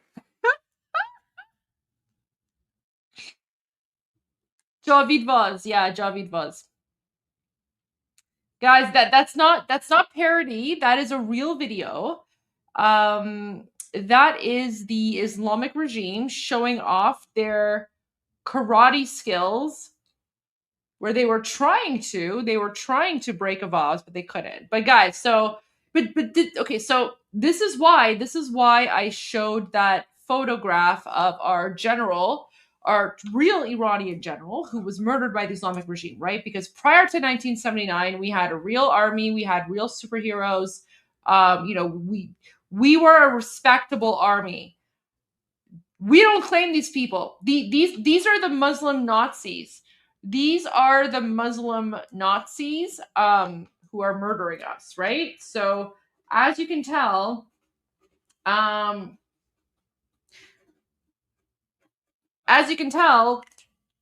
when it comes to the Iranian people, they're very good at murdering and mass slaughtering unarmed Iranians. But when it comes to military strength, right? This is their military strength. They can't even break a vase. But I don't know, man. Pack it up, America, because these guys, this is what your chief warrant officers have to fight against, right? I don't know if you guys can handle it, guys. America, like, I don't know, man. Oh yeah. And then here's America versus the Islamic regime occupying Iran. The only thing the Muslim Nazis occupying Iran are good at is murdering unarmed Iranians in the name of Allah, Islam, and jihad. Everything else about them is a sad, pathetic joke. American hero.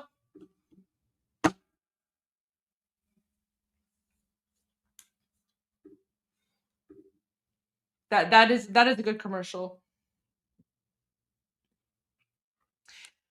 The thing that I don't understand, guys, the thing that I don't understand about this is that I don't even understand like why the splits are supposed to be impressive.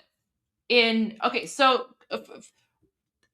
for people, for the Americans here, who are, in the military or who've served, or your spouse or partner has served, can you please maybe let me know, is doing the splits like a thing?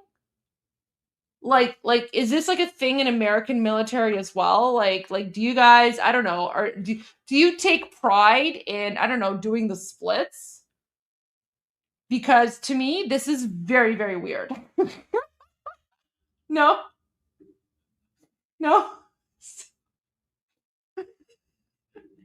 So you're telling me that I don't know, like your Delta Force team, your Delta Forces, when the president's like walking by to inspect them, your Delta Force doesn't just like do the splits like this guy?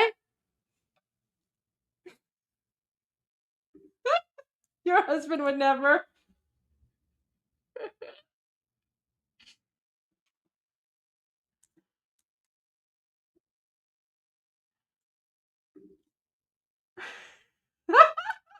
The splits break balls because he can't break vases, yeah.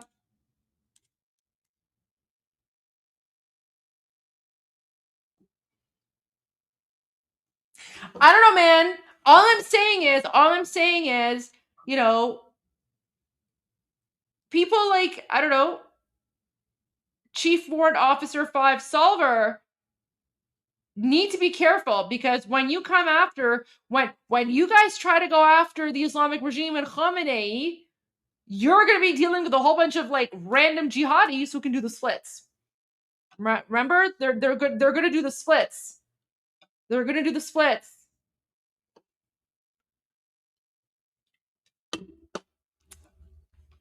Yeah.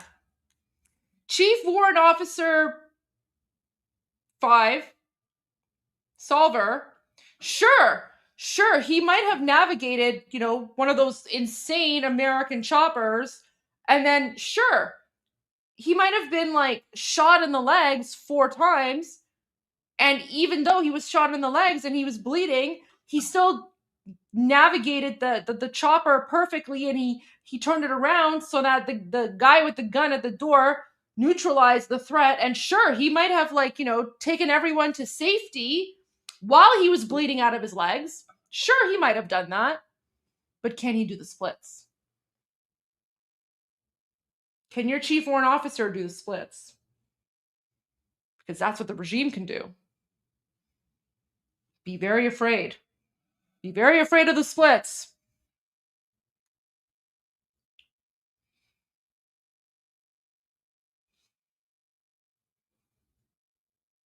Sure. Listen, I'm just saying. He might have, flown that military helicopter perfectly, even though he was shot in the legs and he was bleeding out, and he took everyone to safety, and he made sure that there was not a single American casualty. Sure, Chief Warrant Officer 5 Solver might have done that. But why, if he can't do the splits, what are you guys even doing? Can you even call yourselves a military if you can't do the splits in front of a bunch of like jihadi mullahs? I don't know, man. I'm just saying.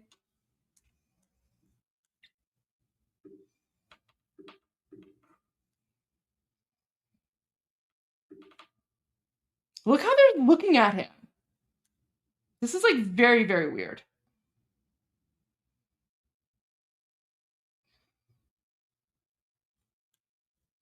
واقعا خاک تو سر رژیم که آبروی ما رو اینجوری بردین. Sorry, I just said shame on the regime for like this jihadi nonsense. I know. Look at his, ugh. Like, what is this?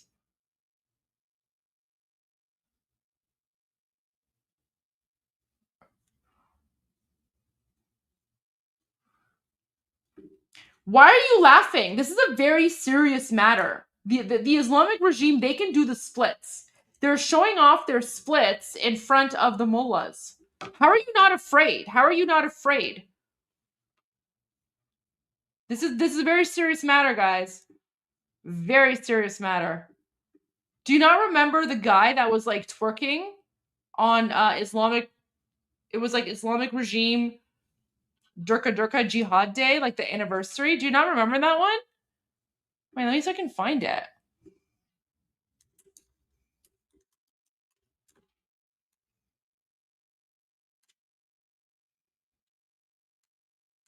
Do you not remember when the IRGC was twerking? It was like this weird parade. Yeah, this one. Guys. Sure. Your American military heroes, right? They can fly choppers while they're, bleeding out of their legs and they carry people to safety. But can they do the splits and twerk? Right? Because the Muslim Nazis, the Islamic regime, they can do the splits and twerk while everyone cheers and yells Allahu Akbar. نمی‌کنیم اعتماد به آمریکای شیاد به آمریکای شیاد شیطان خیانت است به قرآن سازشگری با شیطان سازشگری با شیطان خیانت است به قرآن یاد نمی‌کنیم اعتماد به آمریکای شیاد به آمریکای شیاد شیطان خیانت است به قرآن سازشگری با شیطان سازشگری با شیطان. Yeah, guys, be very afraid. Be very afraid of the Muslim Nazis because, as you can tell, honestly, even Iranians were like they're like, why is he twerking, guys? Oh yeah, well, you know why, so you know why he wore a face mask because he doesn't want to be recognized. So the jihadi wore a face mask because he knows that the Islamic regime is almost over. And so he's wearing a face mask because he doesn't want to be identified, right? Because, you would think, oh, if the Islamic regime is so powerful, why are they still, covering their faces? Right?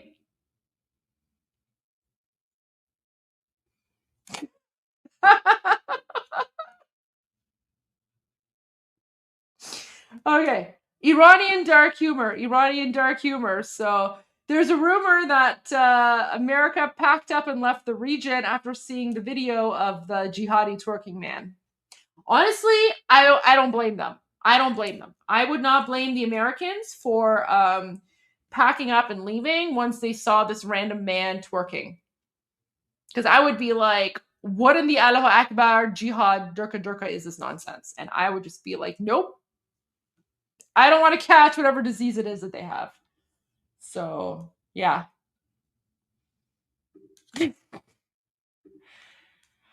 Honestly, it's ridiculous what we have to deal with. Very, very ridiculous. And honestly, it's like the humor. The humor is what gets us through it. Oh, and then I posted this in Persian for my Iranian followers. So this says, Mushali, America is waiting for you. So, because people are so impressed. People are so impressed with CW5 Eric Slover, right? Just because he looks like Superman. He looks like a superhero, right? So guys, I'm not joking. Like he's gone viral. He's gone viral on Iranian X. Let me see if I can find some of the posts here because I didn't share everything, but I think I liked a whole bunch of stuff. Let me see if I can find some of the things that I liked here. Because there's a whole bunch. I think I liked them earlier, so let's see. There's just a bunch of comments that people were saying in Persian.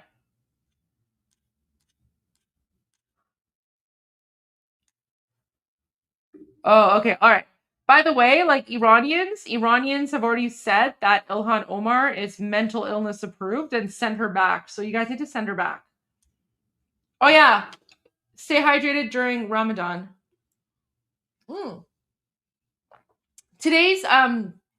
Today's Ramadan day is brought to you by blueberry pomegranate flavored bubbly.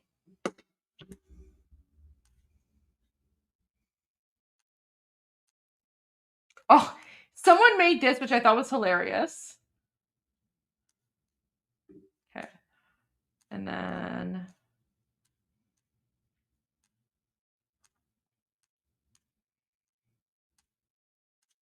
wait, I don't know if I want you guys to see my liked list. Okay, let me share this with you. This is a new message, guys. So this is actually important. This is a new message from like a soldier with the Iranian military, and he has a message to President Trump. So he's one of the soldiers who's defected. جناب رئیس جمهور آمریکا آقای ترامپ ما ارتشی‌ها و تمام مردم ایران منتظریم که ما رو نجات بدید و از شر این رژیم ظالم رها کنید تا بتونیم ایران رو از نو بسازیم و همونطوری که راجع به آمریکا میگی ما هم می‌خواهیم که بگیم to make Iran great again.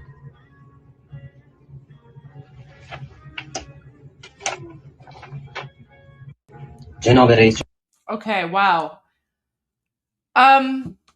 So let me yeah, this is real. This is real Iranian military. So this is not the Islamic regime.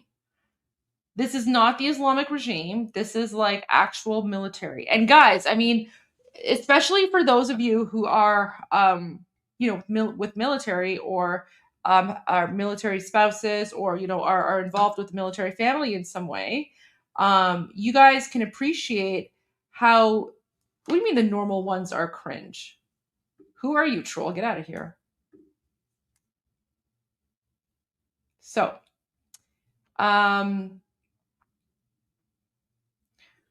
who said that I'm muted? Am I muted? Omid, I think it's your channel maybe, because my microphone is working fine. So guys, as you guys know, like it takes a lot to like defect and then show like say something else, right? It's not like a natural normal situation in Iran. Of course we're occupied, right? So here's a regular Iranian soldier, and here's his message. I'll read the captions now. جناب رئیس جمهور آمریکا So he says, Mr. President of, so he says, Geneve Reis Jamhur Amerika. So that's like a very respectful way. So the caption here says, Mr. President of the United States, but the word Jenob is a very respectful way to refer to a man. So it's almost like saying sir, right? Like Mr. Sir President of the United States. آقای ترامپ So he's like, Mr. Trump. ما ارتشی‌ها و تمام مردم ایران We, the military, and all Iranian people are waiting for you to save منتظریم که ما رو نجات بدید و از شر این رژیم ظالم رها کنید and free us from this oppressive تا بتونیم ایران regime so we can rebuild Iran anew. رو از نو بسازیم و همونطوری که راجع And he's like, and just as you say about America, we, به آمریکا میگی ما هم می‌خواهیم که بگیم so he's like, just as you say about America, we also want to say, and then he says, make Iran great again in English. to make Iran great again.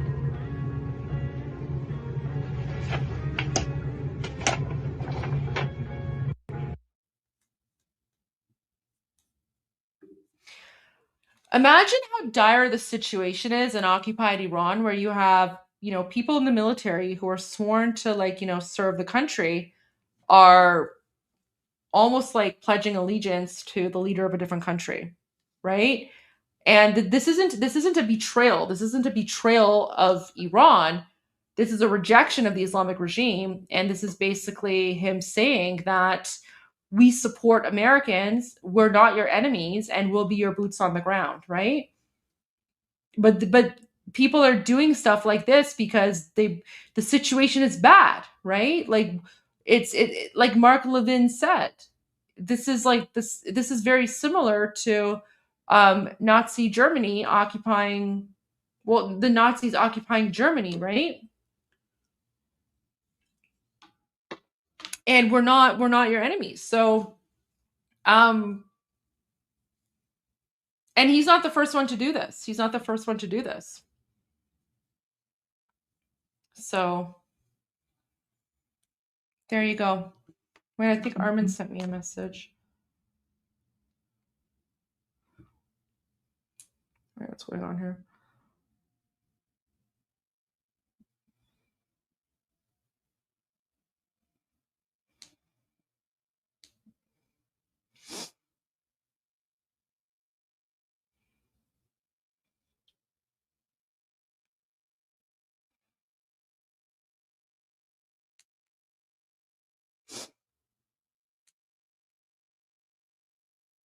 Okay.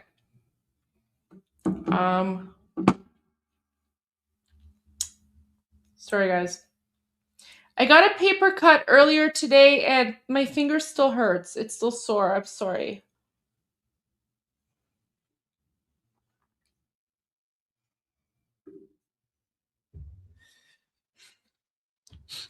Armin, I got a paper cut and my finger still hurts.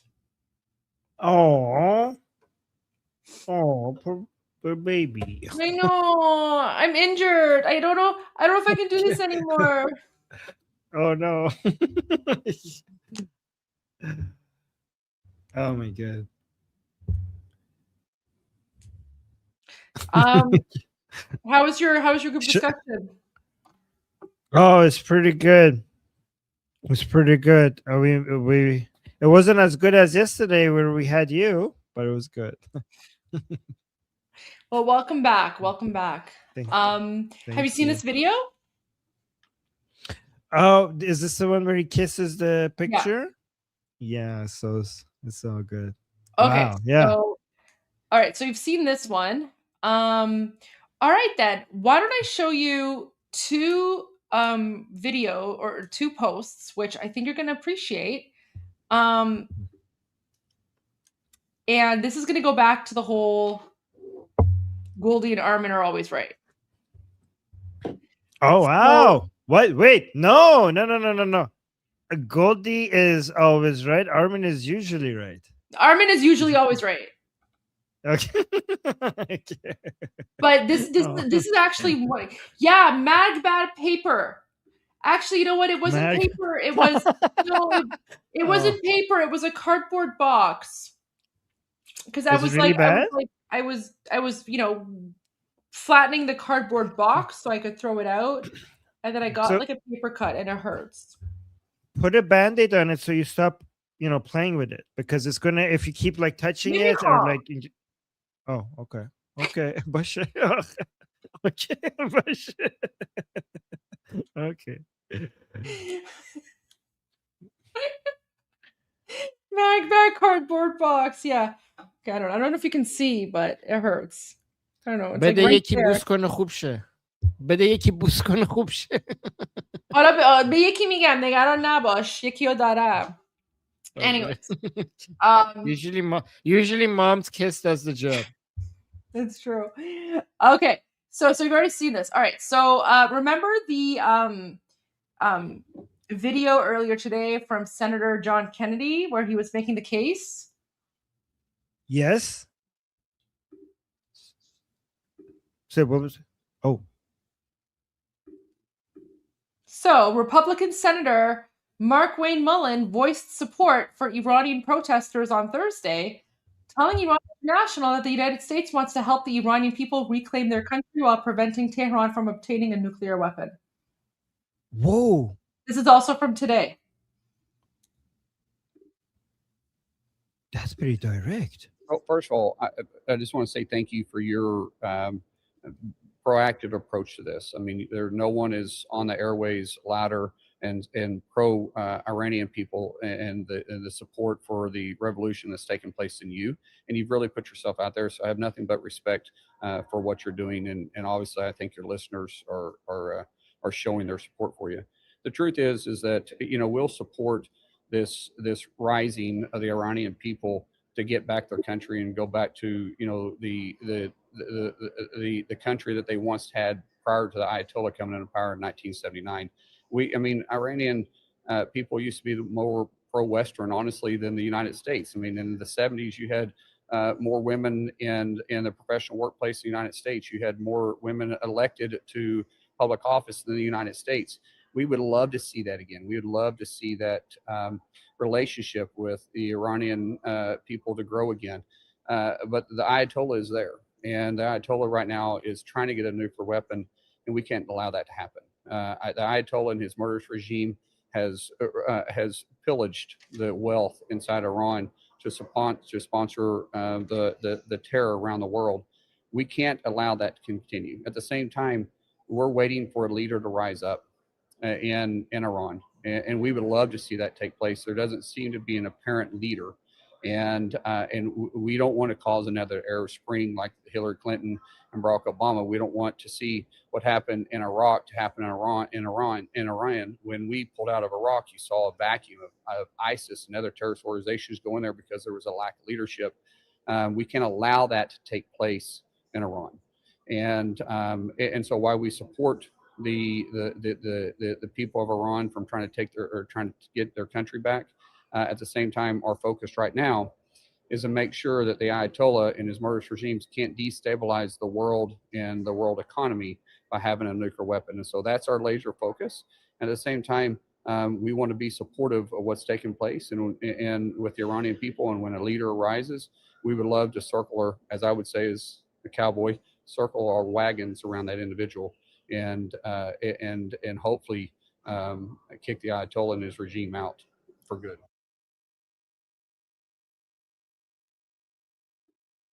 Okay, let me send this to you because I know. Listen, first of all, I know you have some thoughts on it. First of all, yes, I agree. Magbat paper cut. Thank you guys. Let me send you the link to the video so that you can play it and then you can pause it and give your thoughts on it. I've already gone through this with the chat, so we already know what's going on, but we want Armin commentary. And then whichever part that, if I have a different opinion, I'll let you know. Because okay. We in the chat, we already know what's going on. We already understand why he's saying what he's saying. Right. So let me share my screen. But first of all, Armin, the fact that now there's two politicians, two senators speaking about regime change and why we need to make the case for regime change, what does that go back to? The fact that they're preparing the American people they're trying to sell this, make the justification for what needs to be done. Military action against the Islamic Republic. And what Chuck Schumer said yesterday, remember? Yeah, we need to make the justification to the American people. Yeah. So this is the second American senator speaking about why we need regime change. It seems to me like President Trump has asked, them to come and, go out there and make the justification. And that's what's happening. Yeah. All right. So. First of all, I just want to say thank you for your proactive approach to this. I mean, no one is on the airways louder and pro Iranian people and the support for the revolution that's taken place than you. And you've really. So first of all, it's amazing that he's recognizing the revolution, and again, more and more American politicians, basically separating, acknowledging the difference between the Islamic Republic and the Iranian people. It's always good to see. Put yourself out there, so I have nothing but respect for what you're doing, and obviously, I think your listeners are showing their support for you. The truth is that we'll support this rising of the Iranian people to get back their country and go back to, you know, the So yeah, again, by the way, guys, this support for rising of the Iranian people, that is pretty direct language coming from the American politicians, because like if you, given that you've been following Iran revolution alive, for you this might seem like, yeah, of course, like we've been hearing this, how the need for supporting the Iranian people here over and over and over again. But just understand that from an American perspective, this much support for regime change and Iranian people's revolution, this is new. This is new. I mean, we hear this like maybe from Israeli politicians, but there in United States, this is a very, this used to be a red line. Like especially when it came to Iran, they wouldn't touch these types of like language. Like they wouldn't even get close to talking about supporting revolution, regime change. And now now it's being spoken of among American politicians as if this is the norm, as if this is like, of course, we want to support the Iranian people's revolution. We want to do regime change. Like this is a major pivot in US policy. Like we haven't had this in the past 47 years. This is completely a shift in US doctrine when it comes to their strategy with the Islamic Republic. And it's just happening in front of your eyes. And this is new in the past 2 days. Like this is not a new policy even in the past like few months. This is just happening since yesterday. This is a huge shift.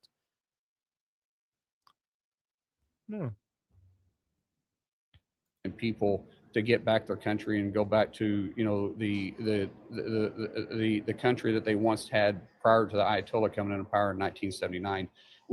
Iranian people used to be more pro-Western, honestly, than the United States. I mean, in the 70s. More pro-Western than the United States. I love that. Oh my God. Wow.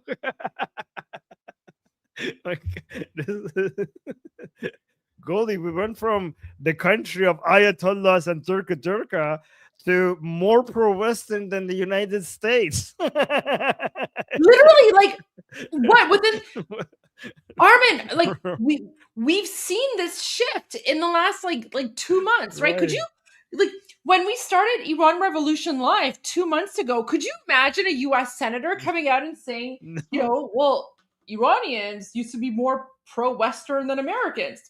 If someone if someone said that to me 2 months ago, that in 2 months from now you're going to have American senators not just recognize a difference between Iran and the Islamic regime, but to come out and say that Iranians used to be more pro-Western, I would be like, what are you talking about? Like, that is like, I would love that. I would love to hear that, but are you kidding me? This is something that Goldie would like. If I said, Goldie would like, no, Armin, that's too far. You don't say that. No, yeah, Goldie. If I said like Iranians are more pro-Western than Americans, like Goldie would shut me up. Like, Armin, no. Why are you insulting Americans like that? Like, you can't say Iranians are more pro-Western than Americans, but look at this like narrative shift within literally 24 hours. 24 hours. Right. Yeah. And coming from not just an American, but like an American politician.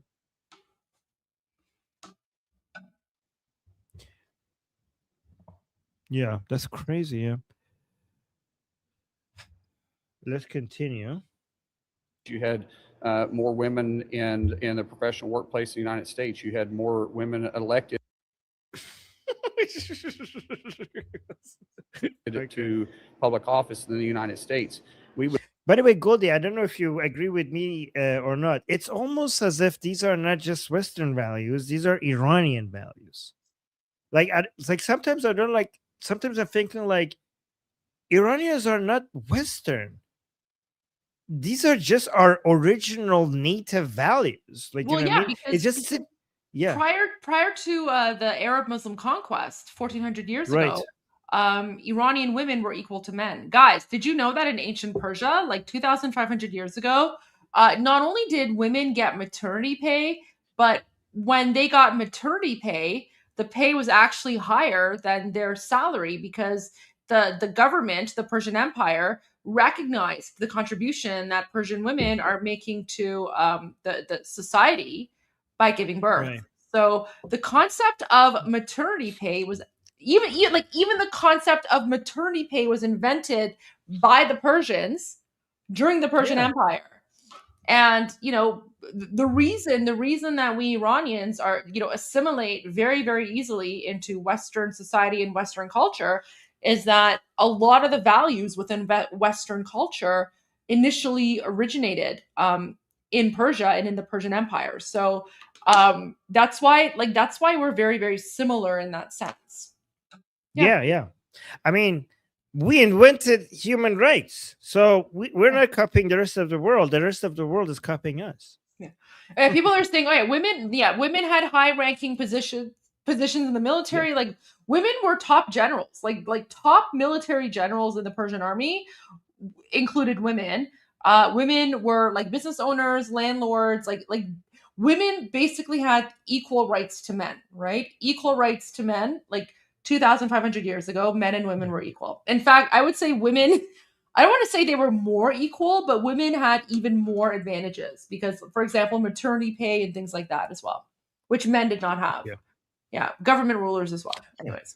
By the way, Goldie, I think your microphone is too far away from you. Well, because people were like, "Oh, your voice is too loud," and it didn't. Anyways, all right. I brought my microphone closer to me. Maybe that'll fix it. No, you could bring it very close and then reduce the volume. Like there's like these things here, like on your mic. I'm just gonna Okay.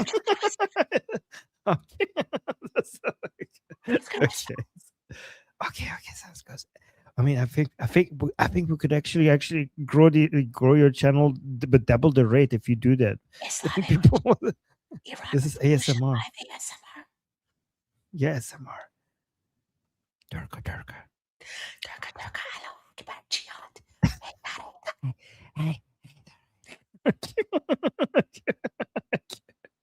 All right, okay, let's continue.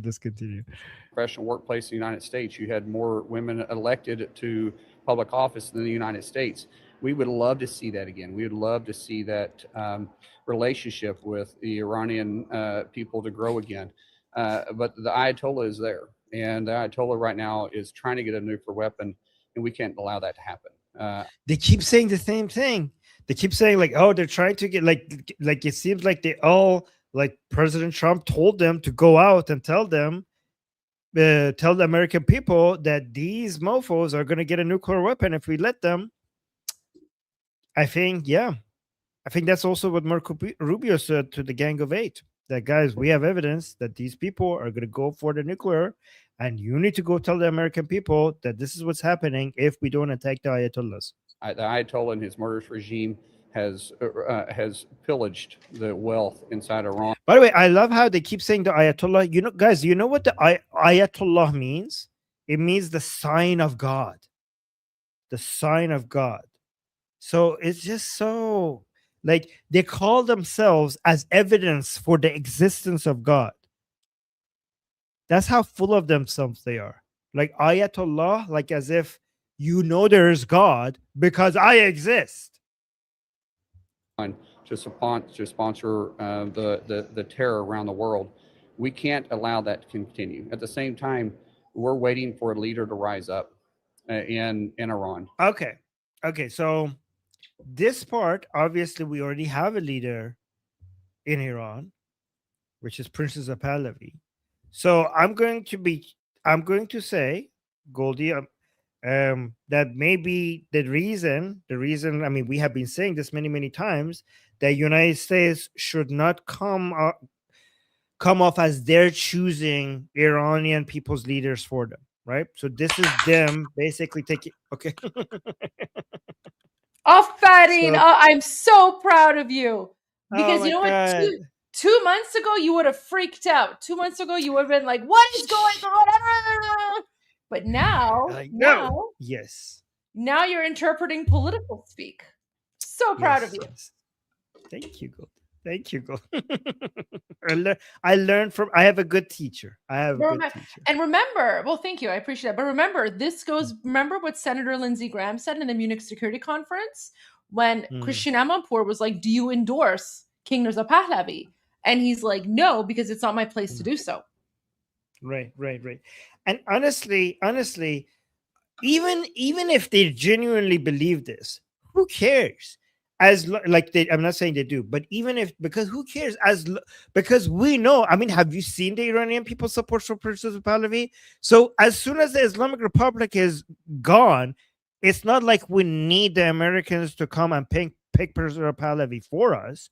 We know that there's only one reason why Pahlavi is not back in Iran, and that's because the Islamic Republic shoots into crowds of people when the Iranian people are protesting.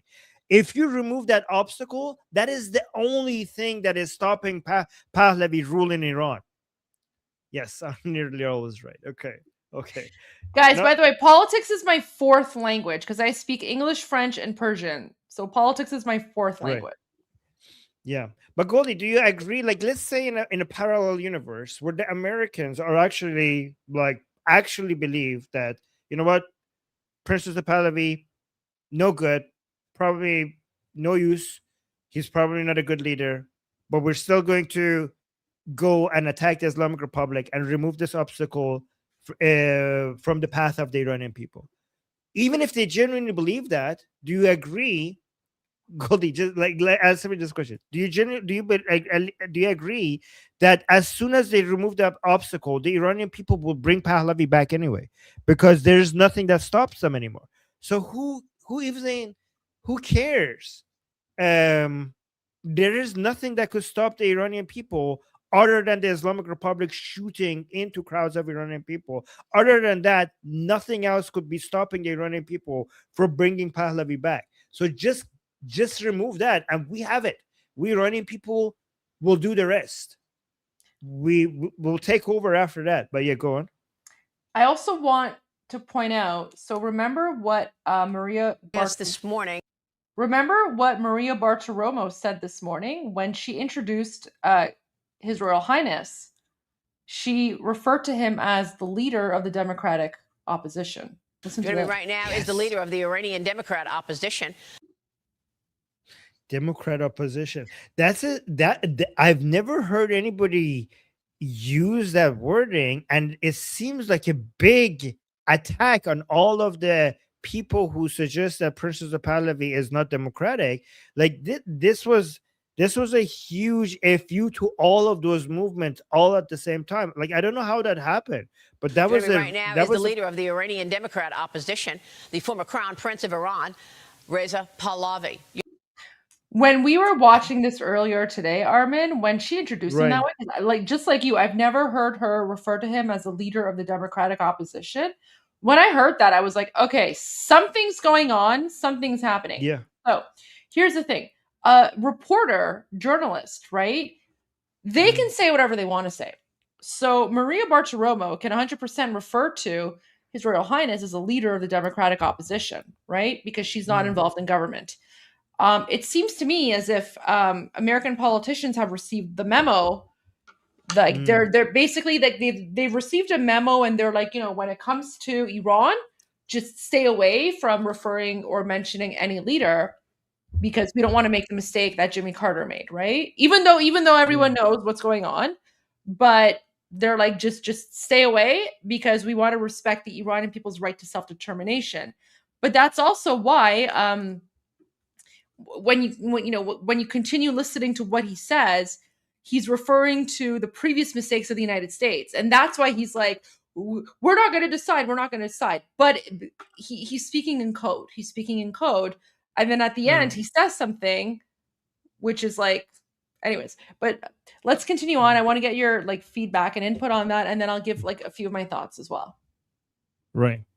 And we would love to see that take place. There doesn't seem to be an apparent leader And we don't want to cause another Arab Spring like Hillary Clinton and Barack Obama. We don't want to see what happened in Iraq to happen in Iran. When we pulled out of Iraq, you saw a vacuum of ISIS and other terrorist organizations. This is actually in reference to Princess Pahlavi's own message of not allowing de-Baathification of that we did in Iraq to repeat inside Iran. Like he says, like, oh, there doesn't seem to be an apparent leader, and then he immediately after repeats the main narrative of Princess Pahlavi that he's been telling Americans over and over and over again, which is interesting because he immediately confirms his messaging right after saying that there doesn't seem to be an apparent leader. He also says earlier on in the interview that we want to go back to the Iran that existed prior to 1979. Well, who was in power? Yeah. Who was in power in the Iran that existed prior to 1979? Pahlavi. Yeah. So we're going to go back to Pahlavi. Yeah. But yeah, I mean, this is a good disarming. I mean, here's the thing: it's good for anti-Princess Pahlavi people to think that they have a shot. So, because the worst thing that could happen is that instead of, if they go anti, I want them to focus their attacks on Princess Pahlavi rather than trying to stop this attack. Okay, because if they, like, for example, lobbying of MEK, if they focus, because if they think that if the attack happens, the only thing that could come of this is Pahlavi, then they will shift their lobbying from attacking Pahlavi to attacking this war.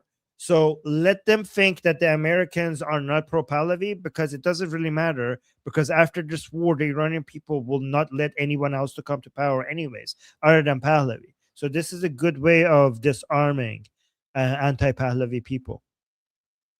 Give them some hope. Give them some ammunition, actually, right now, to give them something to play with. Going there because I know. Can I make a prediction? Anti-Pahlavi Iranians are going to cut out this part, just like they did with Lindsey Graham.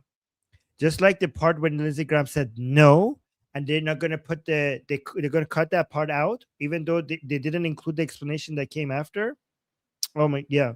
They're going to cut out this part, and they're going to be like, see, the Americans do not support Princess Pahlavi, and they're going to try to make this go viral.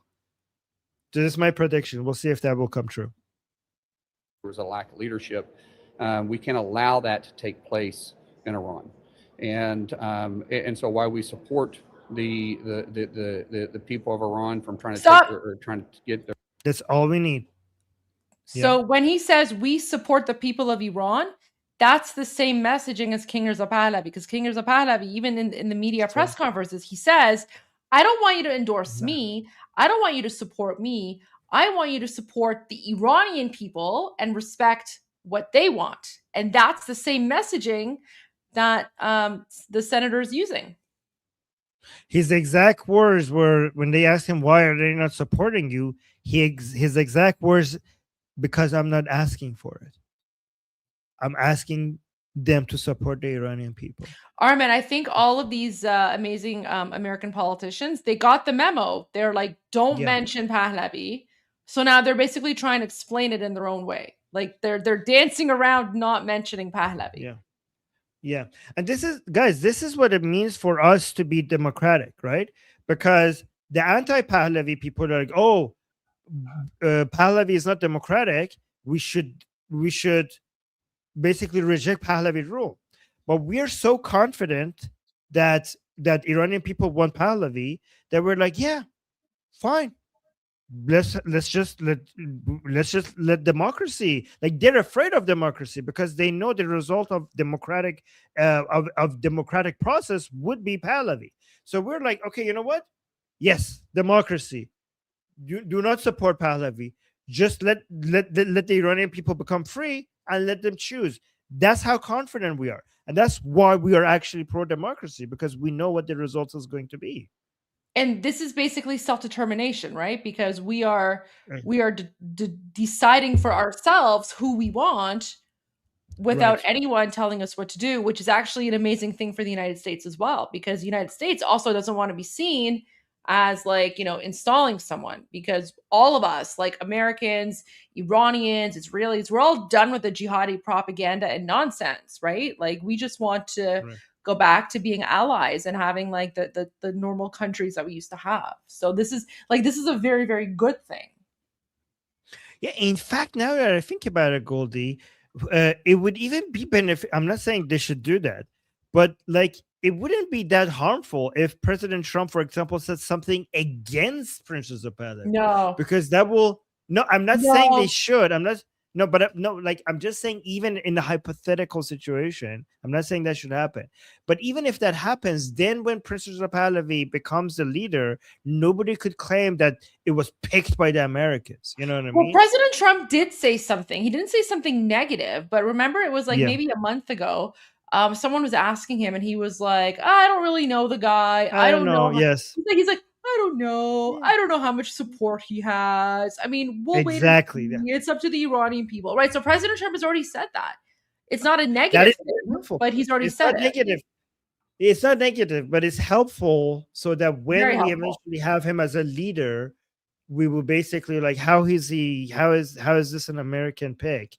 Like, given this statement right here, and given President Trump's statement, and given like all of these things that the anti-Pahlavi people are using against us, we're actually collecting them, because eventually when Princess of Pahlavi comes to power, when they want to say like, oh, this was picked by the Americans, like, but you said what?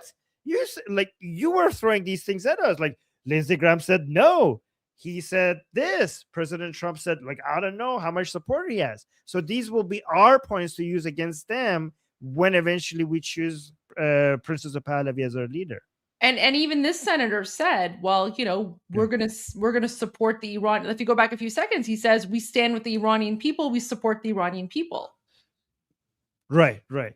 Exactly. But Amir is saying they don't need reasons. Yeah. I mean, the people who are anti-Pahlavi, they're not going to get convinced by any of this. But it's important that during the transitional phase, there's going to be a lot of anti-Pahlavi propaganda. So there are a lot of people, Iranians, who might not be as, as like, they're not consuming so much information and analyzing everything like every single second, like some of us here are. So there are people who might be fooled by by the anti-Pahlavi propaganda. So we need to be equipped with all of these talking points to be ready when that happens. As soon as the revolution is over and the transitional period gets started, we need to be defending Pahlavi's leadership during the transitional phase with all of these points. Guys, remember the revolution. A lot of you think that the revolution is the most sensitive time. Like the transitional phase is also very, very, very. So right now we're in the revolution phase. After the revolution phase, we're going to be in the transition phase.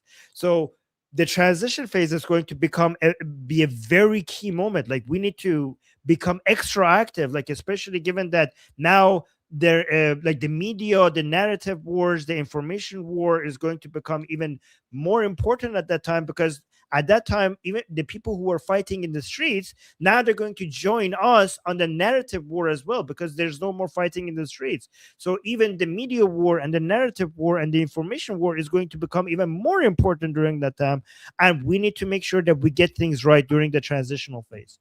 So let's continue. Of Iran from trying to get their country back. At the same time, our focus right now is to make sure that the Ayatollah and his murderous regimes can't destabilize the world and the world economy by having a nuclear weapon. And so that's our laser focus. And at the same, this emphasis on the world economy is something that Princess of Pahlavi was also talking on the the video that you shared earlier, Goldie. Like this, like there seems to be a huge focus on two things. The economic benefits of getting rid of the Islamic Republic, and also the fact that the Islamic Republic, one way or another, if they're not toppled, they're going to go for nuclear. These seem to be the two main talking points by Princess of Pahlavi and Washington D.C. These are the two areas that everybody's focusing on. Is to make sure that the Ayatollah and his murderous regimes can't destabilize the world and the world economy by having a nuclear weapon. And so that's our laser focus. At the same time, we want to be supportive of what's taking place and with the Iranian people. Because, guys, it's important to mention the economy, because Americans right now, when they're voting and when they're thinking about the politicians, what they think about is the price of eggs and the price of gas and the price of the cost of living. Okay, so this is why you saw Reza Pahlavi was talking about the economic benefits of getting rid of the Islamic Republic in the Fox interview that Goldie just showed us at the beginning of this live stream. And this is why you could see more politicians talking about the economic influence as well. And when a leader arises, we would love to circle, or as I would say as a cowboy, circle our wagons around that individual and hopefully kick the Ayatollah and his regime out for good. Pause. Look at the circle. Yeah. Yeah. We were going to say about that. I mean, guys, can you imagine any other person being that individual? So this is a confirmation that they're going to circle, around Reza Pahlavi, because it's like not naming him and saying that there's no such there's no such person right now. But whenever that person is determined by the Iranian people, they're all going to be focusing on that one person. So is there any other person? There is no other person other than Reza Pahlavi. So this was a Goldie. I don't know if this was a secret endorsement, in my opinion. Right?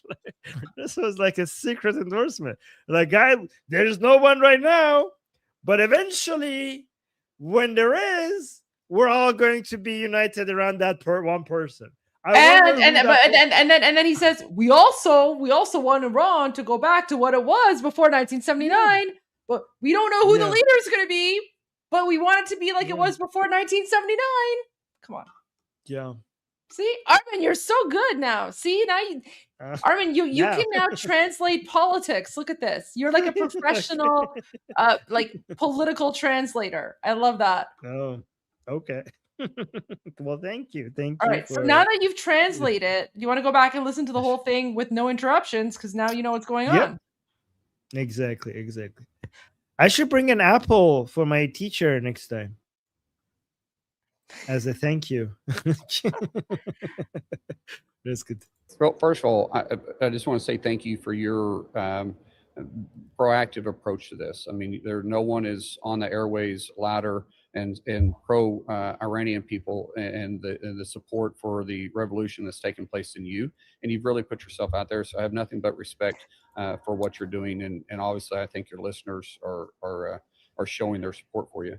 The truth is that, we'll support this rising of the Iranian people to get back their country and go back to, the country that they once had prior to the Ayatollah coming into power in 1979. Iranian people used to be more pro-Western, honestly, than the United States. I mean, in the 70s, you had more women in the professional workplace in the United States. You had more women elected to public office than the United States. We would love to see that again. We would love to see that relationship with the Iranian people to grow again. But the Ayatollah is there. And the Ayatollah right now is trying to get a nuclear weapon, and we can't allow that to happen. The Ayatollah and his murderous regime has pillaged the wealth inside Iran to sponsor the terror around the world. We can't allow that to continue. At the same time, we're waiting for a leader to rise up in Iran, and we would love to see that take place. There doesn't seem to be an apparent leader, and we don't want to cause another Arab Spring like Hillary Clinton and Barack Obama. We don't want to see what happened in Iraq to happen in Iran. When we pulled out of Iraq, you saw a vacuum of ISIS and other terrorist organizations going there because there was a lack of leadership. We can't allow that to take place in Iran, and so while we support the people of Iran from trying to get their country back, at the same time, our focus right now is to make sure that the Ayatollah and his murderous regimes can't destabilize the world and the world economy by having a nuclear weapon. And so that's our laser focus.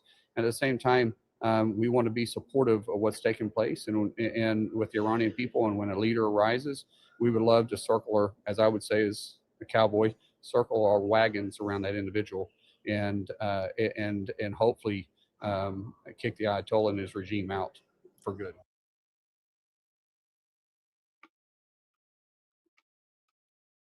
Yep. Perfect. Actually, Okay. now that we went through that, now that this would really frustrate me if I didn't have your lens right. Now it actually makes a lot of sense.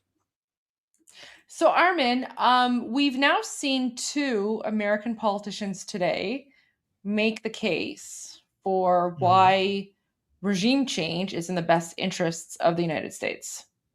Right? So, I mean, one politician, okay, whatever.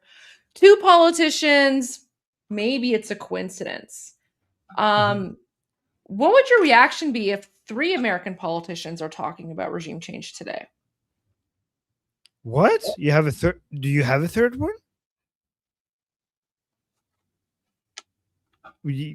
Check your Okay, this private. would- Check the private chat in the studio. I just sent you the link. What?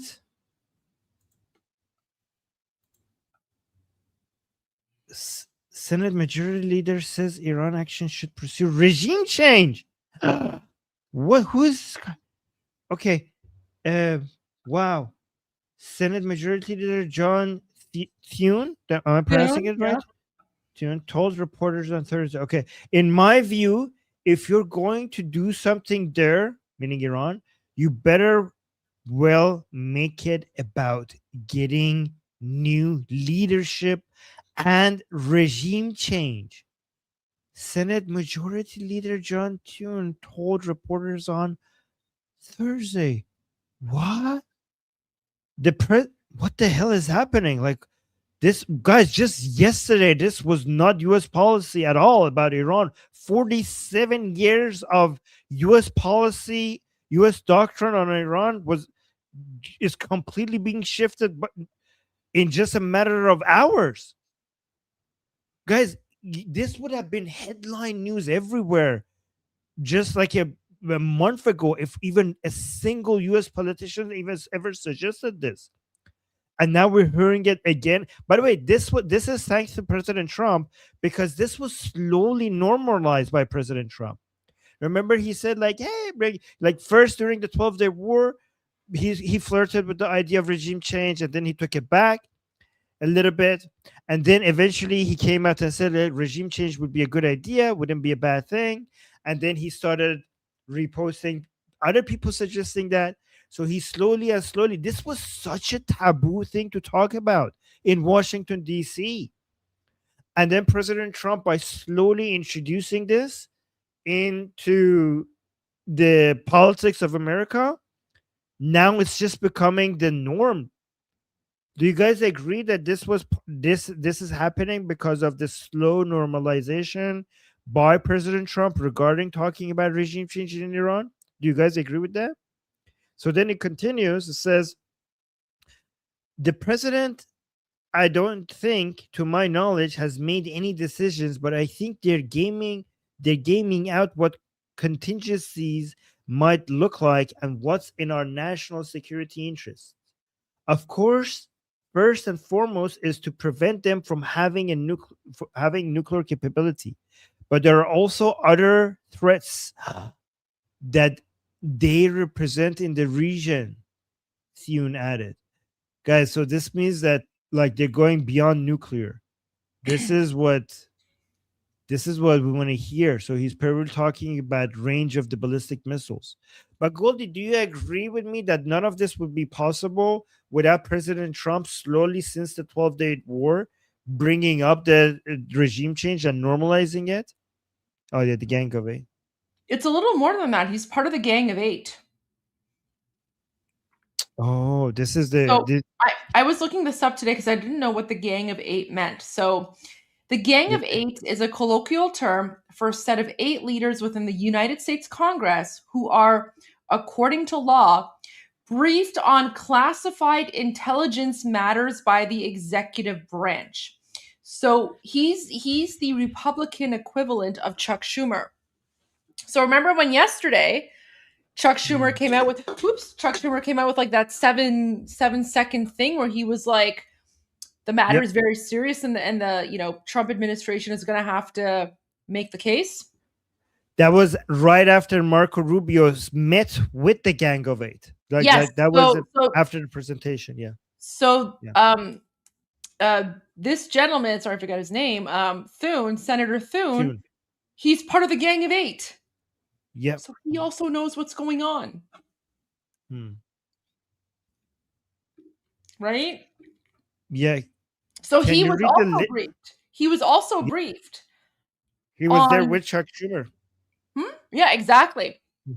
Yeah. He was there with Chuck Schumer. Yeah. And now by the way, that making meeting. Yeah. And yeah, I mean, even Chuck Schumer came up with a language as if like this is going to happen, which he's a Democrat. So that is significant. By the way, guys, that meeting with Marco Rubio and the Gang of Eight, that was done behind closed doors. So none of us know what Marco Rubio told them. But everybody knows, everybody's understanding is that it was really something significant because of what Chuck Schumer came out and immediately said right after that meeting. It seems like whatever they've seen, to me, it seems like they've been shown that the Islamic Republic is evident. These are my guesses. I think Marco Rubio provided evidence that the Islamic Republic will go nuclear if they don't do the regime change, and also shared with them that the plan is full on regime change. Those are the two things that I think the way that this is going to happen, and the fact that why it's needed. Those are the two things that I think Marco Rubio showed them. First, it showed the case for it, for why it's absolutely necessary. I wouldn't be surprised, guys. If this prediction comes true, then you guys like give me some credit for it. I wouldn't be surprised if, given what happened after the 12-day war. Oh, Goldie, I'm about to make one of those predictions. Okay. Given what happened during the 12-day war, the Islamic Republic has become more eager to get its hands on a nuclear weapon. And because of the chaos that the 12-day war caused, they have been less careful when it comes to their communication. So given that, one, they have been more eager to add to their deterrence capabilities because they have no more proxies anymore as much as before. So they need more deterrence. So they're so eager to go to have nuclear weapon, one. And two, because of the chaos, they have been less careful and their communication has been less secured. For those two reasons, the Americans and the Israelis have gotten their hands on more communication between Islamic Republic, highest ranking people within the Islamic Republic, talking about the need to get to a nuclear weapon fast. That's what I think is the intelligence that they had on their hand. And this might be what Marco Rubio presented to the Gang of Eight. Absolute direct evidence that the Islamic Republic is doing everything it can to immediately get to a nuclear weapon. I think that might be what Marco Rubio presented to the Gang of Eight as the justification for why this war is absolutely necessary. One. And then the second thing is that the fact that this is going to happen, it's going to be for regime change, and this is how it's going to be done. Those are the two things I think was shared. Just really quickly, Armin, apparently Iran International has also been like the satellite signal for Iran International that goes into occupied Iran has been jammed. That happened an hour ago. So the regime is jamming satellite signals now. Oh, wow. Okay, well, the good thing is that they can't do that for too long, because whatever that takes a lot of energy and a lot of effort, and it's also easily taken out. You also are, whatever you do to jam signals, it takes so much energy, and it could only be done in certain areas. And eventually you can't do that for long, because it also messes up your own communication. Can I share a quick meme? Because I was explaining how Chief Foreign Officer 5 Slover is like trending amongst Iranians and how Iranians really appreciate him. So this like kind of like meme joke came across my feed, and I was hoping Armin could share this. So دارم میگن این یارو روزی 2 تا حاجی زاده و موسوی و سلامی میخوره. Oh my god! Wow. Guys, I'm telling you that like he is trending among Iranians. They love him so much. Okay, Armin, you're gonna have to explain this one to the Americans. Okay. Wait, do the original Persian first, because I want to see who's that other guy. The middle guy. Okay, so guys, these are the different people that were killed by the Islamic Republic IRGC leaders who were killed by Israel during the 12-day war. And I mean, the translation says it said it all. So say this is the guy that eats two of each one of these. He eats 2 hajis a day every day. He eats 2 musavis every day, and he eats 2 salamis every day. So he basically it's like saying this man has IRGC leaders for breakfast. That's what they're saying, right? Yeah. So yeah, Iranians are basically saying that this guy eats the IRGC for breakfast every day. Look at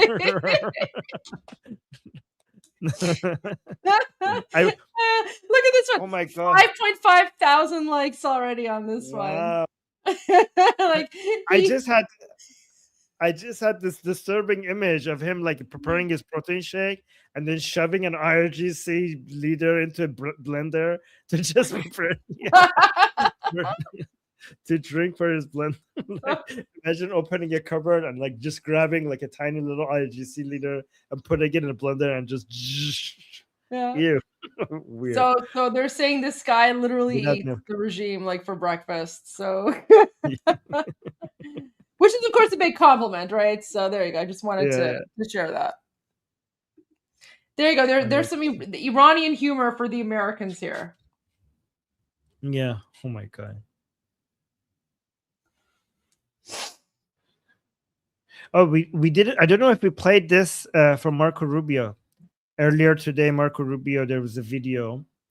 Can we just quickly play this one, because I want to make sure that did we play this one? I don't think so. Go ahead. Okay. This is from earlier today.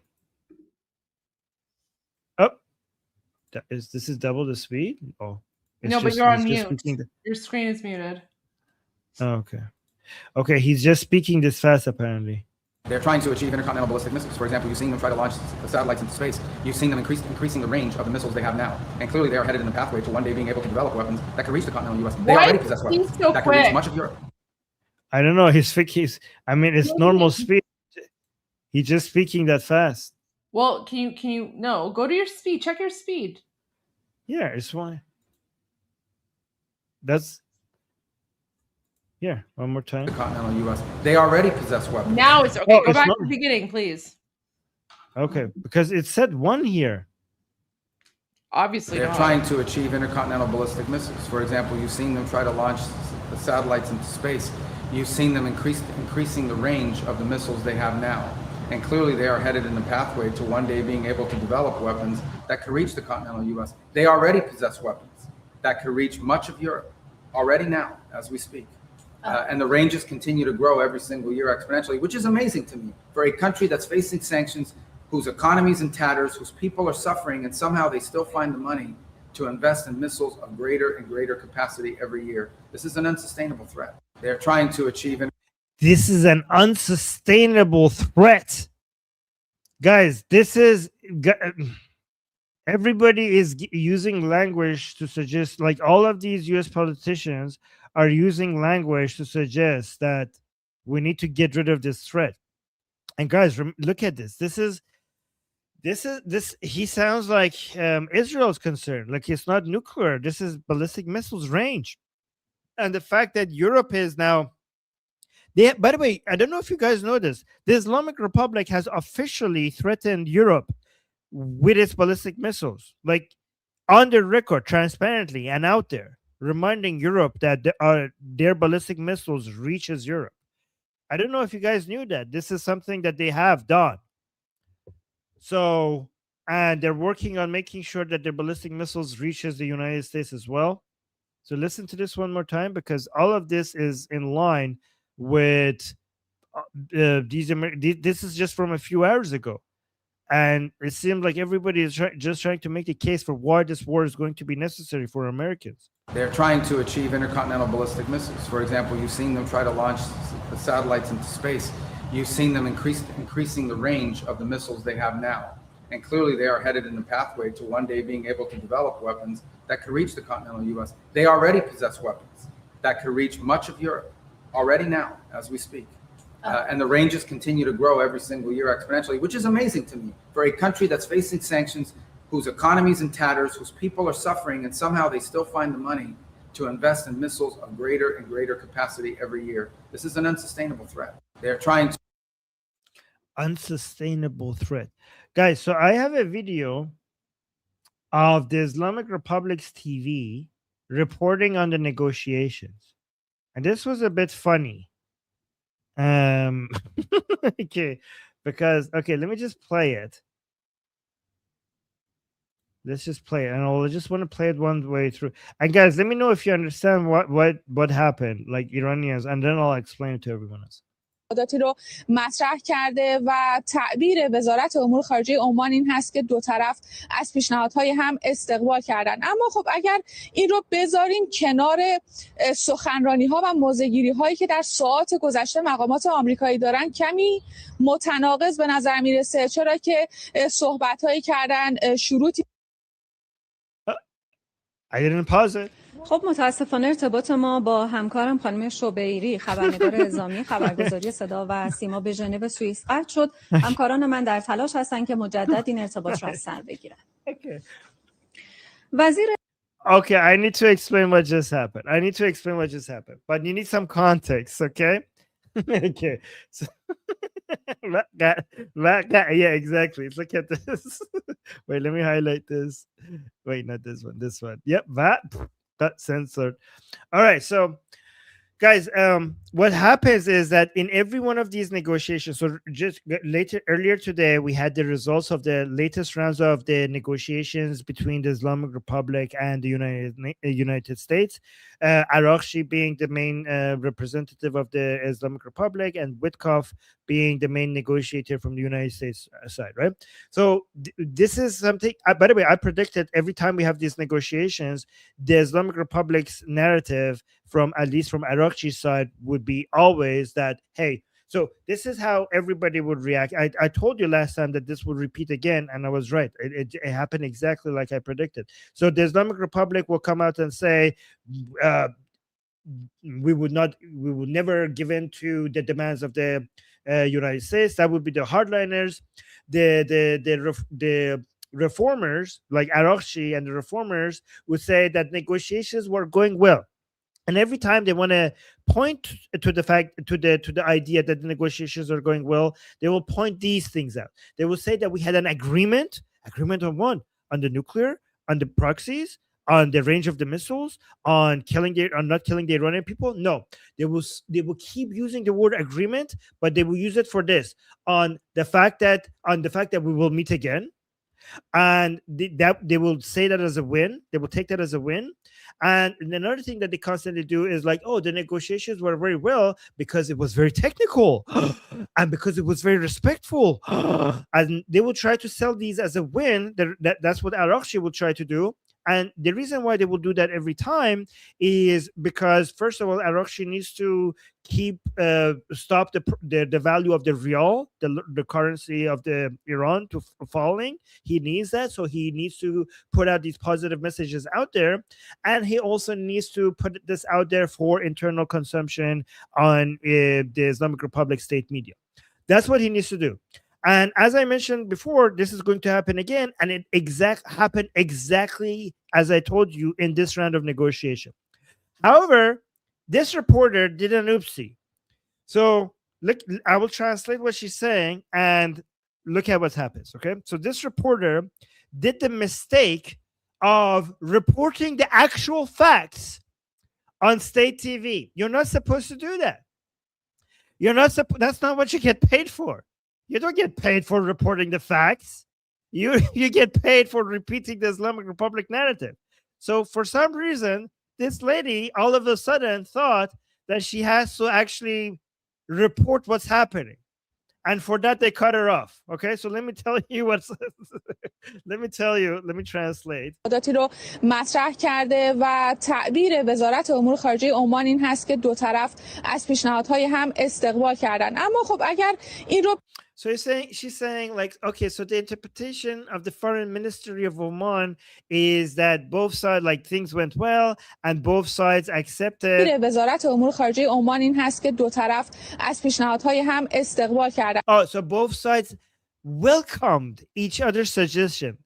Welcome. So this is the interpretation of Oman's foreign ministry. Guys, that is the insane interpretation, because the United States came into this round of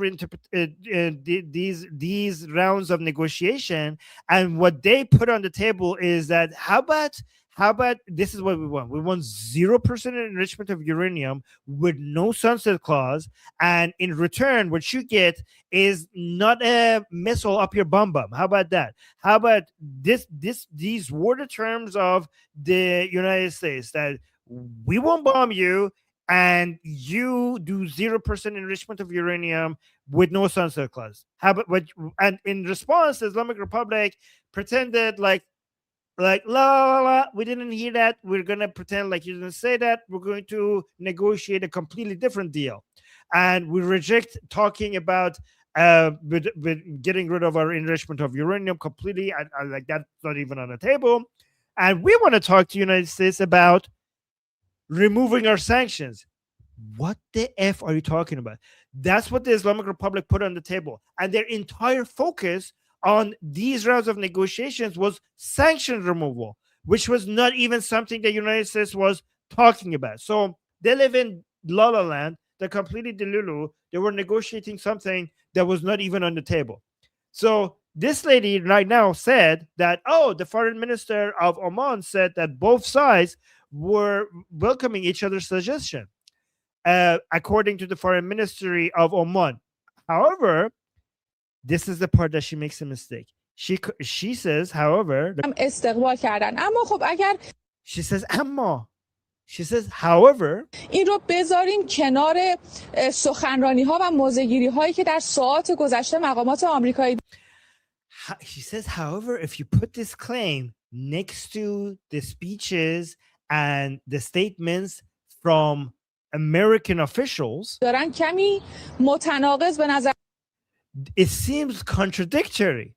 So she's saying, like, the Oman's foreign minister was saying that everybody was welcoming each other's suggestion, but if you put this next to what the Americans are saying, that seems contradictory. میرسه چرا که صحبت‌هایی کردن شروطی. Because they have said things, they have put conditions. The Americans have put conditions there. And now she got cut. Look at this. چرا که صحبت‌هایی کردن شروطی. It's cut. خب متاسفانه ارتباط ما با همکارم خانم شوبیری. So she's saying, like, unfortunately, our connection with my coworker has been disrupted. خبرنگار اعزامی خبرگزاری صدا و سیما به ژنو سوئیس قطع شد. So in Geneva, in Switzerland, our connection to our reporter has been, there's something wrong. کاران من در تلاش هستن که So she's saying we're having technical difficulties and we're trying to reestablish our connection with our reporter. این ارتباط رو از سر بگیرن. So she was basically suggesting that the official narrative of the Islamic Republic is that everything is going fine. We got this. Negotiations are going well. This reporter was suggesting that doesn't seem to be the case. So they immediately cut her making that point, right? Let me actually introduce you to an actual case of Taghiya. Okay, let me put this. This is Pezeshkian, the president of the Islamic Republic. Let's actually listen to this. میگه مثلا گفته که ایران باید اعلام بکنه ما سلاح هسته‌ای نخواهیم داشت. اینو که ما مقام معظم رهبری اینو فرموده ما اصلا سلاح هسته‌ای نخواهیم داشت. فرق میکنه با من سیاستمدار بگم که ممکنه مثلا حالا مثل ماها که So let me actually translate because it's a bit like I don't need to go through it twice. Okay, so میگه مثلا گفته که ایران باید اعلام بکنه ما سلاح هسته‌ای نخواهیم داشت. So he's saying Trump is saying basically that, and by the way, he doesn't mention his name, right? But he says Trump is saying that the Islamic Republic shouldn't have nuclear weapons. گفته که ایران باید اعلام بکنه ما He says Iran shouldn't have nuclear سلاح هسته‌ای نخواهیم داشت. اینو که ما مقام معظم رهبری اینو فرموده ما اصلا. But he said, but our supreme leader has already said that. Our supreme leader has already said that we're not going to have nuclear weapons. سلاح هسته‌ای نخواهیم داشت. فرق میکنه با من سیاستمدار بگم که ممکنه. He's saying there's a difference between me as a politician saying مثلا this. حالا مثل ماها که اونجوری نیستیم. سیاستمدارا راست نمیگن با آدما. He's saying, I'm honest, but usually politicians don't lie to people. Like, I'm not like that, but usually politicians don't lie. Usually politicians always lie, even though I'm honest, but politicians usually lie. ولی ممکنه من تصور کنم من مثل اونای سیاستمدارم منم دروغ میگم. However, it's possible that American politicians might think that because I'm a politician and I lie, so if Iranian politicians lie as well. So because I'm an American politician and I obviously as a politician I lie, so this must also be the case with the Iranian politicians. So they must be lying as well. So he's saying that maybe Americans think we lie because they lie. ولی رهبر یه جامعه، رهبر دینی یه جامعه که نمیتونه دروغ بگه. He says even if that's true, even if we as politicians lie, the supreme leader of a society, he's not able to lie. He's basically saying, why are Americans so stupid? Why are Americans, even if we are lying, of course our supreme leader never lies. A supreme leader can't lie. وقتی ایشون اعلام میکنه ما سلاح هسته‌ای نخواهیم داشت یعنی نخواهیم داشت. When the supreme leader says we're not going to have nuclear weapons, it means we are not going to have nuclear weapons. اگه بخوام به اون طرف برم نمیتونم داشته باشم از نظر اعتقاد. So he's saying even me as a politician, if I want to go have a nuclear weapon, I can't anymore because it's now our belief, it's within our belief system that because Khamenei has said that, now we can't have nuclear weapons. حق ندارم حتی تو ذهن من باشه حق ندارم. Like we don't even have a right anymore to have nuclear weapon because our supreme leader have said so. It wouldn't even cross our minds anymore to have nuclear weapon. Because the supreme leader said we can't have nuclear weapon, that thought wouldn't even enter our mind. این کارو بکنم. بعد اینا میگه اعلام نکردن که ما And then the Americans say that we want nuclear weapons. نمیخوایم سلاح هسته‌ای داشته باشیم. So guys, basically it's trust me bro, our supreme leader doesn't lie. That's what they want you to go by, okay? They're like, guys, our supreme leader said it. What do you guys want? Our supreme leader doesn't lie, which is so the opposite of truth, because Khomeini himself has the first leader of the Islamic Republic has in its religious teachings that you could do absolutely anything for the survival of Islamic rule. There's nothing worse than the fall of Islamic rule, meaning that you could kill, you could commit massacre, you could rape, lying is not even a big deal compared to all the things that are allowed. You could curse Allah if it's required to save Islamic rule. You're allowed to do absolutely everything. And Khomeini has a famous speech saying that between the life of the Mahdi, the Imam of your time, and Islamic rule, you have to choose Islamic rule. Meaning that even if you have to kill the Mahdi, like imagine Mahdi comes back and says like, hi guys, I'm back. #1 champion of hide and seek in the world. Miss me? miss me? And he's there, and they're like, if they tell you that to save the Islamic Republic, you have to kill the Mahdi, you have to shoot him right there. Khomeini's teaching means that if you have to kill the Mahdi to save the Islamic Republic, then kill the Mahdi. So if the murder of Mahdi is allowed, do you think lying is not allowed? Everything is allowed. If, guys, based on Khomeini's teaching, if oh, I can't say this. Can I say? No, I can't say that. Okay, so imagine something that only Armin would say, but it's not allowed on Iran Revolution Live, like something very vile and disgusting. Yeah, No, I okay. didn't say it. Yeah, something very vile and disgusting that is not allowed to say on Iran Revolution Live, and doing that publicly out in the open in front of everybody. If the mullahs will have to do that to save the Islamic Republic, then that becomes Islamically permissible to do. Live open in front of everybody. Okay, just imagine the most vile thing that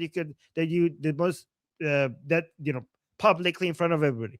If the mullahs are convinced that you need to do this to save the Islamic Republic, Islamically that will become permissible. Yes, according to Khomeini's teaching. By the way, Goldie, what do you think about, as a politician, what do you think about the strategy of this politician regarding, when it comes to his strategy of convincing America? Trust me, trust us, Khamenei doesn't lie. So that's your guys, Americans, what are you doing? Pack up and go home. You brought all of this Navy, all of this military assets. Khamenei doesn't lie. You wasted all of this time and energy. Go home. Nothing to say here. Amazing. Does that work politically, Goldie? Right. Anyways, I just want to show something happy. I'm gonna mute it because it has a really good music. I wish I could play the music while showing it, but it's copyrighted, so I'm just gonna show it. This is the Shah of Iran's visit of USA in 1962. 1962, our Shah came to the United States, and look how he was welcomed by Americans. So this has a really good music, by the way. I wish I could play it.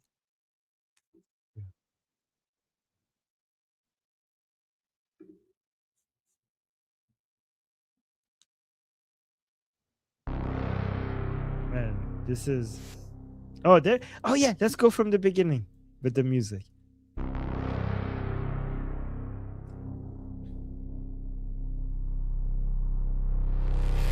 Look at this.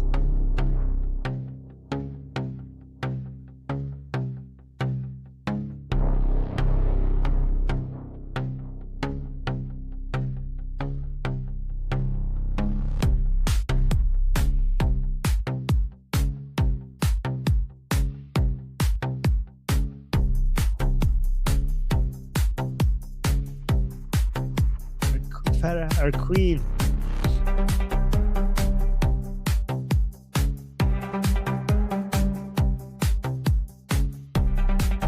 Oh, look at them. Our king addressing Congress.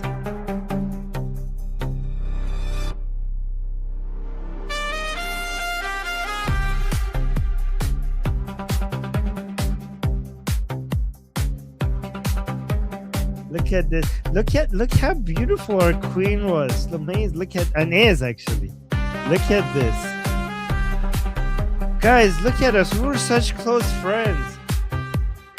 Look at the way way Americans came into the streets to welcome the Shah of Iran to America. Isn't this beautiful? We were so close, guys. Iran and America used to be so close. Anyways, so yeah, that's that, Goldie. I sent you a couple memes of Chief Warren Slover. Oh, where's that?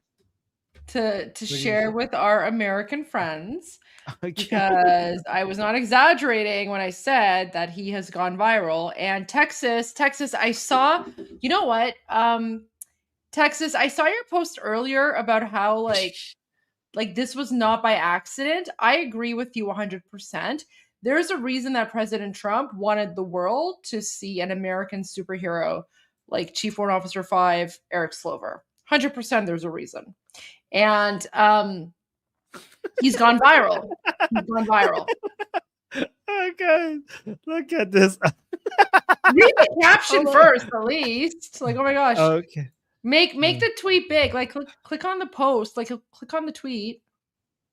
But if I click, it's just one image at a All time. right, so just read the caption then. پخمه سمت چپی به سمت راستی میگه بزدل. Wait, what? How do you say this in English? The left side calls the right side coward and weak. Wait, it's not just the left side. Like this, this weakling, this pathetic weakling on the left, consider basically calls this person on the right coward and weak. Yeah, the IRGC, they come out and they just like they say that often. Like IRGC, let's say American soldiers are pathetic, they're weak. There's a narrative by the Islamic Republic that all American soldiers wear diapers because they piss their pants all the time. This is something that has been said by IRGC leaders on state TV. But imagine these people calling these people cowards. Sure, buddy. Sure. Again, I could also imagine him eating a couple of these for breakfast. I mean, ew, I don't know. That's actually not very good for your health. I don't know. How could you call yourself a myth? Like, why would he wear? Is this real? Is this a real picture or is this AI? This is real. This is real. But wouldn't you want to, like, why would you wear that? Why would you make it even more obvious that you're not fit for battle? Like, wear something else.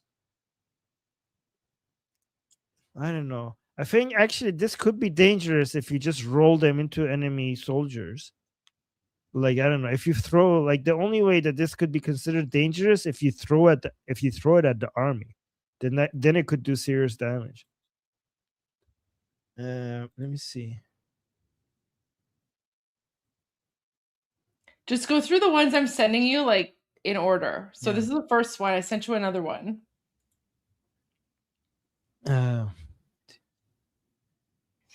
به جان خودم این ترمیناتورهای ترانسفورمری چیزی انسانم مگه اینقدر غول و جدی و ترسناک میشه. Let me see if the English is as good. No, this is the wrong translation. He's saying, let me actually use the, so he's saying, I swear, so this is wrong. This part is wrong. He's like, I swear on my life. Yeah, I swear on my life, this Terminator Transformer thing. I mean, can a human really become this much of a giant, serious, and a scary? What's it? It doesn't say monster. Oh, yeah, no, it doesn't say monster. It's a more positive term. Yeah, like the translation's not always right. But the context here is that, like, he's very impressed because he's like this guy's like, basically, so Iranians are saying, like, these are the super soldiers that are going to come and, like, destroy the Islamic regime, right? So it's a very positive thing, but the translation is not, like, accurate entirely. Yeah, he's impressed. It's like, like, how is this possible for somebody to be this badass? Yeah, the badass is basically the term. What? Because, guys, like, this has made Iranians, like, very, very excited. They're like, oh my gosh, are these the people who are going to come rescue us? Oh yeah, we're happy. So then someone retweeted that. I thought this was really cute. I thought this one was actually really, really cute. I don't get it, though. What is happening here? Okay, but you have to translate it. ایشون پیش زنش? Yeah. What does that mean? Okay, like, so Armin, it's saying this next to his wife. Like, what? Yeah, so because during that during the State of the Union address, he was just, like, super serious. But then at one point, he looked at his Oh. wife and he smiled, and so like he melted, and then he became human for a moment because his wife Oh. was beside him, and then he looked at his wife and he smiled, and then everyone was like, "Oh, this is amazing!" So now people are like, this is how he is, when he smiles beside his wife because he's trying to like, Oh. yeah. So They're it's saying another he's like positive this in thing. real. Okay. They're saying he's all cutesy with his wife, even though he's very serious. Exactly. So they're saying Right. like he's like, he shows his human He's side a- to his wife. And that was actually a very, very endearing scene. And his wife was beside him and she was so proud. Oh. So basically you're Um, saying that like the superheroes have a soft side as well. Oh, But that's like okay. So, this is just like, so Iranian humor, but also like how Iranians are so impressed and they're like that. So there's like some Iranian humor there for you with that because he's super popular. Look here, I'll show you the picture actually. So here's what that Hello Kitty post is referring to. Oh yeah, this one as well. oh, should I do this one? Okay, so Yeah, translate this that. person is saying that the Islamic Republic should be scared of these things on his hand. Stripes. What do we? I don't stripes and the stripes on his hand. So I'll tell basically, you. I'll tell you. They should be So, terrified. They should be terrified of these. Yeah, but go so on. each stripe represents 6 months of active duty combat, and I think he has like 9 or 10 of them. 10, I think. He has 10 of them, which is like insane. Like not a lot of people have 10 stripes. So like this is going around and then people are like the regime needs to be like scared to death of the fact that he has 10 of those stripes on his arm. Wow. So yeah, it's like she's saying each one of them is basically 6 guys, not 6 months serving your country, 6 months in being in war, like being on the battlefield. Wow, that's okay. Now that makes a lot of sense. I played the video of his aircraft earlier. Oh yeah, I'm personally very impressed. Yeah, so like that's an insane number of stripes, Armin. Like people not war, just like combat duty. Yeah, combat. So this person has been into 5 years of combat. Like just 5 years, not training, not just serving your country, 5 years of fighting for your country. Like actually being in combat.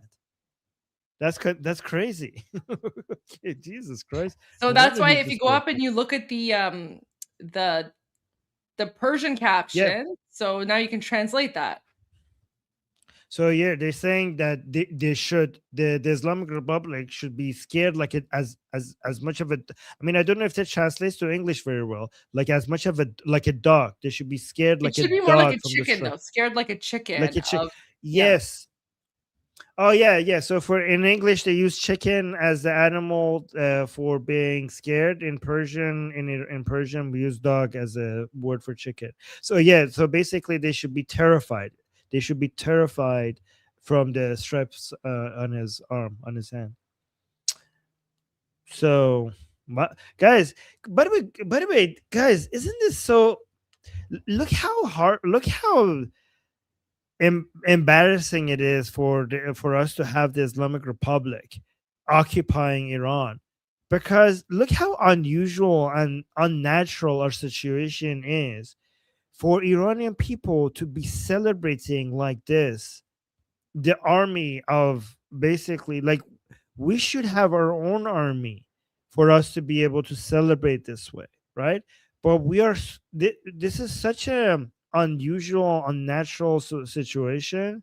I mean, the only thing I could think of is like when how the French must have felt when Nazis were ruling over Nazi Germany. It must have felt like that. But it's just so we need to like you don't see many times in history where the people of one country are celebrating so much an army of another country that is coming. I mean, this is good, by the way. We need this because it shows how anti-Islamic Republic the Iranian people are and how pro-American they are. But usually you would think that, like, the people who are not following the news, they would expect the people of Iran to want to support the army that is, in their mind, ruling in Iran. But it's not like that. We're celebrating the American soldiers because we have nothing in common with the people who have occupied Iran.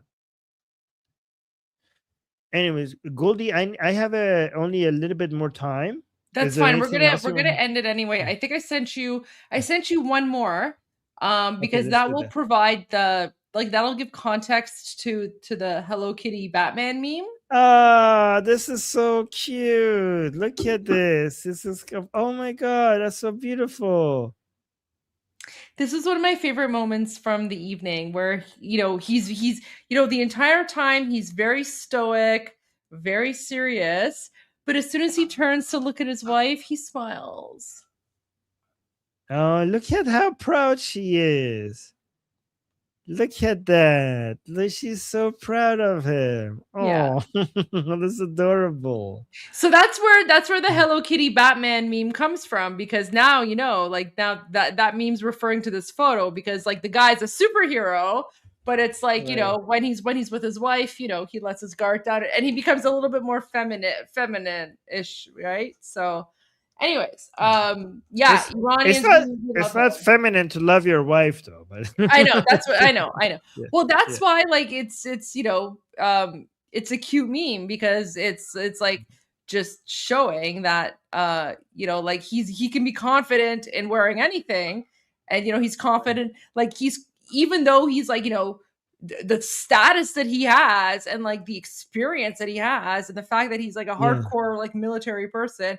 And I was looking into him and his status. So even among military people, apparently he's considered a unicorn. Apparently you don't get to see people who are his rank very often, right? So he's Chief Warrant Officer 5, and that's considered a unicorn. So very rarely these people. Is he injured? He is, yes. So he's holding on to a walker. Oh, you don't know his story. No. Armin. Okay, let me tell you his story. So he was the hero who was flying the American chopper, not a helicopter. It's the one that's got the two wheels. I don't know what it's called. I showed the video earlier. I can play it again if you like, but he's the one that basically took the Delta Force team or special ops team to Venezuela, and then let them out. The Chinook. Okay, that's what it was, the Chinook. And then while the rest of the people were out doing their mission, the Venezuelans started shooting at the helicopter. And they shot a whole bunch of times. He actually was shot 4 times in the legs by anti-aircraft. Yeah, anti-aircraft anti-aircraft bullets, which is the same thing as what Iranian people were shot at by the regime, right? So he was shot at 4 times by anti-aircraft. How is he alive? By anti-aircraft bullets? Yeah. So 4 times. He was hit in the legs 4 times by anti-aircraft bullets. And then, even though he was bleeding profusely, he still perfectly maneuvered the helicopter.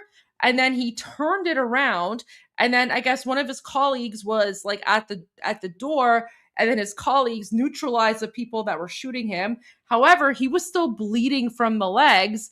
But he never stopped flying the helicopter, and he made sure everyone got back on the helicopter, and he took everyone to safety while he's bleeding profusely from his legs because he was shot 4 times. And he made sure that no one lost their lives.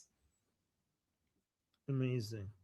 So that's why he's in a walker, because he's still recovering from those injuries. Literally like a real life Superman.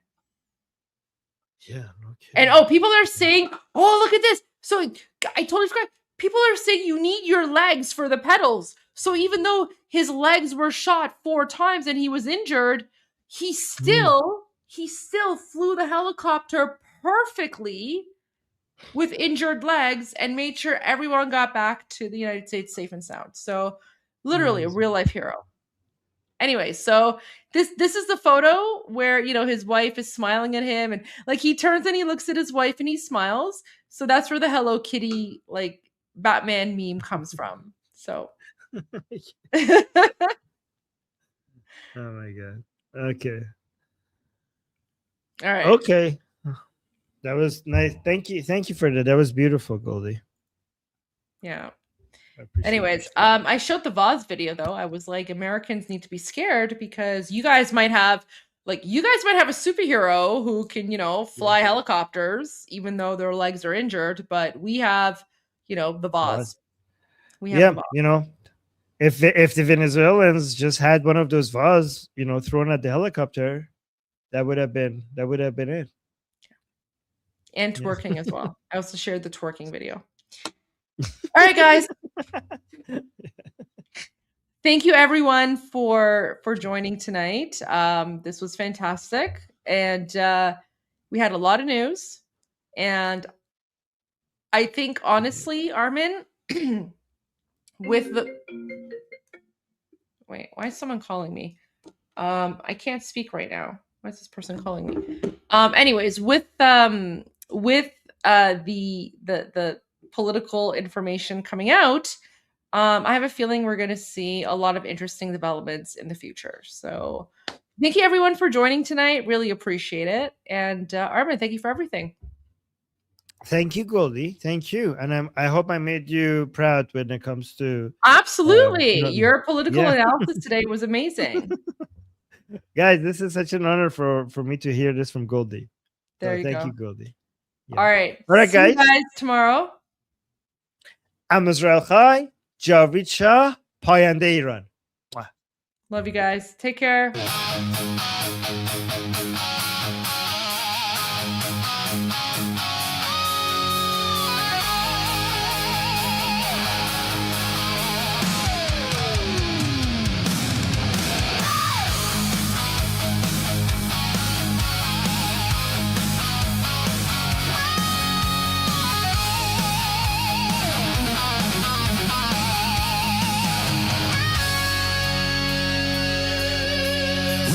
Shadows cut from the light,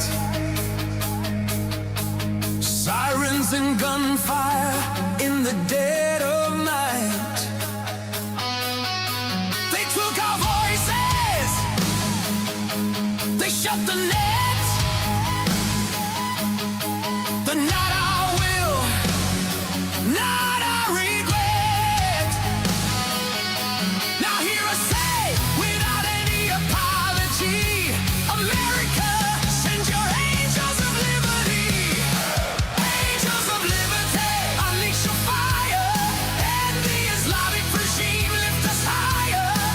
Angels of liberty, hear our cry. Freedom is born when you fill our sky. Angels of liberty, strong and true, our old ally USA. We stand with you.